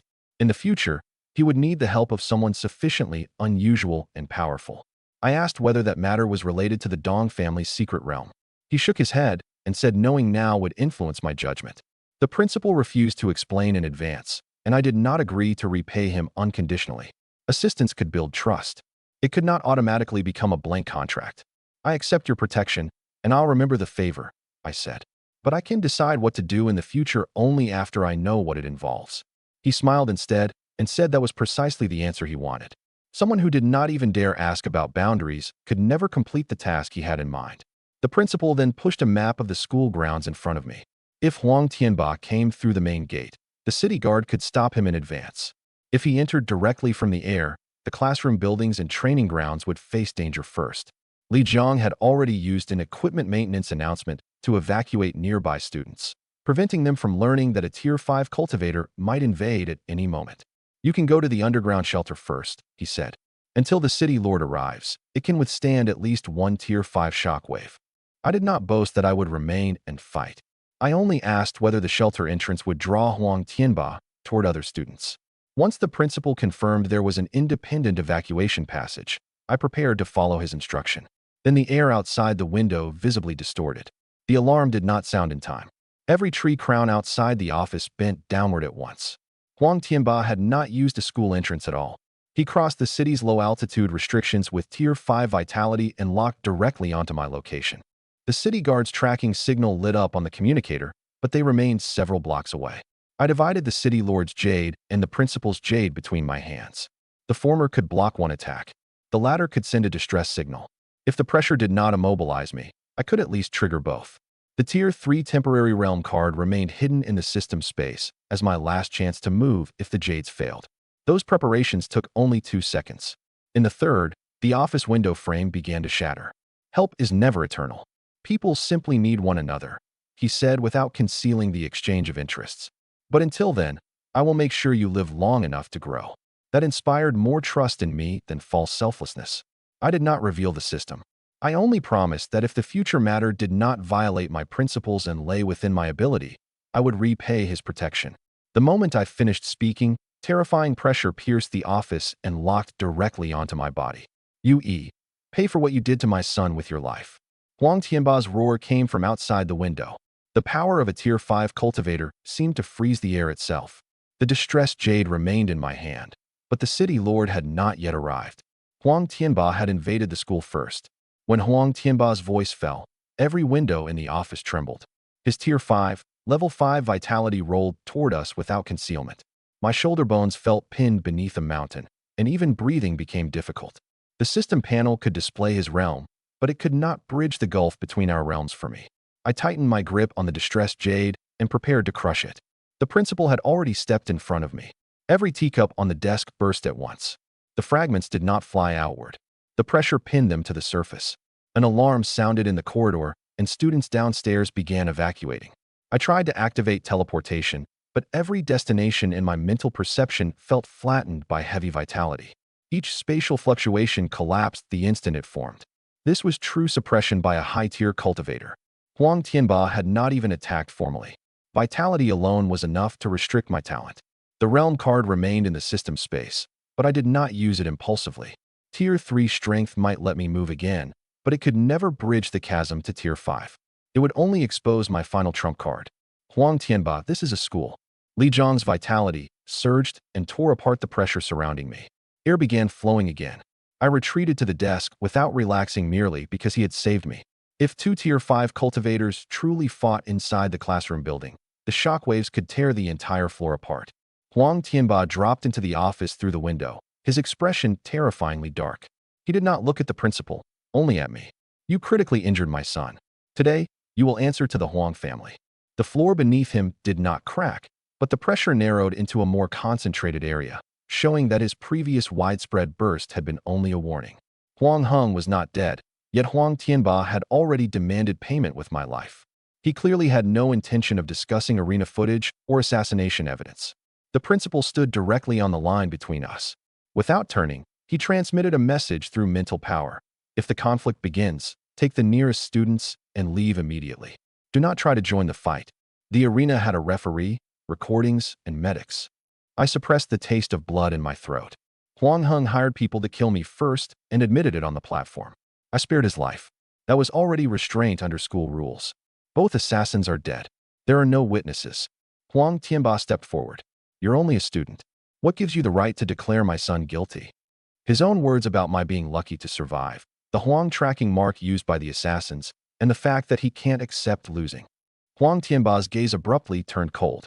A giant hand formed from vitality behind him. The principal raised one palm at the same time, and the office floor groaned under the weight. Just as the two forces prepared to collide, a calm voice came from the corridor. The voice was not loud, but an invisible force separated both waves of vitality inside the office. The footsteps of the evacuating students outside were no longer affected, and the fragments on the desk finally fell. Anyone capable of controlling the area, so precisely between two Tier 5 cultivators, had to possess a realm no weaker than Huang Tianba's. Family head Huang, if you want to tear down 9th Martial Academy, I can give you another location. Feng Xiaodong entered the office. He released almost no aura, yet the vitality hand Huang Tianba had formed stopped in midair as though it had struck an invisible wall. It was my first time seeing Qingchuan City Lord from such a short distance. He wore no formal uniform. Only combat gear from the city guard, and one fastening on his cuff had been closed incorrectly in his hurry. He had clearly rushed here the moment he received the principal's message, without arranging any ceremony first. He glanced at the evacuation below, used his communicator to confirm no one had been injured, and only then turned back to Huang Tianba. That order of priorities already made his position clear. He had not come to take one student's private side. He had come to keep Tier 5 power from harming a school. Does the city lord intend to protect him too? Huang Tianba asked. I protect the rules of Qingchuan City. Feng Xiaodong looked at the shattered window frame.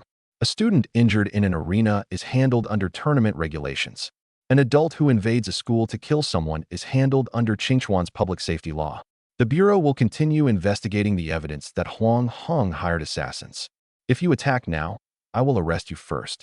Huang Tianba demanded to know why the Bureau had not summoned me for killing two martial artists. Feng Xiaodong told him to inspect the filed report. I had suffered a lethal attack outside the city. The tracking mark at the scene was connected to the Huang family, and both dead men carried forged identities. Self-defense and hiring killers were not the same thing. You can hire a lawyer, and you can submit new evidence, the city lord said. You cannot use Tier 5 vitality in place of evidence. His words pulled the conflict back into legal procedure and stripped away the Huang family's preferred method of suppression through force. No matter how angry Huang Tianba became, he could not deny the rules in front of the city lord and the entire school. The office remained silent for several seconds. In the end, Huang Tianba did not start a war with the city lord. He withdrew his vitality, and his gaze passed between the two men to land on me. They can protect you for one day. They cannot protect you forever. This isn't over. I'll be waiting. He gave a cold snort and departed through the broken window. Only when the pressure vanished completely did I realize that sweat had soaked my back. Feng Xiaodong did not comfort me. First, he checked whether any student in the building had been injured. Only then did he say, Huang Tianba was right about one thing. I can stop him from committing murder inside the school, but I cannot follow you every day. Once the Martial High School tournament ends, the city's protection should be withdrawn. I understood him. The city lord maintained order. He was not entering a mortal feud with the Huang family on my behalf. Ultimately, my survival still depended on me. What if I proved my value before the tournament? Feng Xiaodong did not answer immediately. I continued. Qingchuan City has ranked near the bottom of the province's resource allocation for years. Student tournament results affect next year's quota. You would protect me not out of sympathy, but because I might win a resource allocation for Qingchuan. Describing myself as a bargaining chip for resources was uncomfortable, but more effective than begging for unconditional protection. The Huang family could place pressure on the city lord. I had to give myself enough public value to balance that pressure. I released my vitality voluntarily. Power close to Tier 1. Level 10 flowed through my meridians and ultimately stabilized at level 9. The principal already knew how quickly I had advanced, but clear surprise appeared on Feng Xiaodong's face for the first time. Not even 1 month since your awakening, and you're already Tier 1, level 9? My mental power is also level 9, and my space talent has already awakened teleportation. I did not mention Chaos Divine Lightning. I placed only the cards whose public disclosure could buy protection onto the table. The Huang family isn't trying to kill an ordinary student. They're trying to kill someone who might win a resource quota for Qingchuan City. Feng Xiaodong studied me for a long time before finally nodding. I will protect you until the city tournament ends. If you take first place in Qingchuan City, I will also fight for a cultivation slot for you in the provincial capital. He removed a jade token engraved with the seal of the city lord's residence and handed it to me. One strike of his power was sealed inside. When crushed, it could signal my location and block a lethal blow. As the jade touched my palm, a layer of gentle vitality automatically covered my skin. Feng Xiaodong explained that it would activate by itself against a lethal attack below Tier 4. Against Tier 5, it could by only an extremely short time. Its sensing weakened outside the city and might not function at all inside a secret realm. This was not a token of immortality that permitted reckless danger. It was insurance that might transform instant death into a chance to call for help. You get only one. Don't use it as an excuse to take risks. I put it away solemnly. I'll bring back first place in the tournament. Before leaving the office, I looked back at the principal and city lord. They did not look like classmates reunited after many years. They looked like two people carrying the same unresolved burden. The principal had said he would need my help in the future, and Feng Xiaodong did not seem unfamiliar with the subject. They offered no explanation, and I did not ask. The most important thing was surviving the Huang family's retaliation and taking the tournament championship into my hands. When I walked out of the school gates, the coolness of the city lord's jade remained in my palm. Huang Tianba's pressure made me understand firsthand that no matter how rare a talent was, it remained only potential until converted into realm. Against a Tier 5 cultivator, I did not even have the chance to launch one complete attack. If the principal and city lord had arrived one step later, I might not have had time to use a single system ability or trump card. I walked 2 laps around the school field instead of going home immediately. My body had escaped the pressure, but my muscles still tightened instinctively. The sensation of my teleportation destinations being crushed repeated in my mind, reminding me that fighting above my realm worked only within limits. At Tier 1, I could kill Tier 2 because Chaos Divine Lightning, Space, and my martial skills countered my opponents together. A Tier 3 realm card might let me fight someone at Tier 3, Level 1. Against Tier 5, however, every technique depended first on my ability to move. The Huang family was no longer a problem I could deal with later. They could send Tier 1, Level 9 assassins, and they could send someone stronger. As long as I continued growing, our two sides would eventually reach a point where one had to die. I set a goal in my heart. Before entering a martial university, I had to make sure the Huang family could no longer decide whether I lived or died. The system shop refreshed at that moment. I stopped beneath a tree beside the road and quickly browsed the day's discounts. Tier 3 Temporary Vitality Realm Card. Duration, 30 minutes. Price, 100 talent points. Tier 3 Temporary Mental Power Realm Card. Duration, 30 minutes. Price, 100 talent points. Grade 3 Dragon Blood Potion. Price, 100 talent points. I checked the realm card's restrictions first. After use, my vitality would temporarily rise to Tier 3, Level 1, and my body would gain the corresponding capacity. Once the effect ended, I would enter 1 hour of weakness and could not use another card of the same type during that time. It raised vitality only. It would not push my mental power to Tier 3 or automatically increase martial skill proficiency. The Dragon Blood Potion permanently strengthened the body and the potential of one's bloodline. Its normal price far exceeded 100 points. One item offered 30 minutes of survival. The other laid a foundation for future cross-tier combat. Choosing between them was not simply a comparison of immediate strength. All 3 items seemed designed for a crisis. I had just completed the daily cultivation mission and held 200 talent points, enough to choose only 2. After considering it, I bought the Tier 3 Vitality Realm card and the Dragon Blood Potion. The Mental Power Realm card would also strengthen my space abilities, but I possessed no Tier 3 mental attacks. The Vitality card directly enhanced 9 Thunderclap Blades, Void Cleaving Slash, in my body, making it better suited to a short, direct battle for survival. The Dragon Blood Potion might permanently improve my constitution and held greater long-term value. I saved screenshots of all 3 items in the system records. Once the daily discount passed, I could not buy them later at the original price. Abandoning the mental card meant that if my mental C was suppressed inside the Dong family's secret realm, I would have to rely on my existing strength. But insufficient talent points were reality. Wanting everything would only leave me unable to afford anything. When I confirmed the purchases, the Vitality card became a dark red talisman slip. The Dragon Blood Potion appeared in a crystal vial the size of my thumb. Both entered the system inventory automatically and would not appear during ordinary security inspections. I was about to inspect the directions for the potion when the system displayed a warning first. The host has not completed Tier 2 bone tempering. Grade 3 dragon blood is too powerful. Immediate consumption may rupture the meridians. Recommended use. After entering Tier 2, I returned the red potion to the system space. It was not combat power yet. The realm card was my real life-saving trump card now. Tier 3 and Tier 5 remained separated by a colossal gap, but at least I would not be helpless if I encountered a Huang family guard. When I returned home, Li Qingyue was organizing medicinal herbs in the living room. Seeing that I was later than usual, she studied my expression first, then the dust on my clothes. Self-defense spray and an ordinary alarm she had just bought sat on the table. They would have little effect against a martial artist, but they showed that she had taken my previous warning seriously. After seeing me return intact, she relaxed, only to notice traces of shattered glass dust on my cuff. Did someone from the Huang family come to the school? She did not let me dismiss it as part of the tournament. I nodded and explained Huang Tianba's realm, the city lord's intervention, and the time limit on the temporary protection. The more specific I became, the better she could judge what she should do, instead of being left with vague fear. Did something happen at school? Huang Heng's father came, but the principal and city lord forced him to leave. I did not make the Tier 5 pressure sound trivial. He won't dare act openly inside the city for now, but don't take isolated routes alone. I took out the distressed jade the principal had given me earlier and placed it in her hand. Now that I possessed the city lord's jade, this one could remain with the person who needed protection more. Crush it if you're in danger. The principal will sense the signal. She did not accept it immediately. She asked instead, "What about you?" I showed her the other token. The city lord just gave me this. I have other trump cards as well. Only then did Li Qingyue tie the jade around her wrist. She knew I had not revealed every danger, but did not force me. She only told me to send a message every evening before coming home. If she could not reach me, she would call for help directly. "Don't treat me like an outsider you need to hide things from," she said softly. My chest tightened, and I nodded seriously.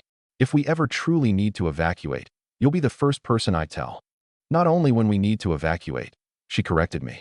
"When you leave the city, compete, or clash with the Huang family, at least leave a message. I don't need to know your secrets. I need to know when to call the authorities and whom to ask for help." I wrote down the principals, the city lord's residences, and Dong Lei's emergency contact information. I also made her rehearse crushing the jade once. A distress tool had to be usable even in panic. It could not exist only as a source of comfort. She pushed a bowl of freshly served soup toward me, and her expression finally softened. The warm aroma dispelled the last traces of pressure. Beasts waited outside the city. The Huang family and heretic cult operated within it. The system constantly reminded me that Blue Star was far more dangerous than it appeared. But as long as this light remained on, I could not think only of recklessly proving myself. The Qingchuan City Martial High School tournament began the next day. I placed the temporary realm card where I could use it at any moment, checked the Blackwind Saber and Distressed Jade, then left on time. This tournament was a contest for resources and my first step in proving to everyone that the Huang family could not kill me. The Qingchuan City Martial High School tournament was held in the central arena of First Martial Academy. Lines had formed around the venue since morning. Entering required an identity scan and weapon check. City guards set up energy detectors at all 4 entrances, while bureau officers randomly inspected spatial storage equipment. The Huang family had invaded a school only yesterday, and today's security was clearly tighter than in previous years. I arrived on 9th Martial Academy's team bus and never remained alone outside the gates. I registered the Thunder Cleaver Saber as a backup competition weapon and declared every recovery potion. The equipment could not detect the realm card inside the system space, but I would still use it only in a genuine crisis outside the arena. Each of the 16 schools sent 5 competitors, for a total of 80. In addition to students and parents, representatives from organizations such as the Zhao and Sun families occupied the stands.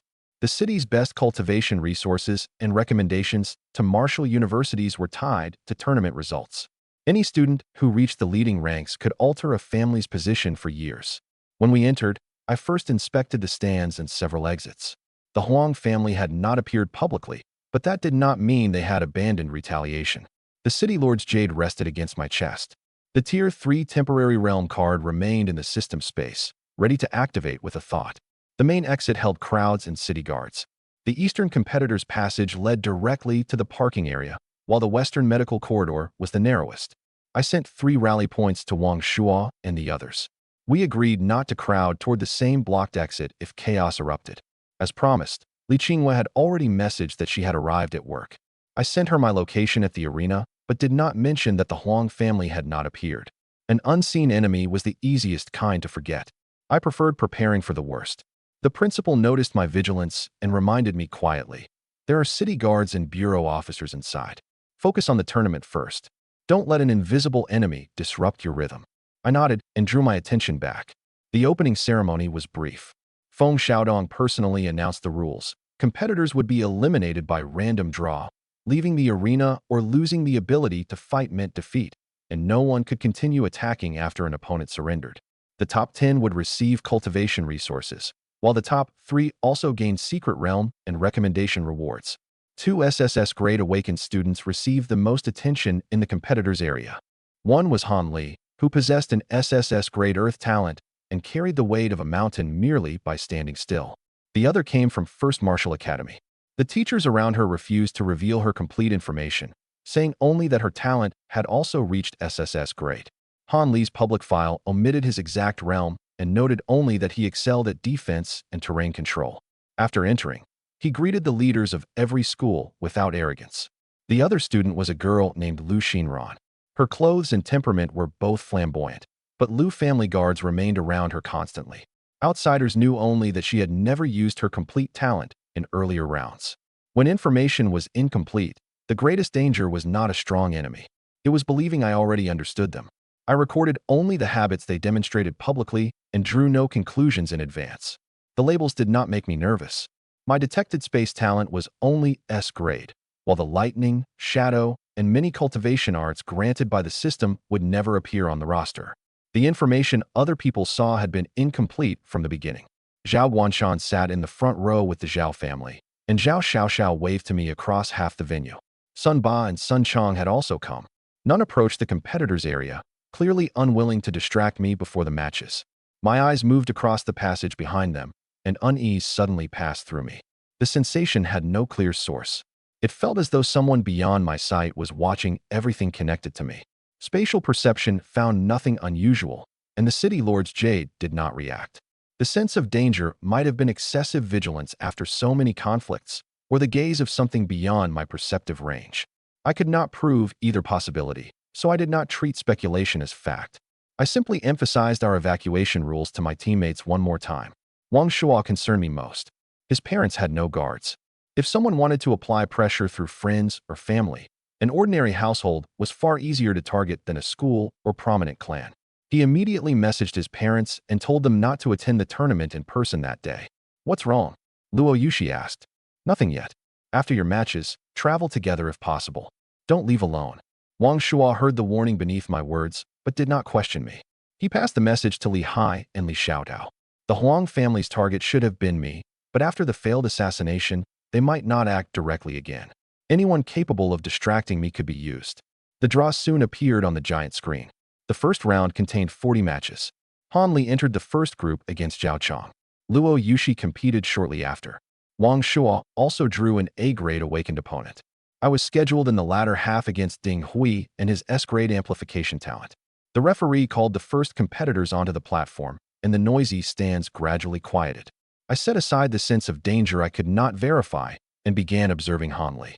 Qingchuan City's 2 SSS grade students were obstacles I had to cross to take first place. As for the person hiding beyond the competition, the moment he reached out, I would follow that hand to the person behind it. Zhao Chong possessed an S-grade demon hand talent.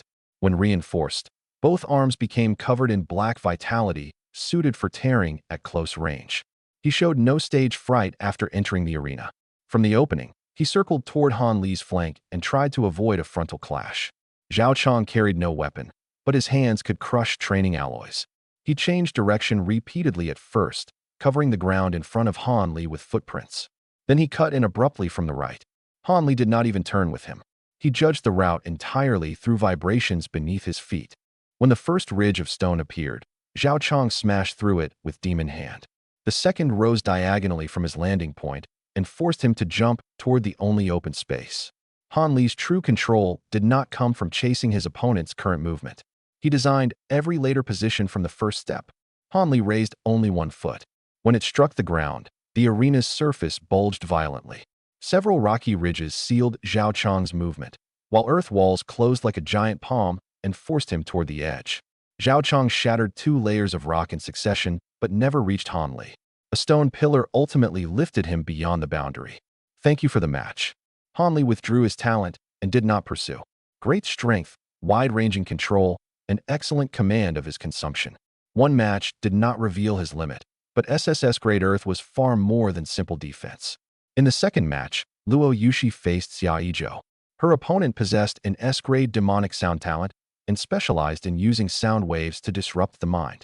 Luo Yushi first raised several thin layers of ice to weaken the vibration, then sealed his movement with ice spikes. Ordinary spectators felt only pressure against their eardrums. I could sense that the sound waves had already scattered after crossing the ice. When Xia Yizhou realized the sound was ineffective, he raised the frequency until dense ripples appeared across the arena barrier. Luo Yushi did not compete with his total mental power. She varied the thickness of her ice layers so the waves canceled one another as they passed. Only when he paused for breath did she bind his feet with ice chains. The match showed me how she had changed over the past half-month. During the school final, she relied more heavily on powerful sword energy. Now, she had begun using ice to control the environment instead of only attacking head-on. Xia Yizhou surrendered in less than a minute. Luo Yushi's face was slightly pale when she left the arena. She clearly had not yet learned to release the technique without cost. Wang Shua's battle was more direct. He overpowered the A-grade opponent. Although he took 2 punches, he eventually forced the other student beyond the boundary. When my turn came, discussion rose from the stands as soon as the referee announced my name. UE of 9th Martial Academy, S-grade space talent. News that the awakening device had malfunctioned, that I had taken first place at school, and that I had critically injured Huang Heng had already spread through Qingchuan student circles. Some people waited to see his spatial ability. Others believed my record had been exaggerated. Ding Hui stood opposite me and announced his realm first. Vitality, Tier 1, Level 5. Mental Power, Tier 1, Level 4. My amplification raises speed and strength at the same time. He spoke openly, so I replied, "Watch your back." The referee swept one hand down. Pale red light covered Ding Hui's body, and his speed rose abruptly. Instead of charging in a straight line, he changed direction repeatedly, trying to prevent me from predicting his destination. His logic was sound and would have worked well against ordinary movement arts. His amplification did not affect only his body. Every time his foot touched down, it left a brief vitality fluctuation behind, producing 3 or 4 similar targets. If I had relied only on sight, distinguishing his real body during high-speed movement would have been extremely difficult.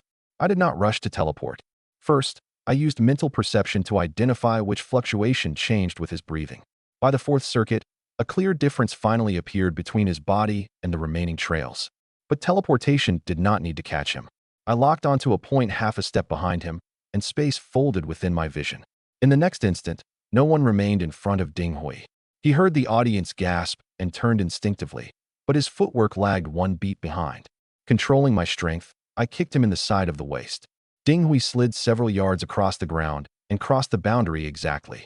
He stood quickly, without serious injury, though he looked dazed. UE wins. Only after the referee's voice fell did the stands truly erupt. Some called the match technically meaningless. Others pointed out that spatial teleportation itself was one of the hardest techniques to defend. Several teachers from First Martial Academy replayed the slow-motion footage again and again, apparently trying to determine whether I showed any warning before activating the ability. The replay showed my shoulders sink slightly before I vanished, but it could not reveal how I chose the destination. A strong opponent could still exploit that habit and launch a wide-range attack in advance. I synchronized the recording to my own device and planned to correct the movement afterward. The greatest danger to a space cultivator was being fooled by the words, "impossible to counter." The more people believed teleportation had no defense, the more urgently I needed to study those who could stop it. I left the arena without explaining. Teleportation consumed mental power. At my current realm, repeated short-range use was not difficult. My true trump cards were Thunder Flash, Void Cleaving Slash, and Chaos Divine Lightning. There was no reason to expose them in the first round. Ding Hui followed me down and asked with a wry smile, "Were you serious when you told me to watch my back?" I was. Then I can't complain about losing. He held out a hand. "Next time, I'll find a way to defend behind me." I shook his hand. A competition was only a competition. Not every opponent had to become an enemy. The first round eliminated half of the 80 competitors. All 5 students from 9th Martial Academy advanced, temporarily tying 1st Martial Academy's result. The second round draw had already begun. After that kick, my next opponent would certainly adjust their position to counter teleportation. I also wanted to see whether knowing I would appear behind them was enough to truly stop me. While waiting for the second round, Wang Shuo sat beside me and lowered his voice. After the tournament, I may need to formally join an organization. What do you think of the Zhao family? He had already received 4 invitations. The best promised 10 pills each month, while the weakest offer also contained the least restrictive withdrawal clause. I did not choose for him. I asked him to send every contract to the school's legal instructor for review. Resource figures were the easiest things to compare. The terms that truly affected an entire life were the scope of required missions and the conditions for leaving. Don't assume the Zhao family suits you just because I know them, I said. My investment relationship with them isn't yours. His family was ordinary. Although an A-grade talent was good, it was not enough for the school to supply resources forever. If he wanted to keep pace with his generation, accepting investment from a family or martial hall was almost unavoidable. Look at the terms, not the name, I said. The resources, the missions you must complete, and whether you can withdraw all need to appear in the agreement. The Zhao family has been honest with me so far, but the choice is yours to judge. Wang Shuo nodded. The fact that he did not follow blindly because of my dealings with the Zhao family actually reassured me. On the other side of the stands, Zhao Xiaoxiao was arguing with Sun Chong about my final rank. Sun Chong thought I was certain to reach the top 10. Zhao Xiaoxiao held up 3 fingers and insisted I would reach at least the top 3. I was too far away to hear the entire discussion. I saw only Sun Ba shake his head and laugh at the end. They had all guessed too low. My only goal was first place. The second round reduced 40 competitors to 20. Li Xiaodao had bad luck and drew an SS grade speed cultivator. Her repeated pursuit failed, and she was eventually drawn out of the arena. She looked disappointed after stepping down, but made no excuses. Her charm required eye contact or mental contact. The speed cultivator moved constantly along the edge, never allowing her to lock on completely. In the final exchange, Li Xiaotao deliberately exposed an opening to lure him closer, but he used ranged vitality to drive her beyond the boundary. She had still adjusted her plan despite an unfavorable matchup. The difference in realm simply prevented it from succeeding. Li Hai also encountered a high-tier lightning cultivator immediately after the first round. Continuous paralysis weakened his metal defense, and his defeat was equally clear. Both remained to watch the later matches instead of leaving early after elimination. Li Hai fought a powerful opponent and lost narrowly after holding on for a long time. Wang Shuo faced an opponent 1 level above him. He used the arena boundary in a feint and knocked the other student out during their final collision. Luo Yushi restricted movement with ice chains and advanced again. My opponent had clearly studied my previous match carefully. From the beginning, he stood in the exact center of the arena, lowered his body, and guarded vital points in both front and back with his arms. No matter which direction I attacked from, he would have enough space to remain inside the boundary. "You won't kick me out with 1 strike," he said. "Then I won't use my foot." The referee announced the start. I did not move immediately. First, I stepped left. My opponent's gaze followed while the muscles in his back tightened at the same time. He was clearly waiting for a spatial fluctuation. When I teleported behind him, he turned with an elbow almost simultaneously. His reaction was indeed faster than Ding Hui's. The elbow did not cover a single point. It carried a semicircular vitality shockwave. If I had used the same position as the previous match, it would have struck me the moment I appeared. I shifted my destination half a step outward, let the shockwave graze my chest, and then punched through the center line exposed by his turn. My opponent had also planted a vitality burst beneath his feet in advance, designed to throw him backward the instant his center of gravity moved. The current from Thunderbody tempering severed that exertion first, allowing Gale Fist to land completely. But seeing the attack did not mean he could stop it. I drove Gale Fist between his raised arms. The fine current from Thunderbody tempering numbed his muscles for an instant, and the concentrated force that followed lifted his entire body off the ground. He flew across half the arena and landed on the safety mat outside. The referee confirmed that he had suffered only bruising to his arms, then declared my victory. Even standing in the middle was useless. He looked at the arena with a complicated expression. Distance from the boundary isn't the key to defending against teleportation. I said nothing more. Truly effective methods included wide-range attacks, a prepared domain, or removing every safe destination. Only someone capable of one of those things could make me reveal more abilities. After the morning matches ended, Zhao Guanshan invited us to lunch nearby. The principal declined because he needed to meet the leaders of other schools. Dong Lei went with several students. Before leaving the venue, Dong Lei paired everyone and ordered us to return together half an hour before the lunch break ended. He did not know the Huang family's exact plan, but he knew a Tier 5 family head had just threatened me. Numbers could not stop a truly powerful cultivator, but they could at least reduce the chance of someone being quietly taken. I sent Li Qingyue a midday message. She quickly replied that everything at the company was normal. The principal's jade remained with her, letting me temporarily suppress the unease with no clear source. Our group included Zhao Guanshan, Zhao Xiaoxiao, Sun Ba, Sun Chong, and, from our school, Wang Shuo, Li Hai, Li Xiaodao, and Li Yuanli. There were already plenty of people.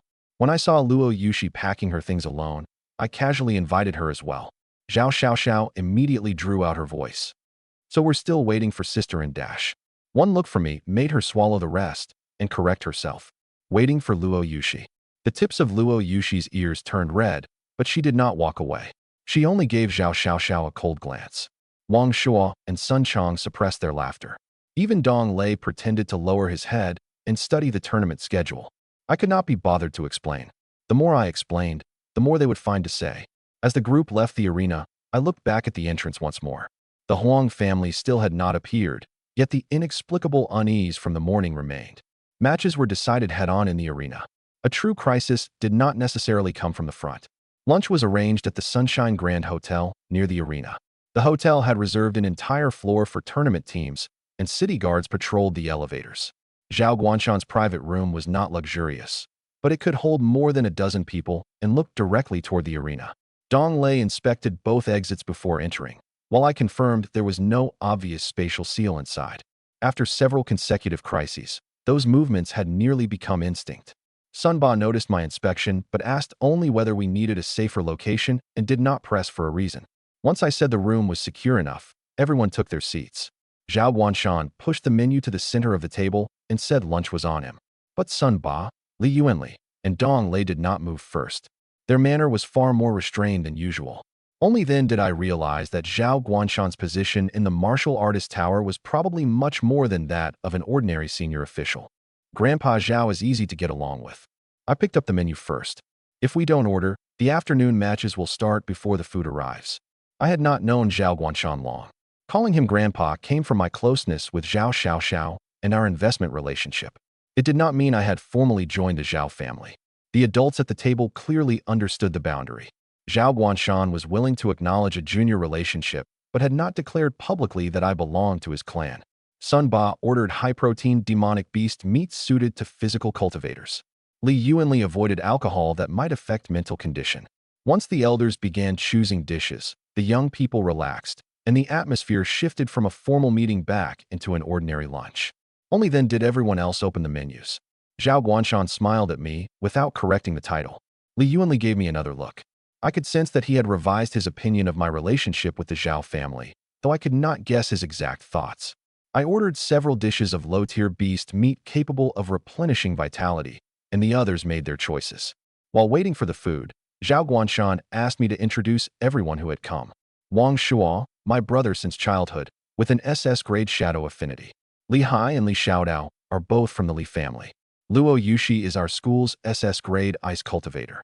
When I reached Luo Yushi, Zhao Guanshan paused noticeably. The Luo family of the imperial capital?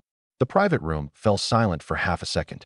Li Yuanli and Sun Ba had clearly heard of the Luo family as well, but neither changed how they addressed her because of her identity.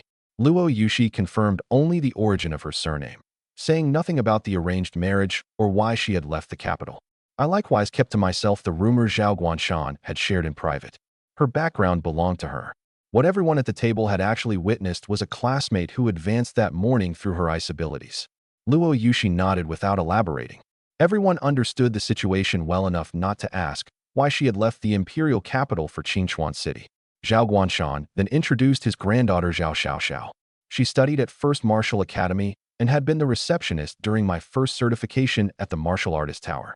Everyone exchanged contact information and agreed to look after one another if they entered the same martial university in the future. The food soon arrived. The vitality in beast meat was limited and could not replace cultivation resources, but it was enough to replenish what the morning battles had consumed. Zhao Guanshan asked about everyone's goals for the afternoon. Li Xiaotao and Li Hai had already been eliminated, and their voices naturally carried some disappointment. Sun Chang and Wang Shuo had both reached the top 20. Sun Ba patted his son's shoulder, looking even prouder than Sun Chang himself. Sun Chang voluntarily reviewed his mistakes from the morning.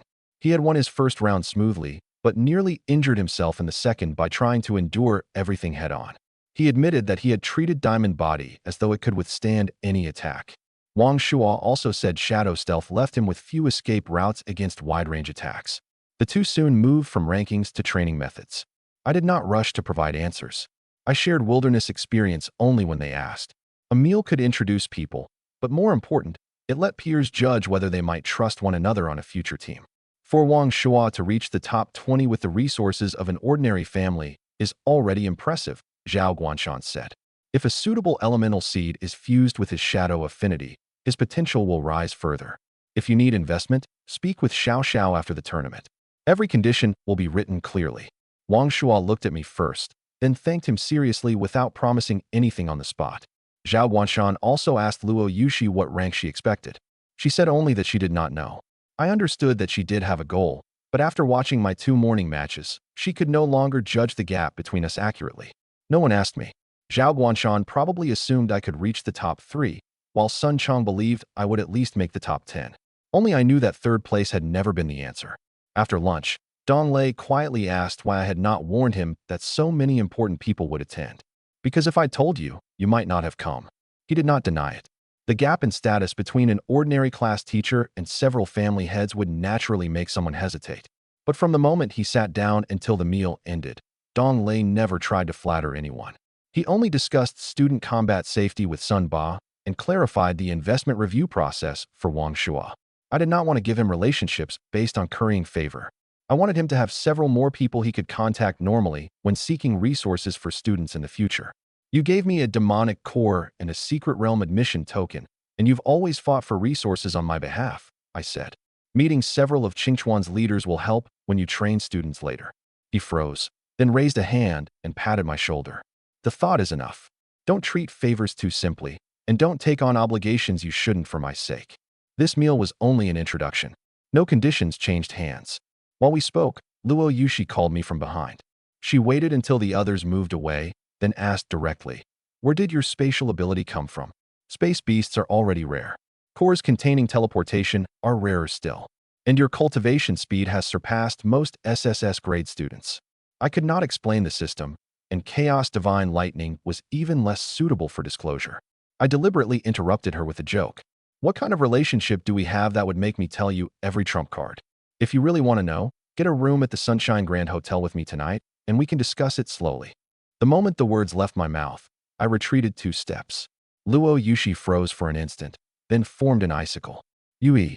The icicle did not aim at a vital point. It buried itself beside my foot. She was not truly angry because I refused to answer. She was angry because I had turned a serious question into an ambiguous joke. I teleported 30 feet away and stopped. From across the corridor, I said, "My cultivation speed comes from a personal opportunity. I can't disclose the details. The spatial ability is the same. That's all I can say." She dismissed the second icicle and replied coldly, "You could have said that in the first place." This time, I was in the wrong. I clarified the boundary before leaving and did not continue amusing myself with her reaction. I teleported away and ran toward the arena with a laugh. The icicle struck where I had just been standing and shattered across the floor. It had only been a joke intended to make her stop asking, but I understood that her observation was accurate. As my realm and abilities came to light, more and more people would suspect I carried secrets. The afternoon matches would test not only my combat strength, but how much of it I should allow the outside world to see. Before the top 20 matches began, the principal was still sitting in the front row of the stands. After returning to the venue, I checked attendance first to make sure everyone was present. Wang Shuo, Luo Yushi, and Dong Lei entered the competitors' area one after another, while Li Hai and Li Xiaodao returned to the stands. The principal's jade had not sounded an alarm. Li Qinghua also replied to my lunchtime message. Every visible piece of information was normal. Precisely because everything was normal, I did not keep my attention outside the arena for long. Once a match began, leaving without permission meant automatic defeat. If the Huang family wanted to force me into a choice, this was the most likely rule to exploit. When my name appeared on the screen, I looked toward the principal again, and his seat was empty. There were no signs of combat around it, and the city lord appeared calm. I assumed the principal had left to handle a school matter and did not dwell on it. I messaged the principal, "Do you need support?" It showed as delivered but unread. The city lord was seated on the main platform. Asking him publicly might reveal that the principal's departure concerned me, so I could only note the anomaly for the time being. The city lord's jade against my chest showed no temperature change, meaning the danger was not nearby. The distressed jade I had given Li Qingyue belonged to the principal, however, and I could not determine remotely whether she had activated it. My opponent was Lin Kong from 2nd Martial Academy. He possessed an SS grade light talent. In the first 2 rounds, he had won with speed and fundamental boxing alone, clearly preserving his abilities. "Spatial teleportation is powerful," he said after entering the arena. "But if you can't find my position, you have nowhere to teleport. Can your light talent double as a lamp at night?" The courtesy vanished from Lin Kong's face. Golden light appeared around him, rapidly forming armor, while his feet dragged afterimages across the ground. The referee had barely announced the start when I teleported behind him. Before my fist landed, Lin Kong became a white shadow and flashed away. His ability was not teleportation, but it could burst close to teleportation speed across a short distance. I did not pursue him. Since he had displayed that power voluntarily, his next step would certainly be blocking vision. Radiant glory. Before the light burst, Lin Kong compressed his golden armor against the surface of his skin, clearly unconcerned about his own sight. He also made the arena's edges refract repeatedly, preventing any spectator from using shadows to judge his position. He was not simply illuminating the space. He was creating a fighting environment familiar only to him. Even after I closed my eyes, I could feel the light passing through my eyelids. My vision would not recover for a short time. Lin Kong deliberately stepped in multiple directions, using footsteps and afterimages together to interfere with mental judgment. Blinding golden light exploded from the center of the arena, and the stands erupted in gasps. I closed my eyes in time, but white afterimages still filled my vision. Lin Kong's aura moved with the light and vanished from the front. "If you can't see me, how can you choose your destination?" His voice came from behind and to the side. The answer was mental power. I expanded my perception. Sound, vitality, and the vibrations of footsteps formed an outline in my mind at the same time. Lin Kong believed intense light could conceal everything. He did not know my mental realm also approached Tier 1, Level 10. Once I locked onto him, I folded space again. I did not select the point directly behind him. I first locked onto a position 6 feet to the side. As expected, Lin Kong released a blade of light behind himself in anticipation. The missed attack revealed his true center of gravity. I completed a second short-range teleport immediately and cut in from the right rear. The golden armor was sturdier than ordinary vitality protection. The first strike of Gale Fist produced only cracks. Current from the second level of Thunder Body tempering entered through them, and only then did the remaining punches shatter the entire layer. Lin Kong had just prepared to attack from behind when I appeared behind him instead. Gale Fist struck a weak point in the armor. Cracks appeared first, then the entire shell collapsed. The punching force carried him over the boundary. When he landed, the light around his body had not completely faded. As the glare diminished, the audience finally saw the result. "He wins."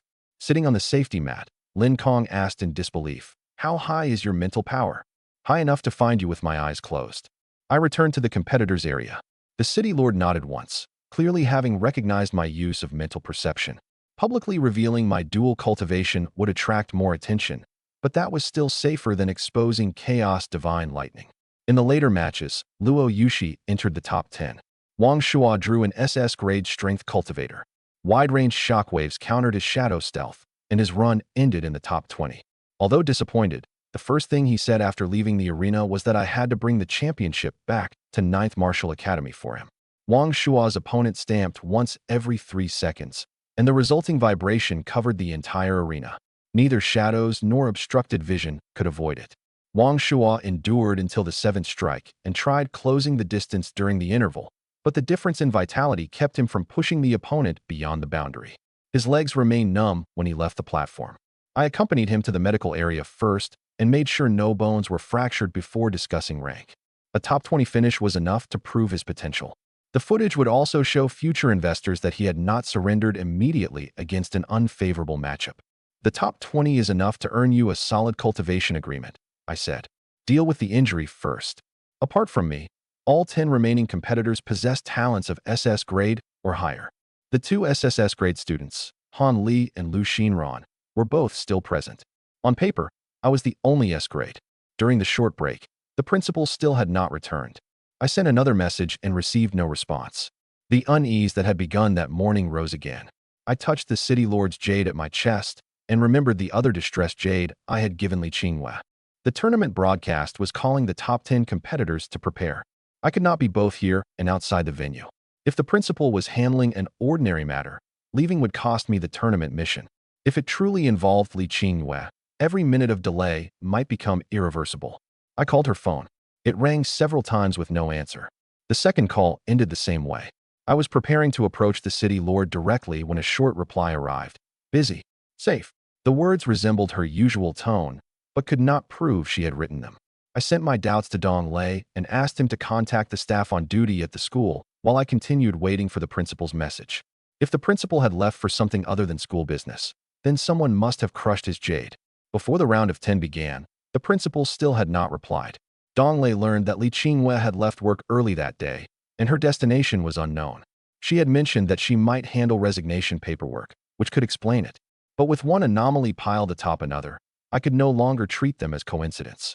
The city lord was presiding over the tournament, surrounded on the main platform by representatives from other schools and families.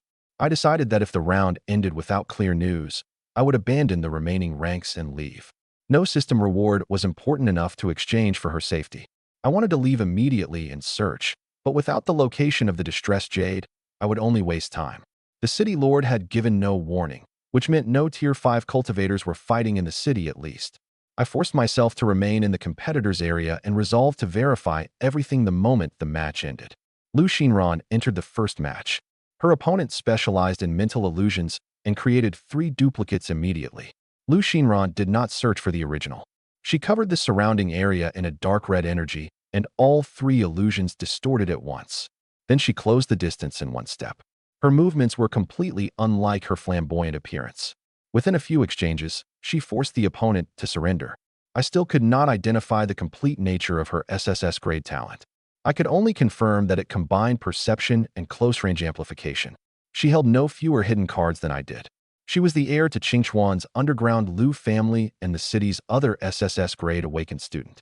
Her attacks were clean and ruthless, breaking her opponent in only a few exchanges without revealing every ability. I could confirm only that both her vitality and mental power were powerful. I would need to fight her to judge her true talent. Then the screen displayed my name and Luo Yushi's. When she saw the result, she did not enter the arena. She raised one hand to the referee. I surrender. Under the rules, the referee confirmed a second time and asked whether an injury prevented her from fighting. Luo Yushi shook her head and said she had judged the difference and chosen to preserve her condition. The tournament allowed voluntary surrender. No one could force her to fight a battle she believed she would certainly lose merely for the audience. I knew she was not afraid. During the school final, she had dared stake all her spiritual energy on one final sword strike. Now, admitting before a larger crowd that she was temporarily inferior to me was harder than entering impulsively. The stands erupted in uproar. She had once forced me into a last-second breakthrough during the school final. Now, she refused even to fight. Many people who did not understand our recent progress could not comprehend it. Don't you still want to beat me? I asked. Spending my strength when I already know the gap would only satisfy the spectators. Luo Yushi met my eyes. I'll challenge you again when I have a chance of winning. She turned and walked back to her seat. Someone in the stands shouted for a repechage, drawing laughter. Luo Yushi ignored it. I did not become proud of a victory that resembled a bye. She had made the most rational choice. The 5 who advanced were me, Han Li, Lu Xinran, Zhang Tao, and Bai Maofeng. Under the format, one of us would draw a bye while the other 2 pairs fought for places in the final. The competitor with the bye would then choose from the defeated contestants to continue determining the final rankings. After an hour of rest, I drew Bai Maofeng. While we waited, the principal finally marked my message as read, but still did not reply. I interpreted it to mean that he was dealing with the situation and could not explain yet. If the worst had already happened, he would not have left only a red receipt. If the danger remained unresolved, I still did not know where to go. I handed my phone to Dong Lei and asked him to signal me the instant any unusual message arrived. Only then did I enter the arena with my saber. Anxiety could not increase my speed. It would only warp my judgment. I had to force my attention back onto the opponent in front of me. Bai Maofeng's SS-grade hurricane talent could condense air currents and merge them with saber energy. At the start of the match, he arranged a cyclone around himself instead of guarding only his back like the previous two opponents. I teleported close and kicked him toward the boundary. The cyclone beneath Bai Maofeng abruptly reversed, catching him like a hand and carrying him back into the arena. He rose into the air with the wind and countered with saber energy wrapped in a hurricane. He did not simply use wind to cancel the impact. Before the match began, he had already formed a stable circulation above the arena. As long as his body remained inside the airflow, the boundary was no longer the only danger that could defeat him. Teleportation could close the distance, but in midair, it was difficult to find a destination the wind would not push away. My first attack had only been a test. After confirming the flow pattern, I stopped wasting punches and kicks. I drew the Thundercleaver saber and destroyed the entire center of circulation. His response deserved credit. As long as he remained within the airflow, ordinary punches and kicks could not easily send him out. I took out the Thundercleaver saber. Gale Slash. Bai Maofeng's saber energy came toward me wrapped in wind pressure. I swung repeatedly. The 6 waves of saber energy from Major Mastery 9 Thunderclap blades stacked one after another and shattered his attack head-on. The remaining force continued pursuing him into the air. Feng Xiaodong suddenly appeared at the center of the arena and crushed the final 2 waves of saber energy in one hand. Bai Maofeng has lost the ability to defend. Yu Yi wins. Bai Maofeng's face was pale when he landed. If he had insisted on blocking the remaining strikes, he would have suffered serious injury at minimum. The city lord intervened after judging the outcome, preserving the result while keeping the match from becoming a death battle. I first checked Bai Maofeng's condition. He did not blame the city lord. He only admitted that he had underestimated the stacking force in the latter stages of 9 Thunderclap blades. All 6 waves had weakened noticeably after shattering Gale Slash, but the final 2 still exceeded what he could withstand. I also told the referee that I would avoid using the complete 6-strike sequence in later arena matches. I could fight with everything necessary to win, but I could not treat the city lord's intervention as something guaranteed every time. I sheathed my saber and walked off the platform. Discussion in the stands had shifted from spatial teleportation to my vitality realm and saber art. Some recognized 9 Thunderclap blades. Others concluded that I had reached Tier 1, Level 9. I had concealed enough. If I wanted the championship, I could not win forever with only 1 kick or 1 punch. Han Li won the other match. He looked at me from the opposite arena, and the battle intent in his eyes was stronger than it had been that morning. My opponent in the final was decided. The principal returned to the arena before the final. I went to him immediately. A sharp blade had cut through the cuff of his right sleeve, but his aura was stable. When I asked what had happened, he said only, "She's safe," and told me to finish the tournament. Those 2 words released most of the weight that had pressed on my chest all afternoon. I still did not know who had faced danger, but I was almost certain it involved Li Qingwei. The principal refused to explain now because he feared anger would make me lose control in the final. His clothes were orderly, and there were no obvious injuries on his body, but his face looked far colder than before he left. I took 1 step toward him. He only shook his head. "Finish the match first. I have something to tell you afterward." My heart sank immediately. If he remained silent now, the situation had to be under control but connected to me. The most likely answer was Li Qingwei. In the final arena, Han Li held out a hand. "I've been waiting for this match. I hope you use your full strength." I shook it. "This is a tournament, not a death battle. Surrender if you truly can't block an attack. Going all out against someone strong is the only way to show respect." The referee retreated to a safe area and announced the start. Han Li activated his SSS-grade Earth Talent and Bedrock Body at the same time. Layers of stone rose from his legs and covered his entire body, turning even his skin dark brown. The arena around him bulged upward, reinforcing his defense while compressing the destinations available to my teleportation. Low walls rose at the 4 corners first, while the ground in the center moved continuously. Any obvious open position might close around me at the instant I landed. Han Li also connected both feet to the earth, making it nearly impossible for an ordinary impact to knock him out. If the match became a battle of attrition, he could continuously draw from the earth to replenish his defense, while every teleport would require me to judge safe coordinates again. The most effective method truly was deciding the battle with single target penetration before he completed his entire formation. That was the correct way to counter a space cultivator. But what I intended to break was not space. It was his defense. I drew the Thundercleaver Saber. 1/. If you can withstand it head-on, I'll accept defeat. Hanli was not provoked. He poured more vitality into the stone armor, and 3 earth walls rose before him in succession. Come on. I activated Void Cleaving Slash. I did not add Chaos Divine Lightning. I drove the Spatial Saber energy using only Tier 1, Level 9 vitality. Even so, the Thundercleaver Saber trembled near its limit as I swung. A black line appeared before the Saber energy, and the first earth wall split cleanly along the center. The second wall compressed inward, trying to drain the Saber energy with an ever-growing mass of stone. The void-severing force bypassed the surface thickness and cut directly through the energy connections, making the entire wall collapse from within. As the blade passed, a black line appeared briefly in the air.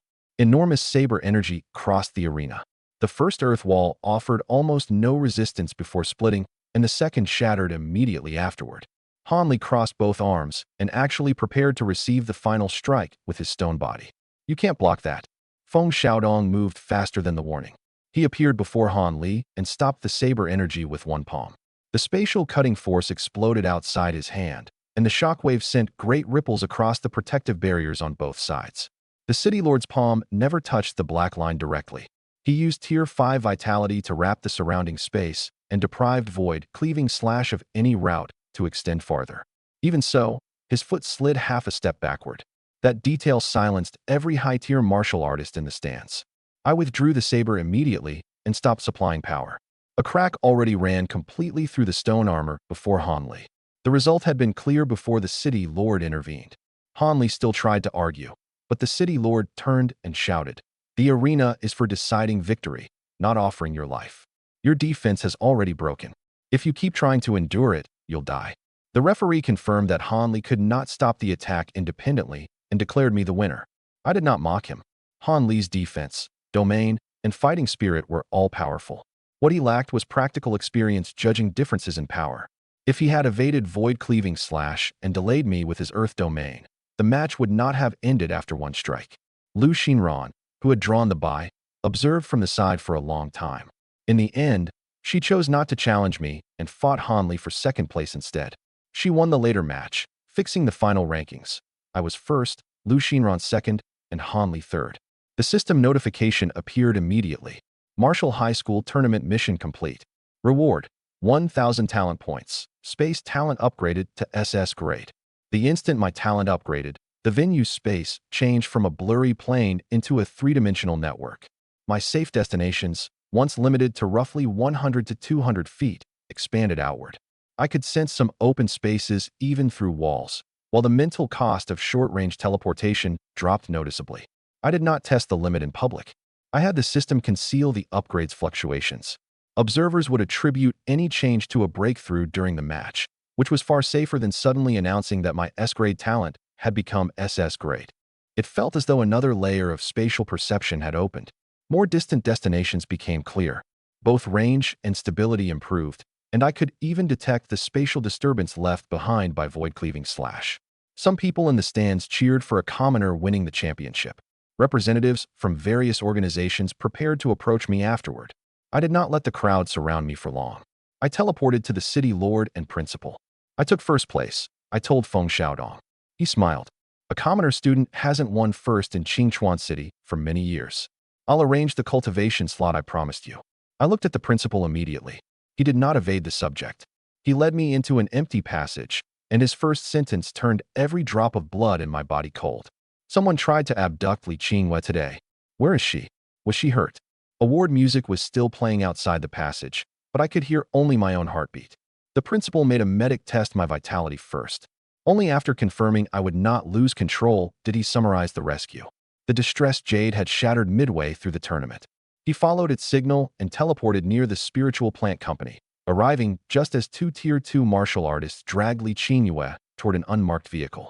If she had crushed the jade a few seconds later, the vehicle would have entered a spatially shielded area, and even he would have needed time to track it. My voice sounded steady to me, but my fingers had already clenched white. The principal gave the most important answer first. She's safe. I sensed the jade break and arrived before the kidnappers could leave. She has only minor scrapes and is already home. My taut nerves loosened slightly, but killing intent surged in their place. The Huang family. Both men confessed. Huang Heng and the protector beside him arranged it. The principal studied me. I know you want to storm the Huang estate now, but that would give Huang Tianba a public reason to kill you. The city lord can preserve the rules. He cannot join you in starting a private war. Can their confessions lead to arrests? I asked. They used forged identities, and the payment passed through several layers of black market accounts. Their statements point to Huang Heng, but there is no physical evidence that leads directly inside the Huang family. I tightened my grip on the saber hilt, then released it. Every time, the Huang family severed the evidence at an expendable subordinate. They crossed the line again and again precisely because they knew procedure could not reach them yet. I forced my breathing to slow. I had not forgotten what Tier 5 pressure felt like. Going to the Huang estate now would not be revenge. It would be delivering my life to the enemy. But restraint was not forgiveness. The principal asked whether I possessed a token to the Dong family's secret realm. When I nodded, he shared another piece of information. The secret realm opens in 1 week, and no one above Tier 3, Level 1 can enter. Huang Heng will be there. The Huang family will assign him a protector, but no one can exceed the realm's restriction. Tier 3, Level 1. I immediately thought of the temporary realm card in the system space. It could push my vitality to Tier 3 for 30 minutes. Combined with SS Great Space, Void Cleaving Slash, and Lightning Power, killing Huang Heng's protector might not be impossible. 30 minutes sounded sufficient, but inside the realm, I might not even find the target in time. If I used the card too early, I would be weakened when the protector appeared.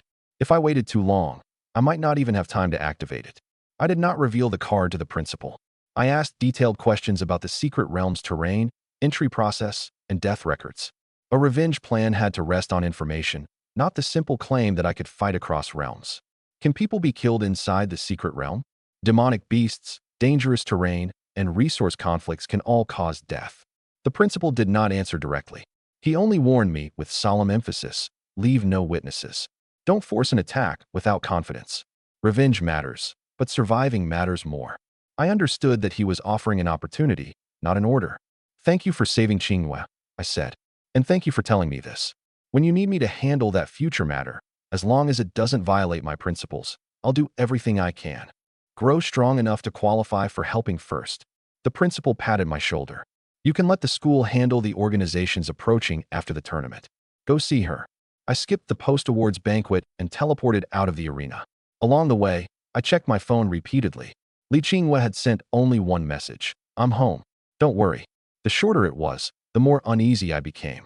My SS grade space affinity had greatly increased my travel range, but I still did not dare teleport repeatedly through city crowds. At every safe destination, I called her. She never answered.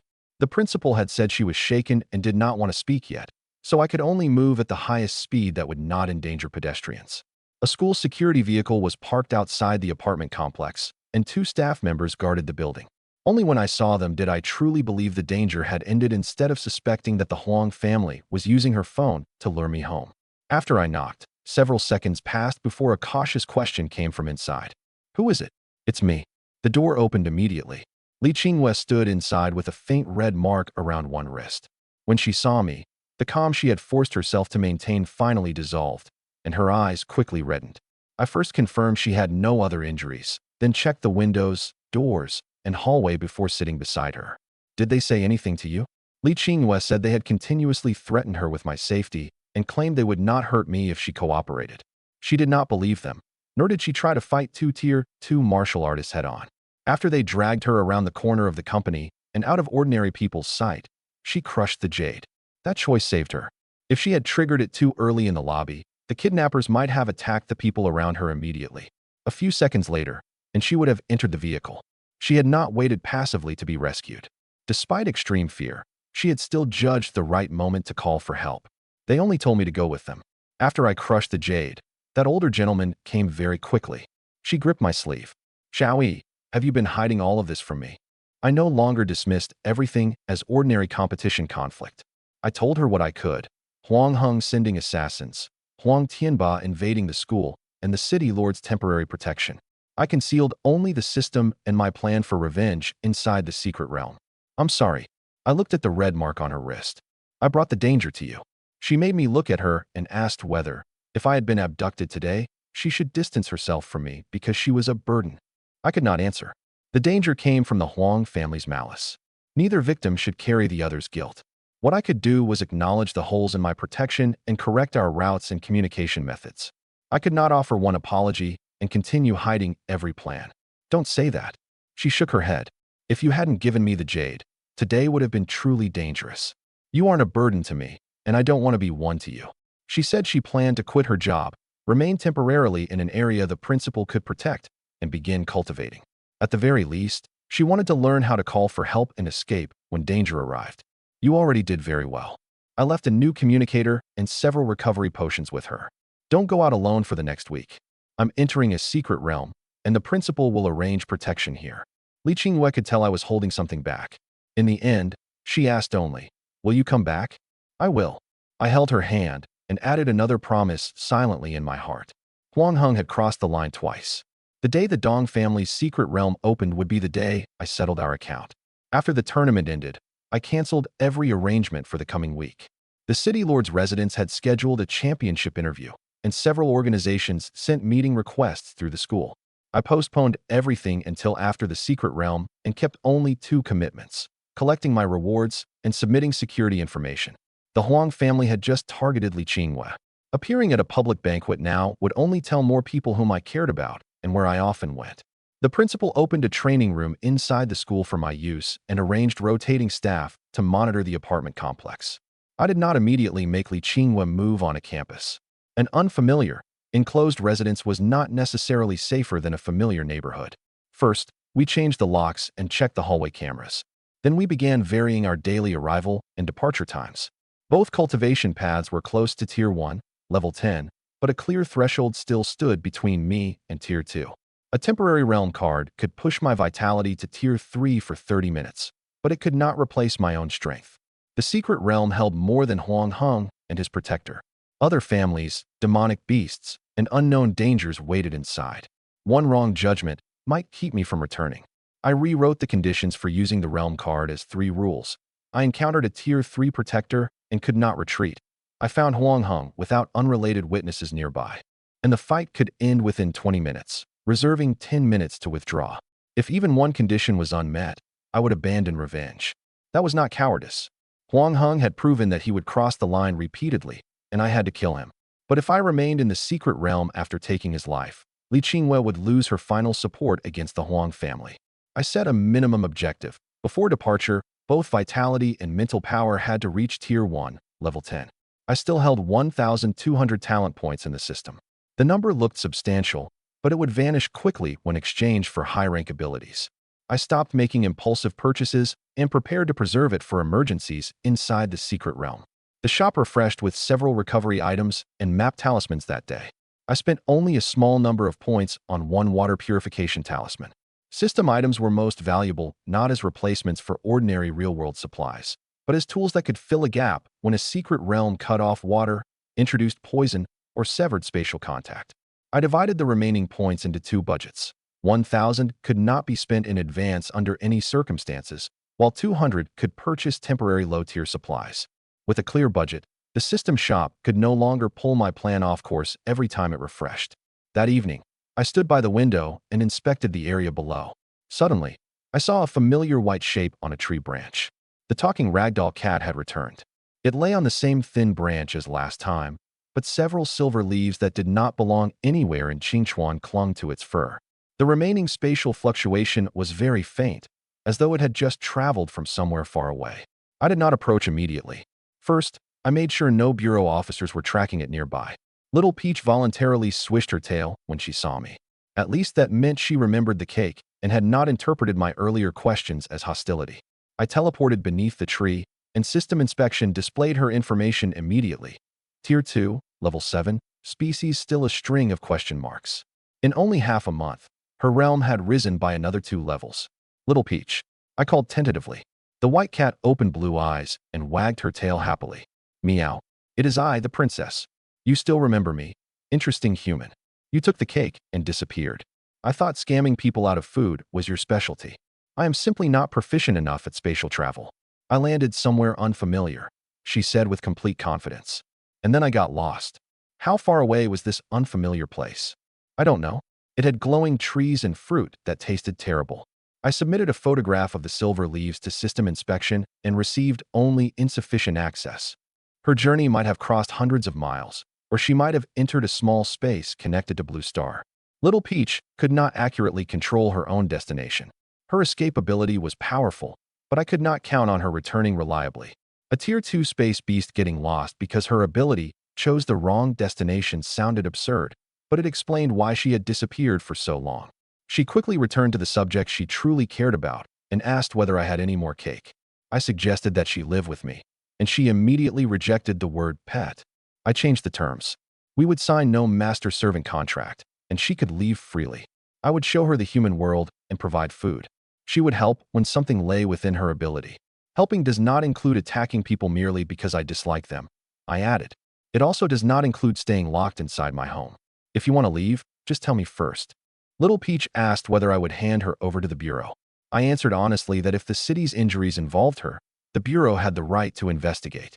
But until I confirmed that she had done more than defend herself, I would not capture her for anyone. Rules did not exist only to make her obey.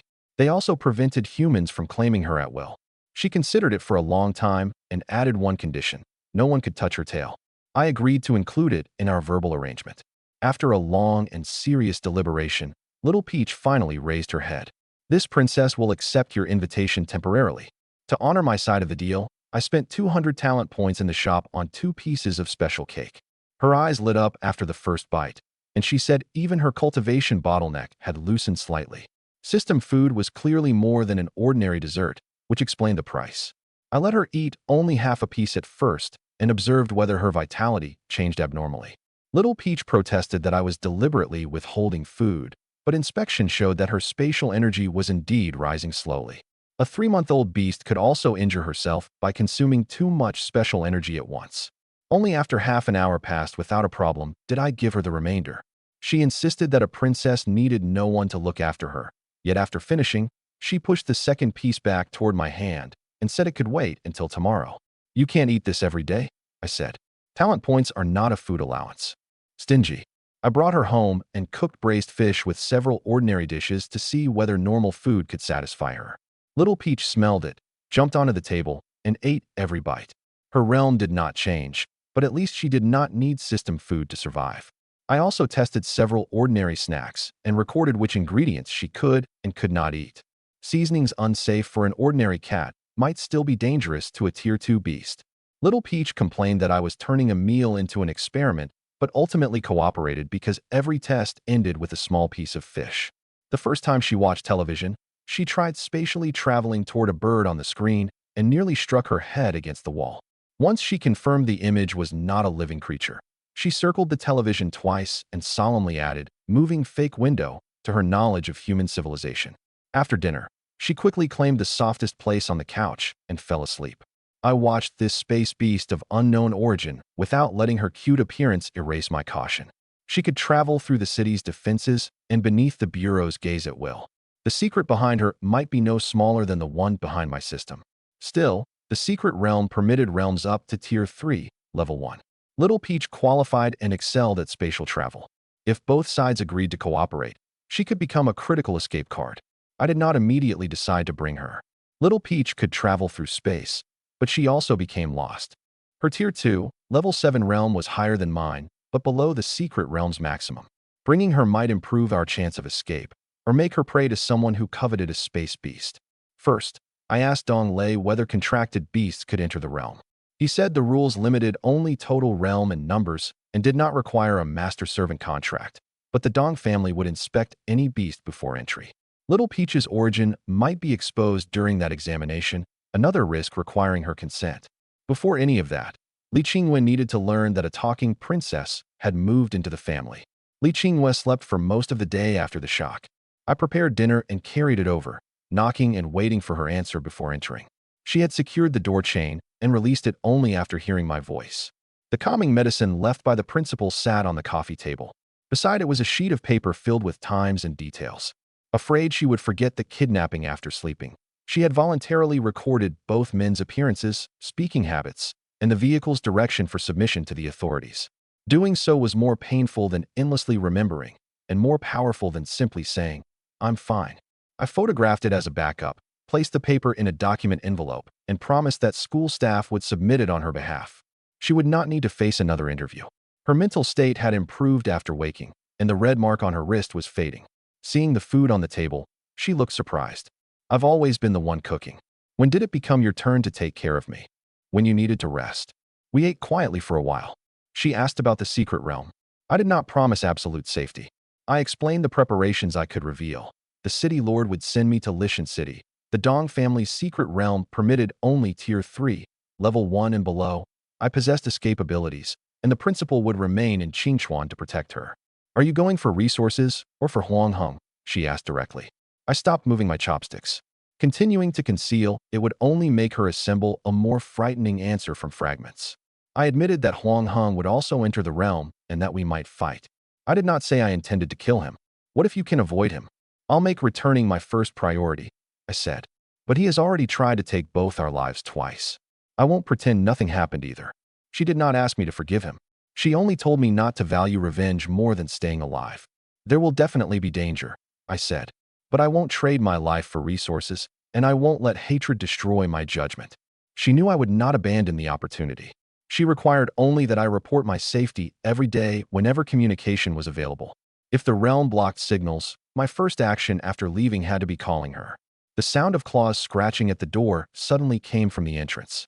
Little Peach had woken and followed the smell of dinner. She leaped lightly onto a chair. She had no concept of knocking and first tried to travel through the wall. I stopped her in time and explained that spatial travel inside a human residence required the owner's permission. Otherwise, it would be treated as an intrusion. Little Peach did not understand how one wall could represent a boundary, so I compared it with her rule forbidding people from touching her tail. Both mean that if the other person says no, then it is forbidden, more or less. Only then did she reluctantly learn to scratch at a door, though it sounded more like demolition than ordinary knocking. Li Qingwen instinctively extended a hand. "What a beautiful cat. Come here, kitty." Little Peach retreated half a step and immediately hid her tail on the far side of her body. I first reminded Li Qingwen not to touch without permission, then explained to Little Peach that kitty was a common human term, not an insult to a princess. Human and cat observed each other across the table. A piece of fish containing no special energy finally broke the deadlock. Li Qingwen did not force the cat into her arms. She only pushed the plate closer. Little Peach stopped holding an attacking posture. "Who are you to address this princess in such a way?" Li Qingyue's hand stopped in midair, and she stared at me in disbelief. "Her name is Little Peach. She's a Tier 2 space beast, and she can talk." I quickly explained how we had met. "She's staying with me temporarily and doesn't intend to hurt anyone." Little Peach approved of the word temporarily. She approached the edge of the table, sniffed, and complained that I had eaten without her. I gave her the remaining fish, and she stopped objecting to the nickname. After she finished, I asked about the recent cases in the city involving a suspected beast. Little Peach admitted that people had tried to capture her by force because she looked rare. She had only used spatial power to push them away and had killed no one. One used a net, and another carried a stick that shocked this princess. She raised one front paw. A faint wound remained beside the pad. I sent them into the garbage. The claw-like wounds in the victim's photographs probably came from falls and spatial compression rather than active hunting. I did not therefore decide she carried no responsibility. I asked her to control her power whenever possible before leaving and save the Bureau's public assistance number in a communication tag she could activate. If someone genuinely tried to kill her, there was nothing wrong with self-defense. If a child merely reached out by mistake, she could not retaliate casually with Tier 2 power. Ability and intent both had to be distinguished. "Don't attack casually inside the city," I said. "If someone truly tries to catch you, leave first or contact me. The Bureau won't ignore you forever just because you look like a house cat." She agreed reluctantly. I also asked where she came from and whether her parents would search for her. Little Peach would say only that she had run away secretly and could not reveal the exact location to a human. When I asked her father's realm, she thought for a long time and gave an answer that made me wonder if I had misheard. "By the classifications you humans use, probably Tier 10. I made her confirm it again. Little Peach did not understand human vitality numbers. She only remembered her father once speaking with a Tier 10 human at the border, and their auras had been similar. The estimate might be imperfect, but it was unlikely to be off by only 1 or 2 tiers. If a Tier 10 beast were hostile to humanity, it would never allow its cub to wander alone through a city. If she came from a region that maintained contact with humans, then forces entirely beyond my knowledge stood behind her. Either way, she was no rare pet that someone could casually bind with a contract. Tier 10. The strongest people I had seen, Huang Tianba and the City Lord, existed only at Tier 5. I could not even conceptualize Tier 10 accurately. The system had previously mentioned powers and disasters beyond Blue Star. Little Peach's father might already stand among the foremost beings on the planet. No wonder she had been born capable of communication and could use spatial travel at Tier 2. If your parents find you, will they tear down Qingchuan City? Little Peach thought seriously. Mother will get angry first. Father will ask whether I've eaten. The answer sounded like an ordinary family, but it made me even more cautious. I had her record a video on the communication tag stating that she followed voluntarily and that I had not imprisoned, coerced, or contracted her. If her parents appeared, I could at least prove our relationship immediately. I also told her clearly that the secret realm inspection might report information to the Dong family. She could wait until the final day to decide. Eating cake did not place her in my debt for a dangerous expedition. This princess was never captured. She licked one paw. And ordinary people can't find me anyway. I could not judge whether that confidence was reliable. I could only decide never to restrict her freedom and never treat her as a beast that could be traded. If her Tier 10 father truly came, I could explain with a clear conscience that I had never forced her. After hearing everything, Li Qinghua spoke seriously to Little Peach. You can stay if you want, and you can go home whenever you wish. He will still give you every meal he promised. Little Peach watched her for several seconds, then lightly touched her hand with her tail. You are not a bad human. For the first time after a day of tension, that sentence brought laughter into the room. Li Qinghua prepared a soft cushion for Little Peach. The cat insisted on sleeping along the back of the couch because it felt more like a branch. Before bed, Little Peach used spatial power to place a fallen blanket over Li Qinghua's knees. The movement was clumsy, but it was clearly an answer to the plate of fish. Her Tier 10 background, spatial bloodline, and unknown origin remained dangerous. But in that moment, she was only a 3-month-old cub who had just learned human boundaries and was trying to express kindness. After eating her fill, Little Peach returned to my home to sleep. Li Qinghua watched her leave and asked whether I intended to take her into the secret realm. Her concern was not that Little Peach would burden me. She worried that bringing a uniquely mysterious cub into a family's private realm might create greater trouble. I admitted the risk.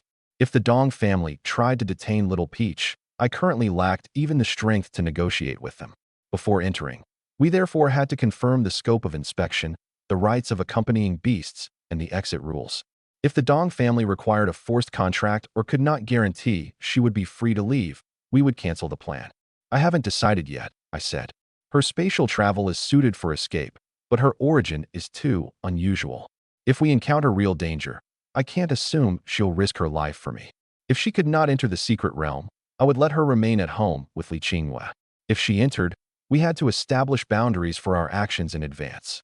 Cooperation did not mean treating another life as an expendable resource.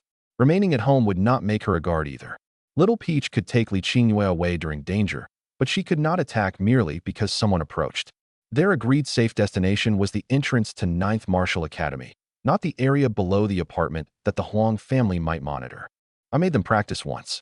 Little Peach could carry a human through space, but the error in her destination was larger than when she traveled alone.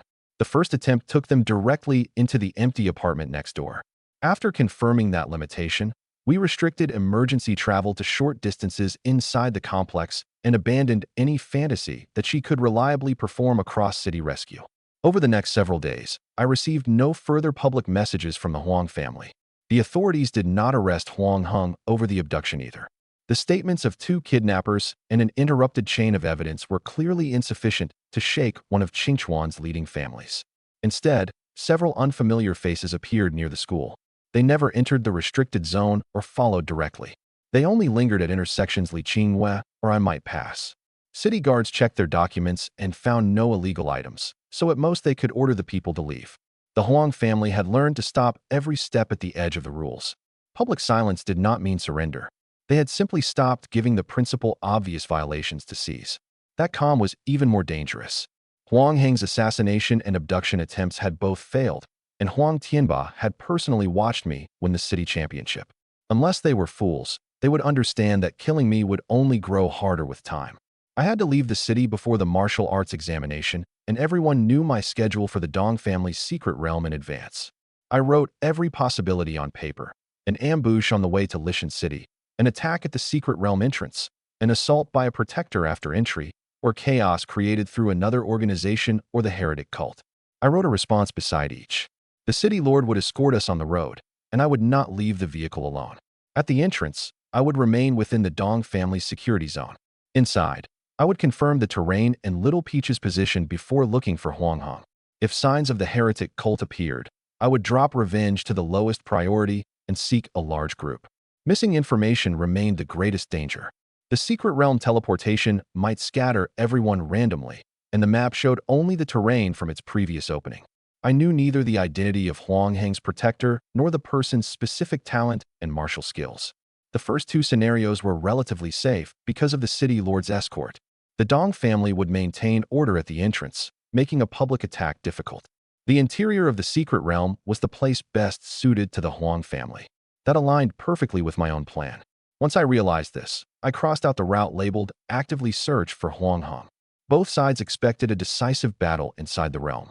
Whoever revealed their intention first was more likely to enter a position arranged by the other.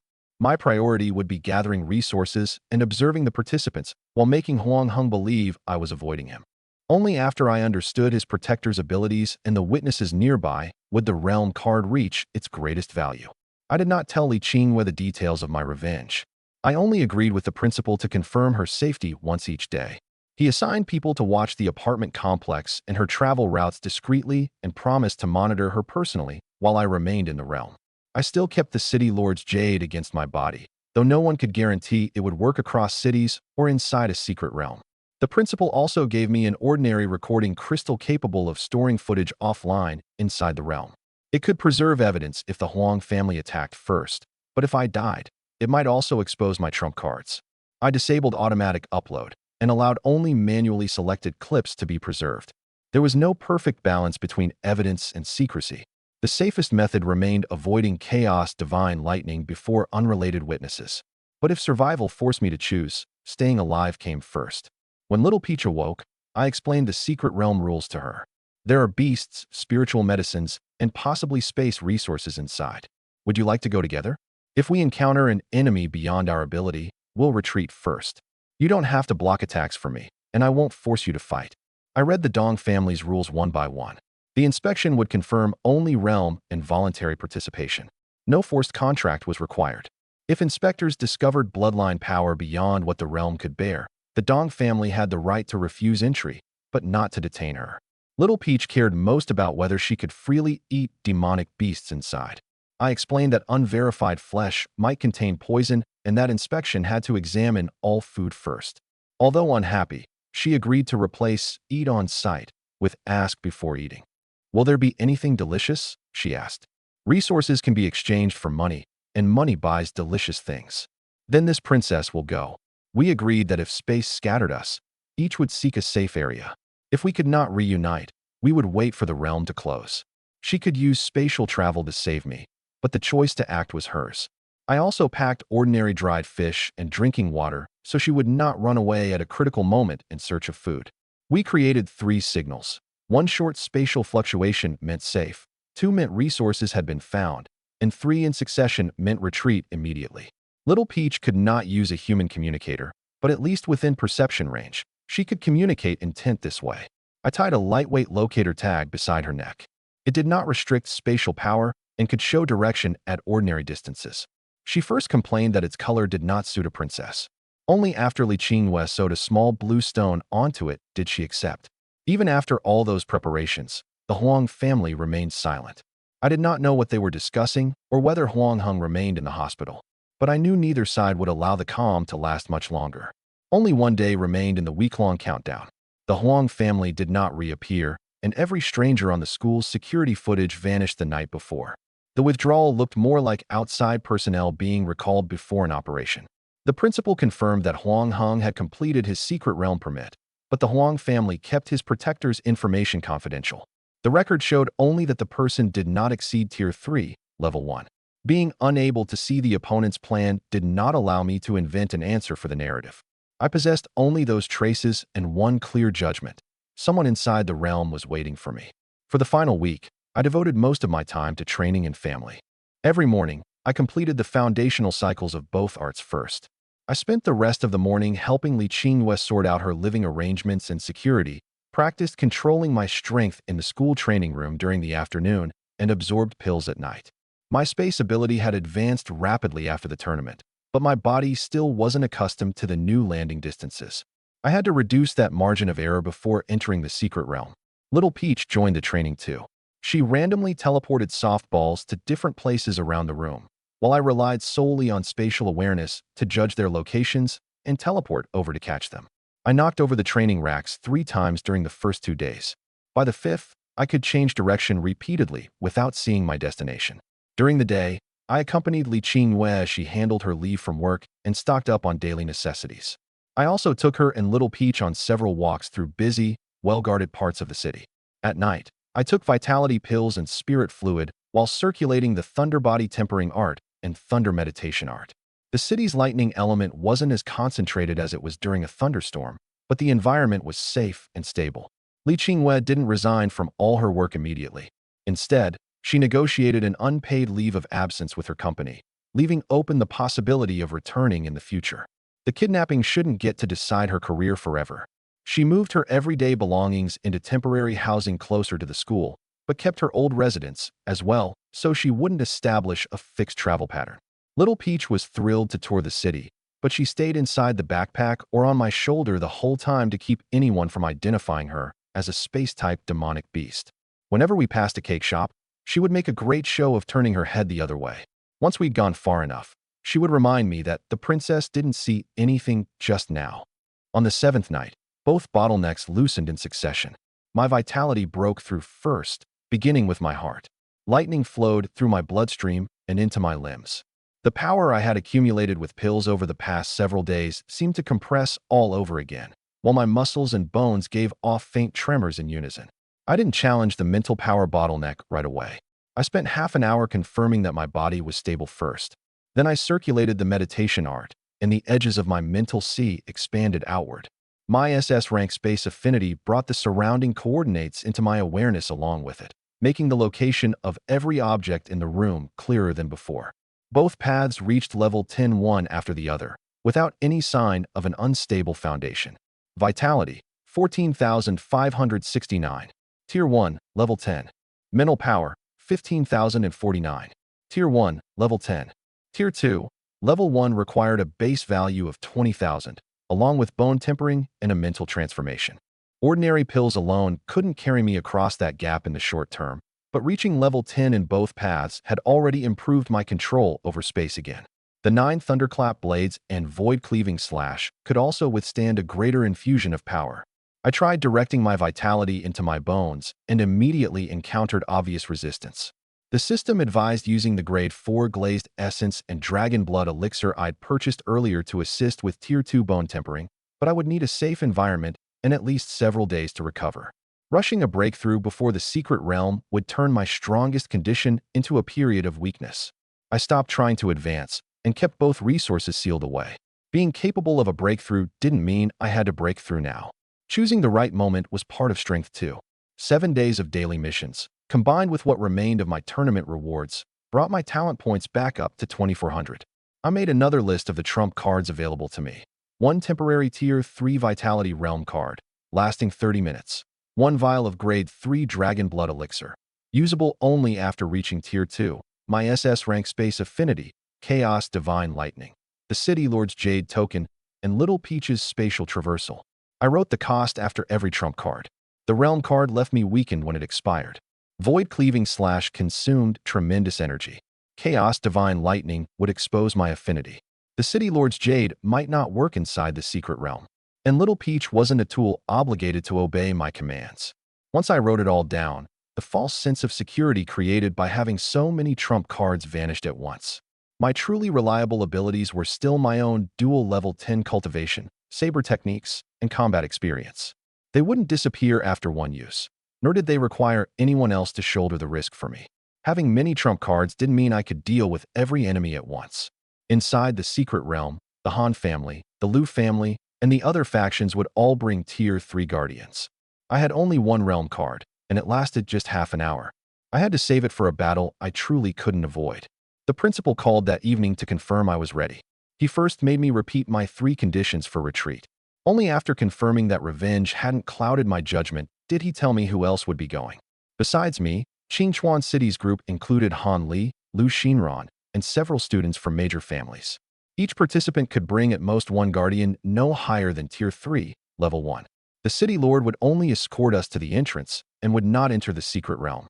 Before it opened, the Dong family would inspect everyone's true cultivation realm. Anyone above Tier 3, Level 1 couldn't pass through the spatial gate. If they caught an expert suppressing their realm, both Lishan City and the Dong family would hold them accountable. That kept Huang Tianba himself from entering, but it didn't rule out the Huang family preparing some special item. Be at the school before 11 tomorrow morning. The city lord will personally take you to Lishan City, he said. The Han family and Lu Xinran will be participating as well. If you encounter a danger you can't handle, you can move closer to them first. You didn't make enemies of them during the tournament. At the very least, they won't attack you without reason. What about Li Qinghua? The principal explained the guard arrangements outside her temporary housing. The old jade token had shattered during the kidnapping, so the school had issued a replacement. He had also linked the new token to the school's alarm system. Even if he was away for a short time, the teachers on duty would activate the defensive array first. I called Li Qinghua afterward and verified the same arrangements with her. A security plan couldn't be confirmed solely through the protector. The person being protected needed to know every step too. I'll keep an eye on her. If she wants to go out, someone from the school will accompany her. After ending the call, I didn't keep training. Pushing my body too hard would only leave me in worse condition tomorrow. I packed the Thundercleaver saber, recovery medicine, food, and communication equipment, then checked whether the realm card would activate the instant I willed it to. Someone knocked on the door. Li Qinghua called me over for dinner. I put away the paper covered in risks and left my emotions in the hallway before going in. Our last dinner together didn't need a repeated rehearsal of all the ways I might die. She had made the dishes I'd eaten most often as a child. Little Peach got a plate of unseasoned fish too. We talked about the weather in Lishan City, how many days the secret realm might last, and whether we should get a bigger dining table after I came back. Making the future concrete didn't mean ignoring the danger. It gave me a specific point in time I had to reach. We didn't keep discussing the danger over dinner.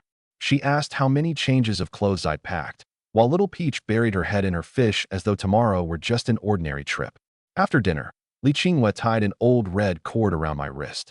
It was a charm she'd obtained to keep me safe when I was sick as a child. It had never held any spiritual power, but she had kept it all these years. The cord had a knot where it had once snapped, and its color had faded nearly white. After the original Yu Yi's parents sacrificed themselves when he was 12, it had hung by his bed. When he was in the car accident at 15, Li Qinghua put it in his pocket again. To the system, it had no attributes. To me, it connected me to the years this body had truly lived through. I tucked the red cord beneath my wrist guard so it wouldn't snag and break in a fight, and so it rested against my pulse. Keep the useful jade with you, she said. This is only here to remind you that someone at home is waiting. I didn't call it superstition, and I didn't take it off. Only one night remained before the secret realm opened. I closed the store without searching for some possibly better item. I checked my equipment twice and brought my body to its peak. Staying up late would only impair my judgment tomorrow. The final message before I went to sleep came from the city lord's estate. The vehicle would arrive at the school at 9:30, and we would reach the inner city passage before 11. The journey had finally changed from a plan into a specific time. The next morning, I woke before my alarm. Daylight was just beginning to filter through the window, and the city hadn't fully awakened. I sat beside the bed for a minute, confirming that my vitality, mental power, and spatial awareness were all stable. I hadn't had nightmares or lost sleep to pre-departure anxiety. My physical condition was better than expected. After washing up, I laid out all my equipment again in the order I would use it. The outer compartment of my physical backpack held water, food, a first aid kit, and recording crystals. The system space held my realm card, dragon blood elixir, and backup recovery supplies. The Thundercleaver saber, City Lord's jade token, and water purification talismans were positioned where I could reach them without opening the backpack. This wasn't a third pointless inspection. The first two had confirmed whether everything was there. The last one confirmed whether I could reach it while injured or in the dark. I rehearsed the process once with my eyes closed before fastening the backpack. There were still ingredients in the kitchen from the night before. I made a simple breakfast and ate with Li Qinghua. She hid her worry well, only checking my communicator and medicine one more time when I stood to leave. She hadn't cooked a huge farewell meal, just easily digested rice porridge and eggs. Teleporting into the secret realm could cause dizziness, and anything too greasy would only affect my condition. She had always handled details like these for me before. Now I could explain what I needed on my own as well. A list of contacts lay beside the dining table. She had labeled the principal, Dong Lei, the city lord's duty office, and Zhao Xiaoxiao separately. Calling me was no longer her only response to trouble. Even if she lost contact with me, she could call for help independently. If you can get a signal, tell me you're safe. If you can't, protect yourself first, she said. I'll be waiting at home. Okay. When I returned to my place, Little Peach was still sprawled across the couch. I called her twice before she lazily opened her eyes and complained that I disturbed the princess's rest. She had agreed to sleep on the cushion we'd prepared last night, yet she had woken up occupying the back of the couch anyway. Her tail covered the blue locator tag around her neck. I checked that the tag wasn't pinching her fur, then explained the Dong family's inspection and the possibility that she might be refused entry one final time. If they won't let you in, come back and find Li Qinghua. This princess knows. She yawned. You've said it 5 times already. The repetition didn't change her mind, but it did let me confirm she hadn't been temporarily lured into coming by the smell of breakfast. I'm asking one last time. I set the backpack on the table. Are you coming to the secret realm with me, or staying here? I'm coming, of course. She sprang lightly onto my shoulder. This princess never goes back on her word. I prepared several more portions of cooked food for her. Halfway through, the system suddenly chimed. I divided Little Peach's food into ordinary dried fish and 2 vacuum-sealed servings of cooked fish, marking each with a time. She had wanted me to redeem another system cake, but I refused to spend talent points on snacks for the road. I only promised her one after we returned safely. Then it's a deal. She held out one paw. I gently tapped it with my knuckles. I didn't touch her tail, and I didn't frame the promise as a reward for protecting me. The cake was for coming home safe, not payment for risking her life on my behalf. Milestone training mission complete. Reach Tier 1, Level 10 in both vitality and mental power. Reward, 2,000 talent points. I checked the mission description and confirmed that the reward came from reaching Tier 1, Level 10 in both cultivation paths, not because I was about to enter the secret realm. The system didn't foresee danger and hand out consolation prizes. 4,400 points were merely spendable resources. They couldn't automatically turn into the right decision. Today's 90% off section contained a Tier 2 toxin purification talisman and a pouch of spatial stabilizing powder. I spent 100 points on the talisman, leaving 4,300. The powder would interfere with Little Peach's abilities and mine, making it unsuitable to carry. A bargain didn't mean I had to buy it. My talent point total now stood at 4,400. The reward had arrived at the perfect time, but that didn't mean I should spend it carelessly before setting out. The system store refreshed every day. It was better to wait until I understood the secret realm's environment and my enemy's methods before deciding what I truly needed. Feng Xiaodong called soon afterward. I could hear vehicles and city guard dispatches in the background. Besides escorting the participants, he needed to hand over the travel documents between Qingchuan City and Lishan City. If the Huang family tried anything on the road, it would amount to openly attacking the city lord's convoy, a far greater risk than acting inside the secret realm. The city lord warned me not to change the route on my own, and not to get out and provoke the Huang family if I saw their vehicles. Once we reached the entrance, all disputes would be left to the Dong family and Lishan City. Be at the 9th Martial Academy before 11. I've arranged intercity transportation, and the Dong family's entry slot and identification documents are ready. I'm leaving now. Yue, he said, pausing just before ending the call. You're the top student in Qingchuan City's class this year. You don't have to prove everything through a single secret realm. You can always find more resources. You only have one life. I promised him I understood and put away my phone. Before leaving, I checked everything one last time. The Thundercleaver saber was secured in its scabbard. The City Lord's Jade token was tucked against my body. The Tier 3 realm card could be activated instantly. The recovery medicine was in the easiest place to reach. Little Peach folded most of her body into the backpack, leaving only a pair of blue eyes visible. She hadn't actually shrunk.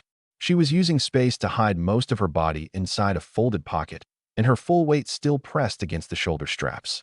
The skill was useful for concealment, but it continuously drained mental power. I told her to ride normally on my shoulder until we reached the school, so she wouldn't waste strength before we'd even entered the secret realm. The hallway camera showed no strangers, and a school security vehicle was already waiting outside. Dong Lei sat in the front passenger seat himself, making it clear that the principal had no intention of letting me travel the final stretch alone. Li Qinghua stood in the doorway without following me outside. The shorter the farewell, the less chance anyone had to notice our relationship. We didn't hug for long or say anything that might make either of us lose control. She smoothed the shoulder strap, checked that the red cord was hidden, then took a deliberate step back. "Don't keep thinking about us waiting for you if it interferes with your judgment," she said. "Hide when you should. Give up when you should. Once you're back alive, you can deal with the Huang family at your own pace." That sounded more like a genuine farewell than any command that I had to win. I nodded and placed her words alongside the conditions for retreat I'd written down. "I'm going. Come home safe." As the elevator doors closed, I saw that the principal's emergency jade token was still tied around her wrist. The red cord rested against mine, swaying gently with each breath.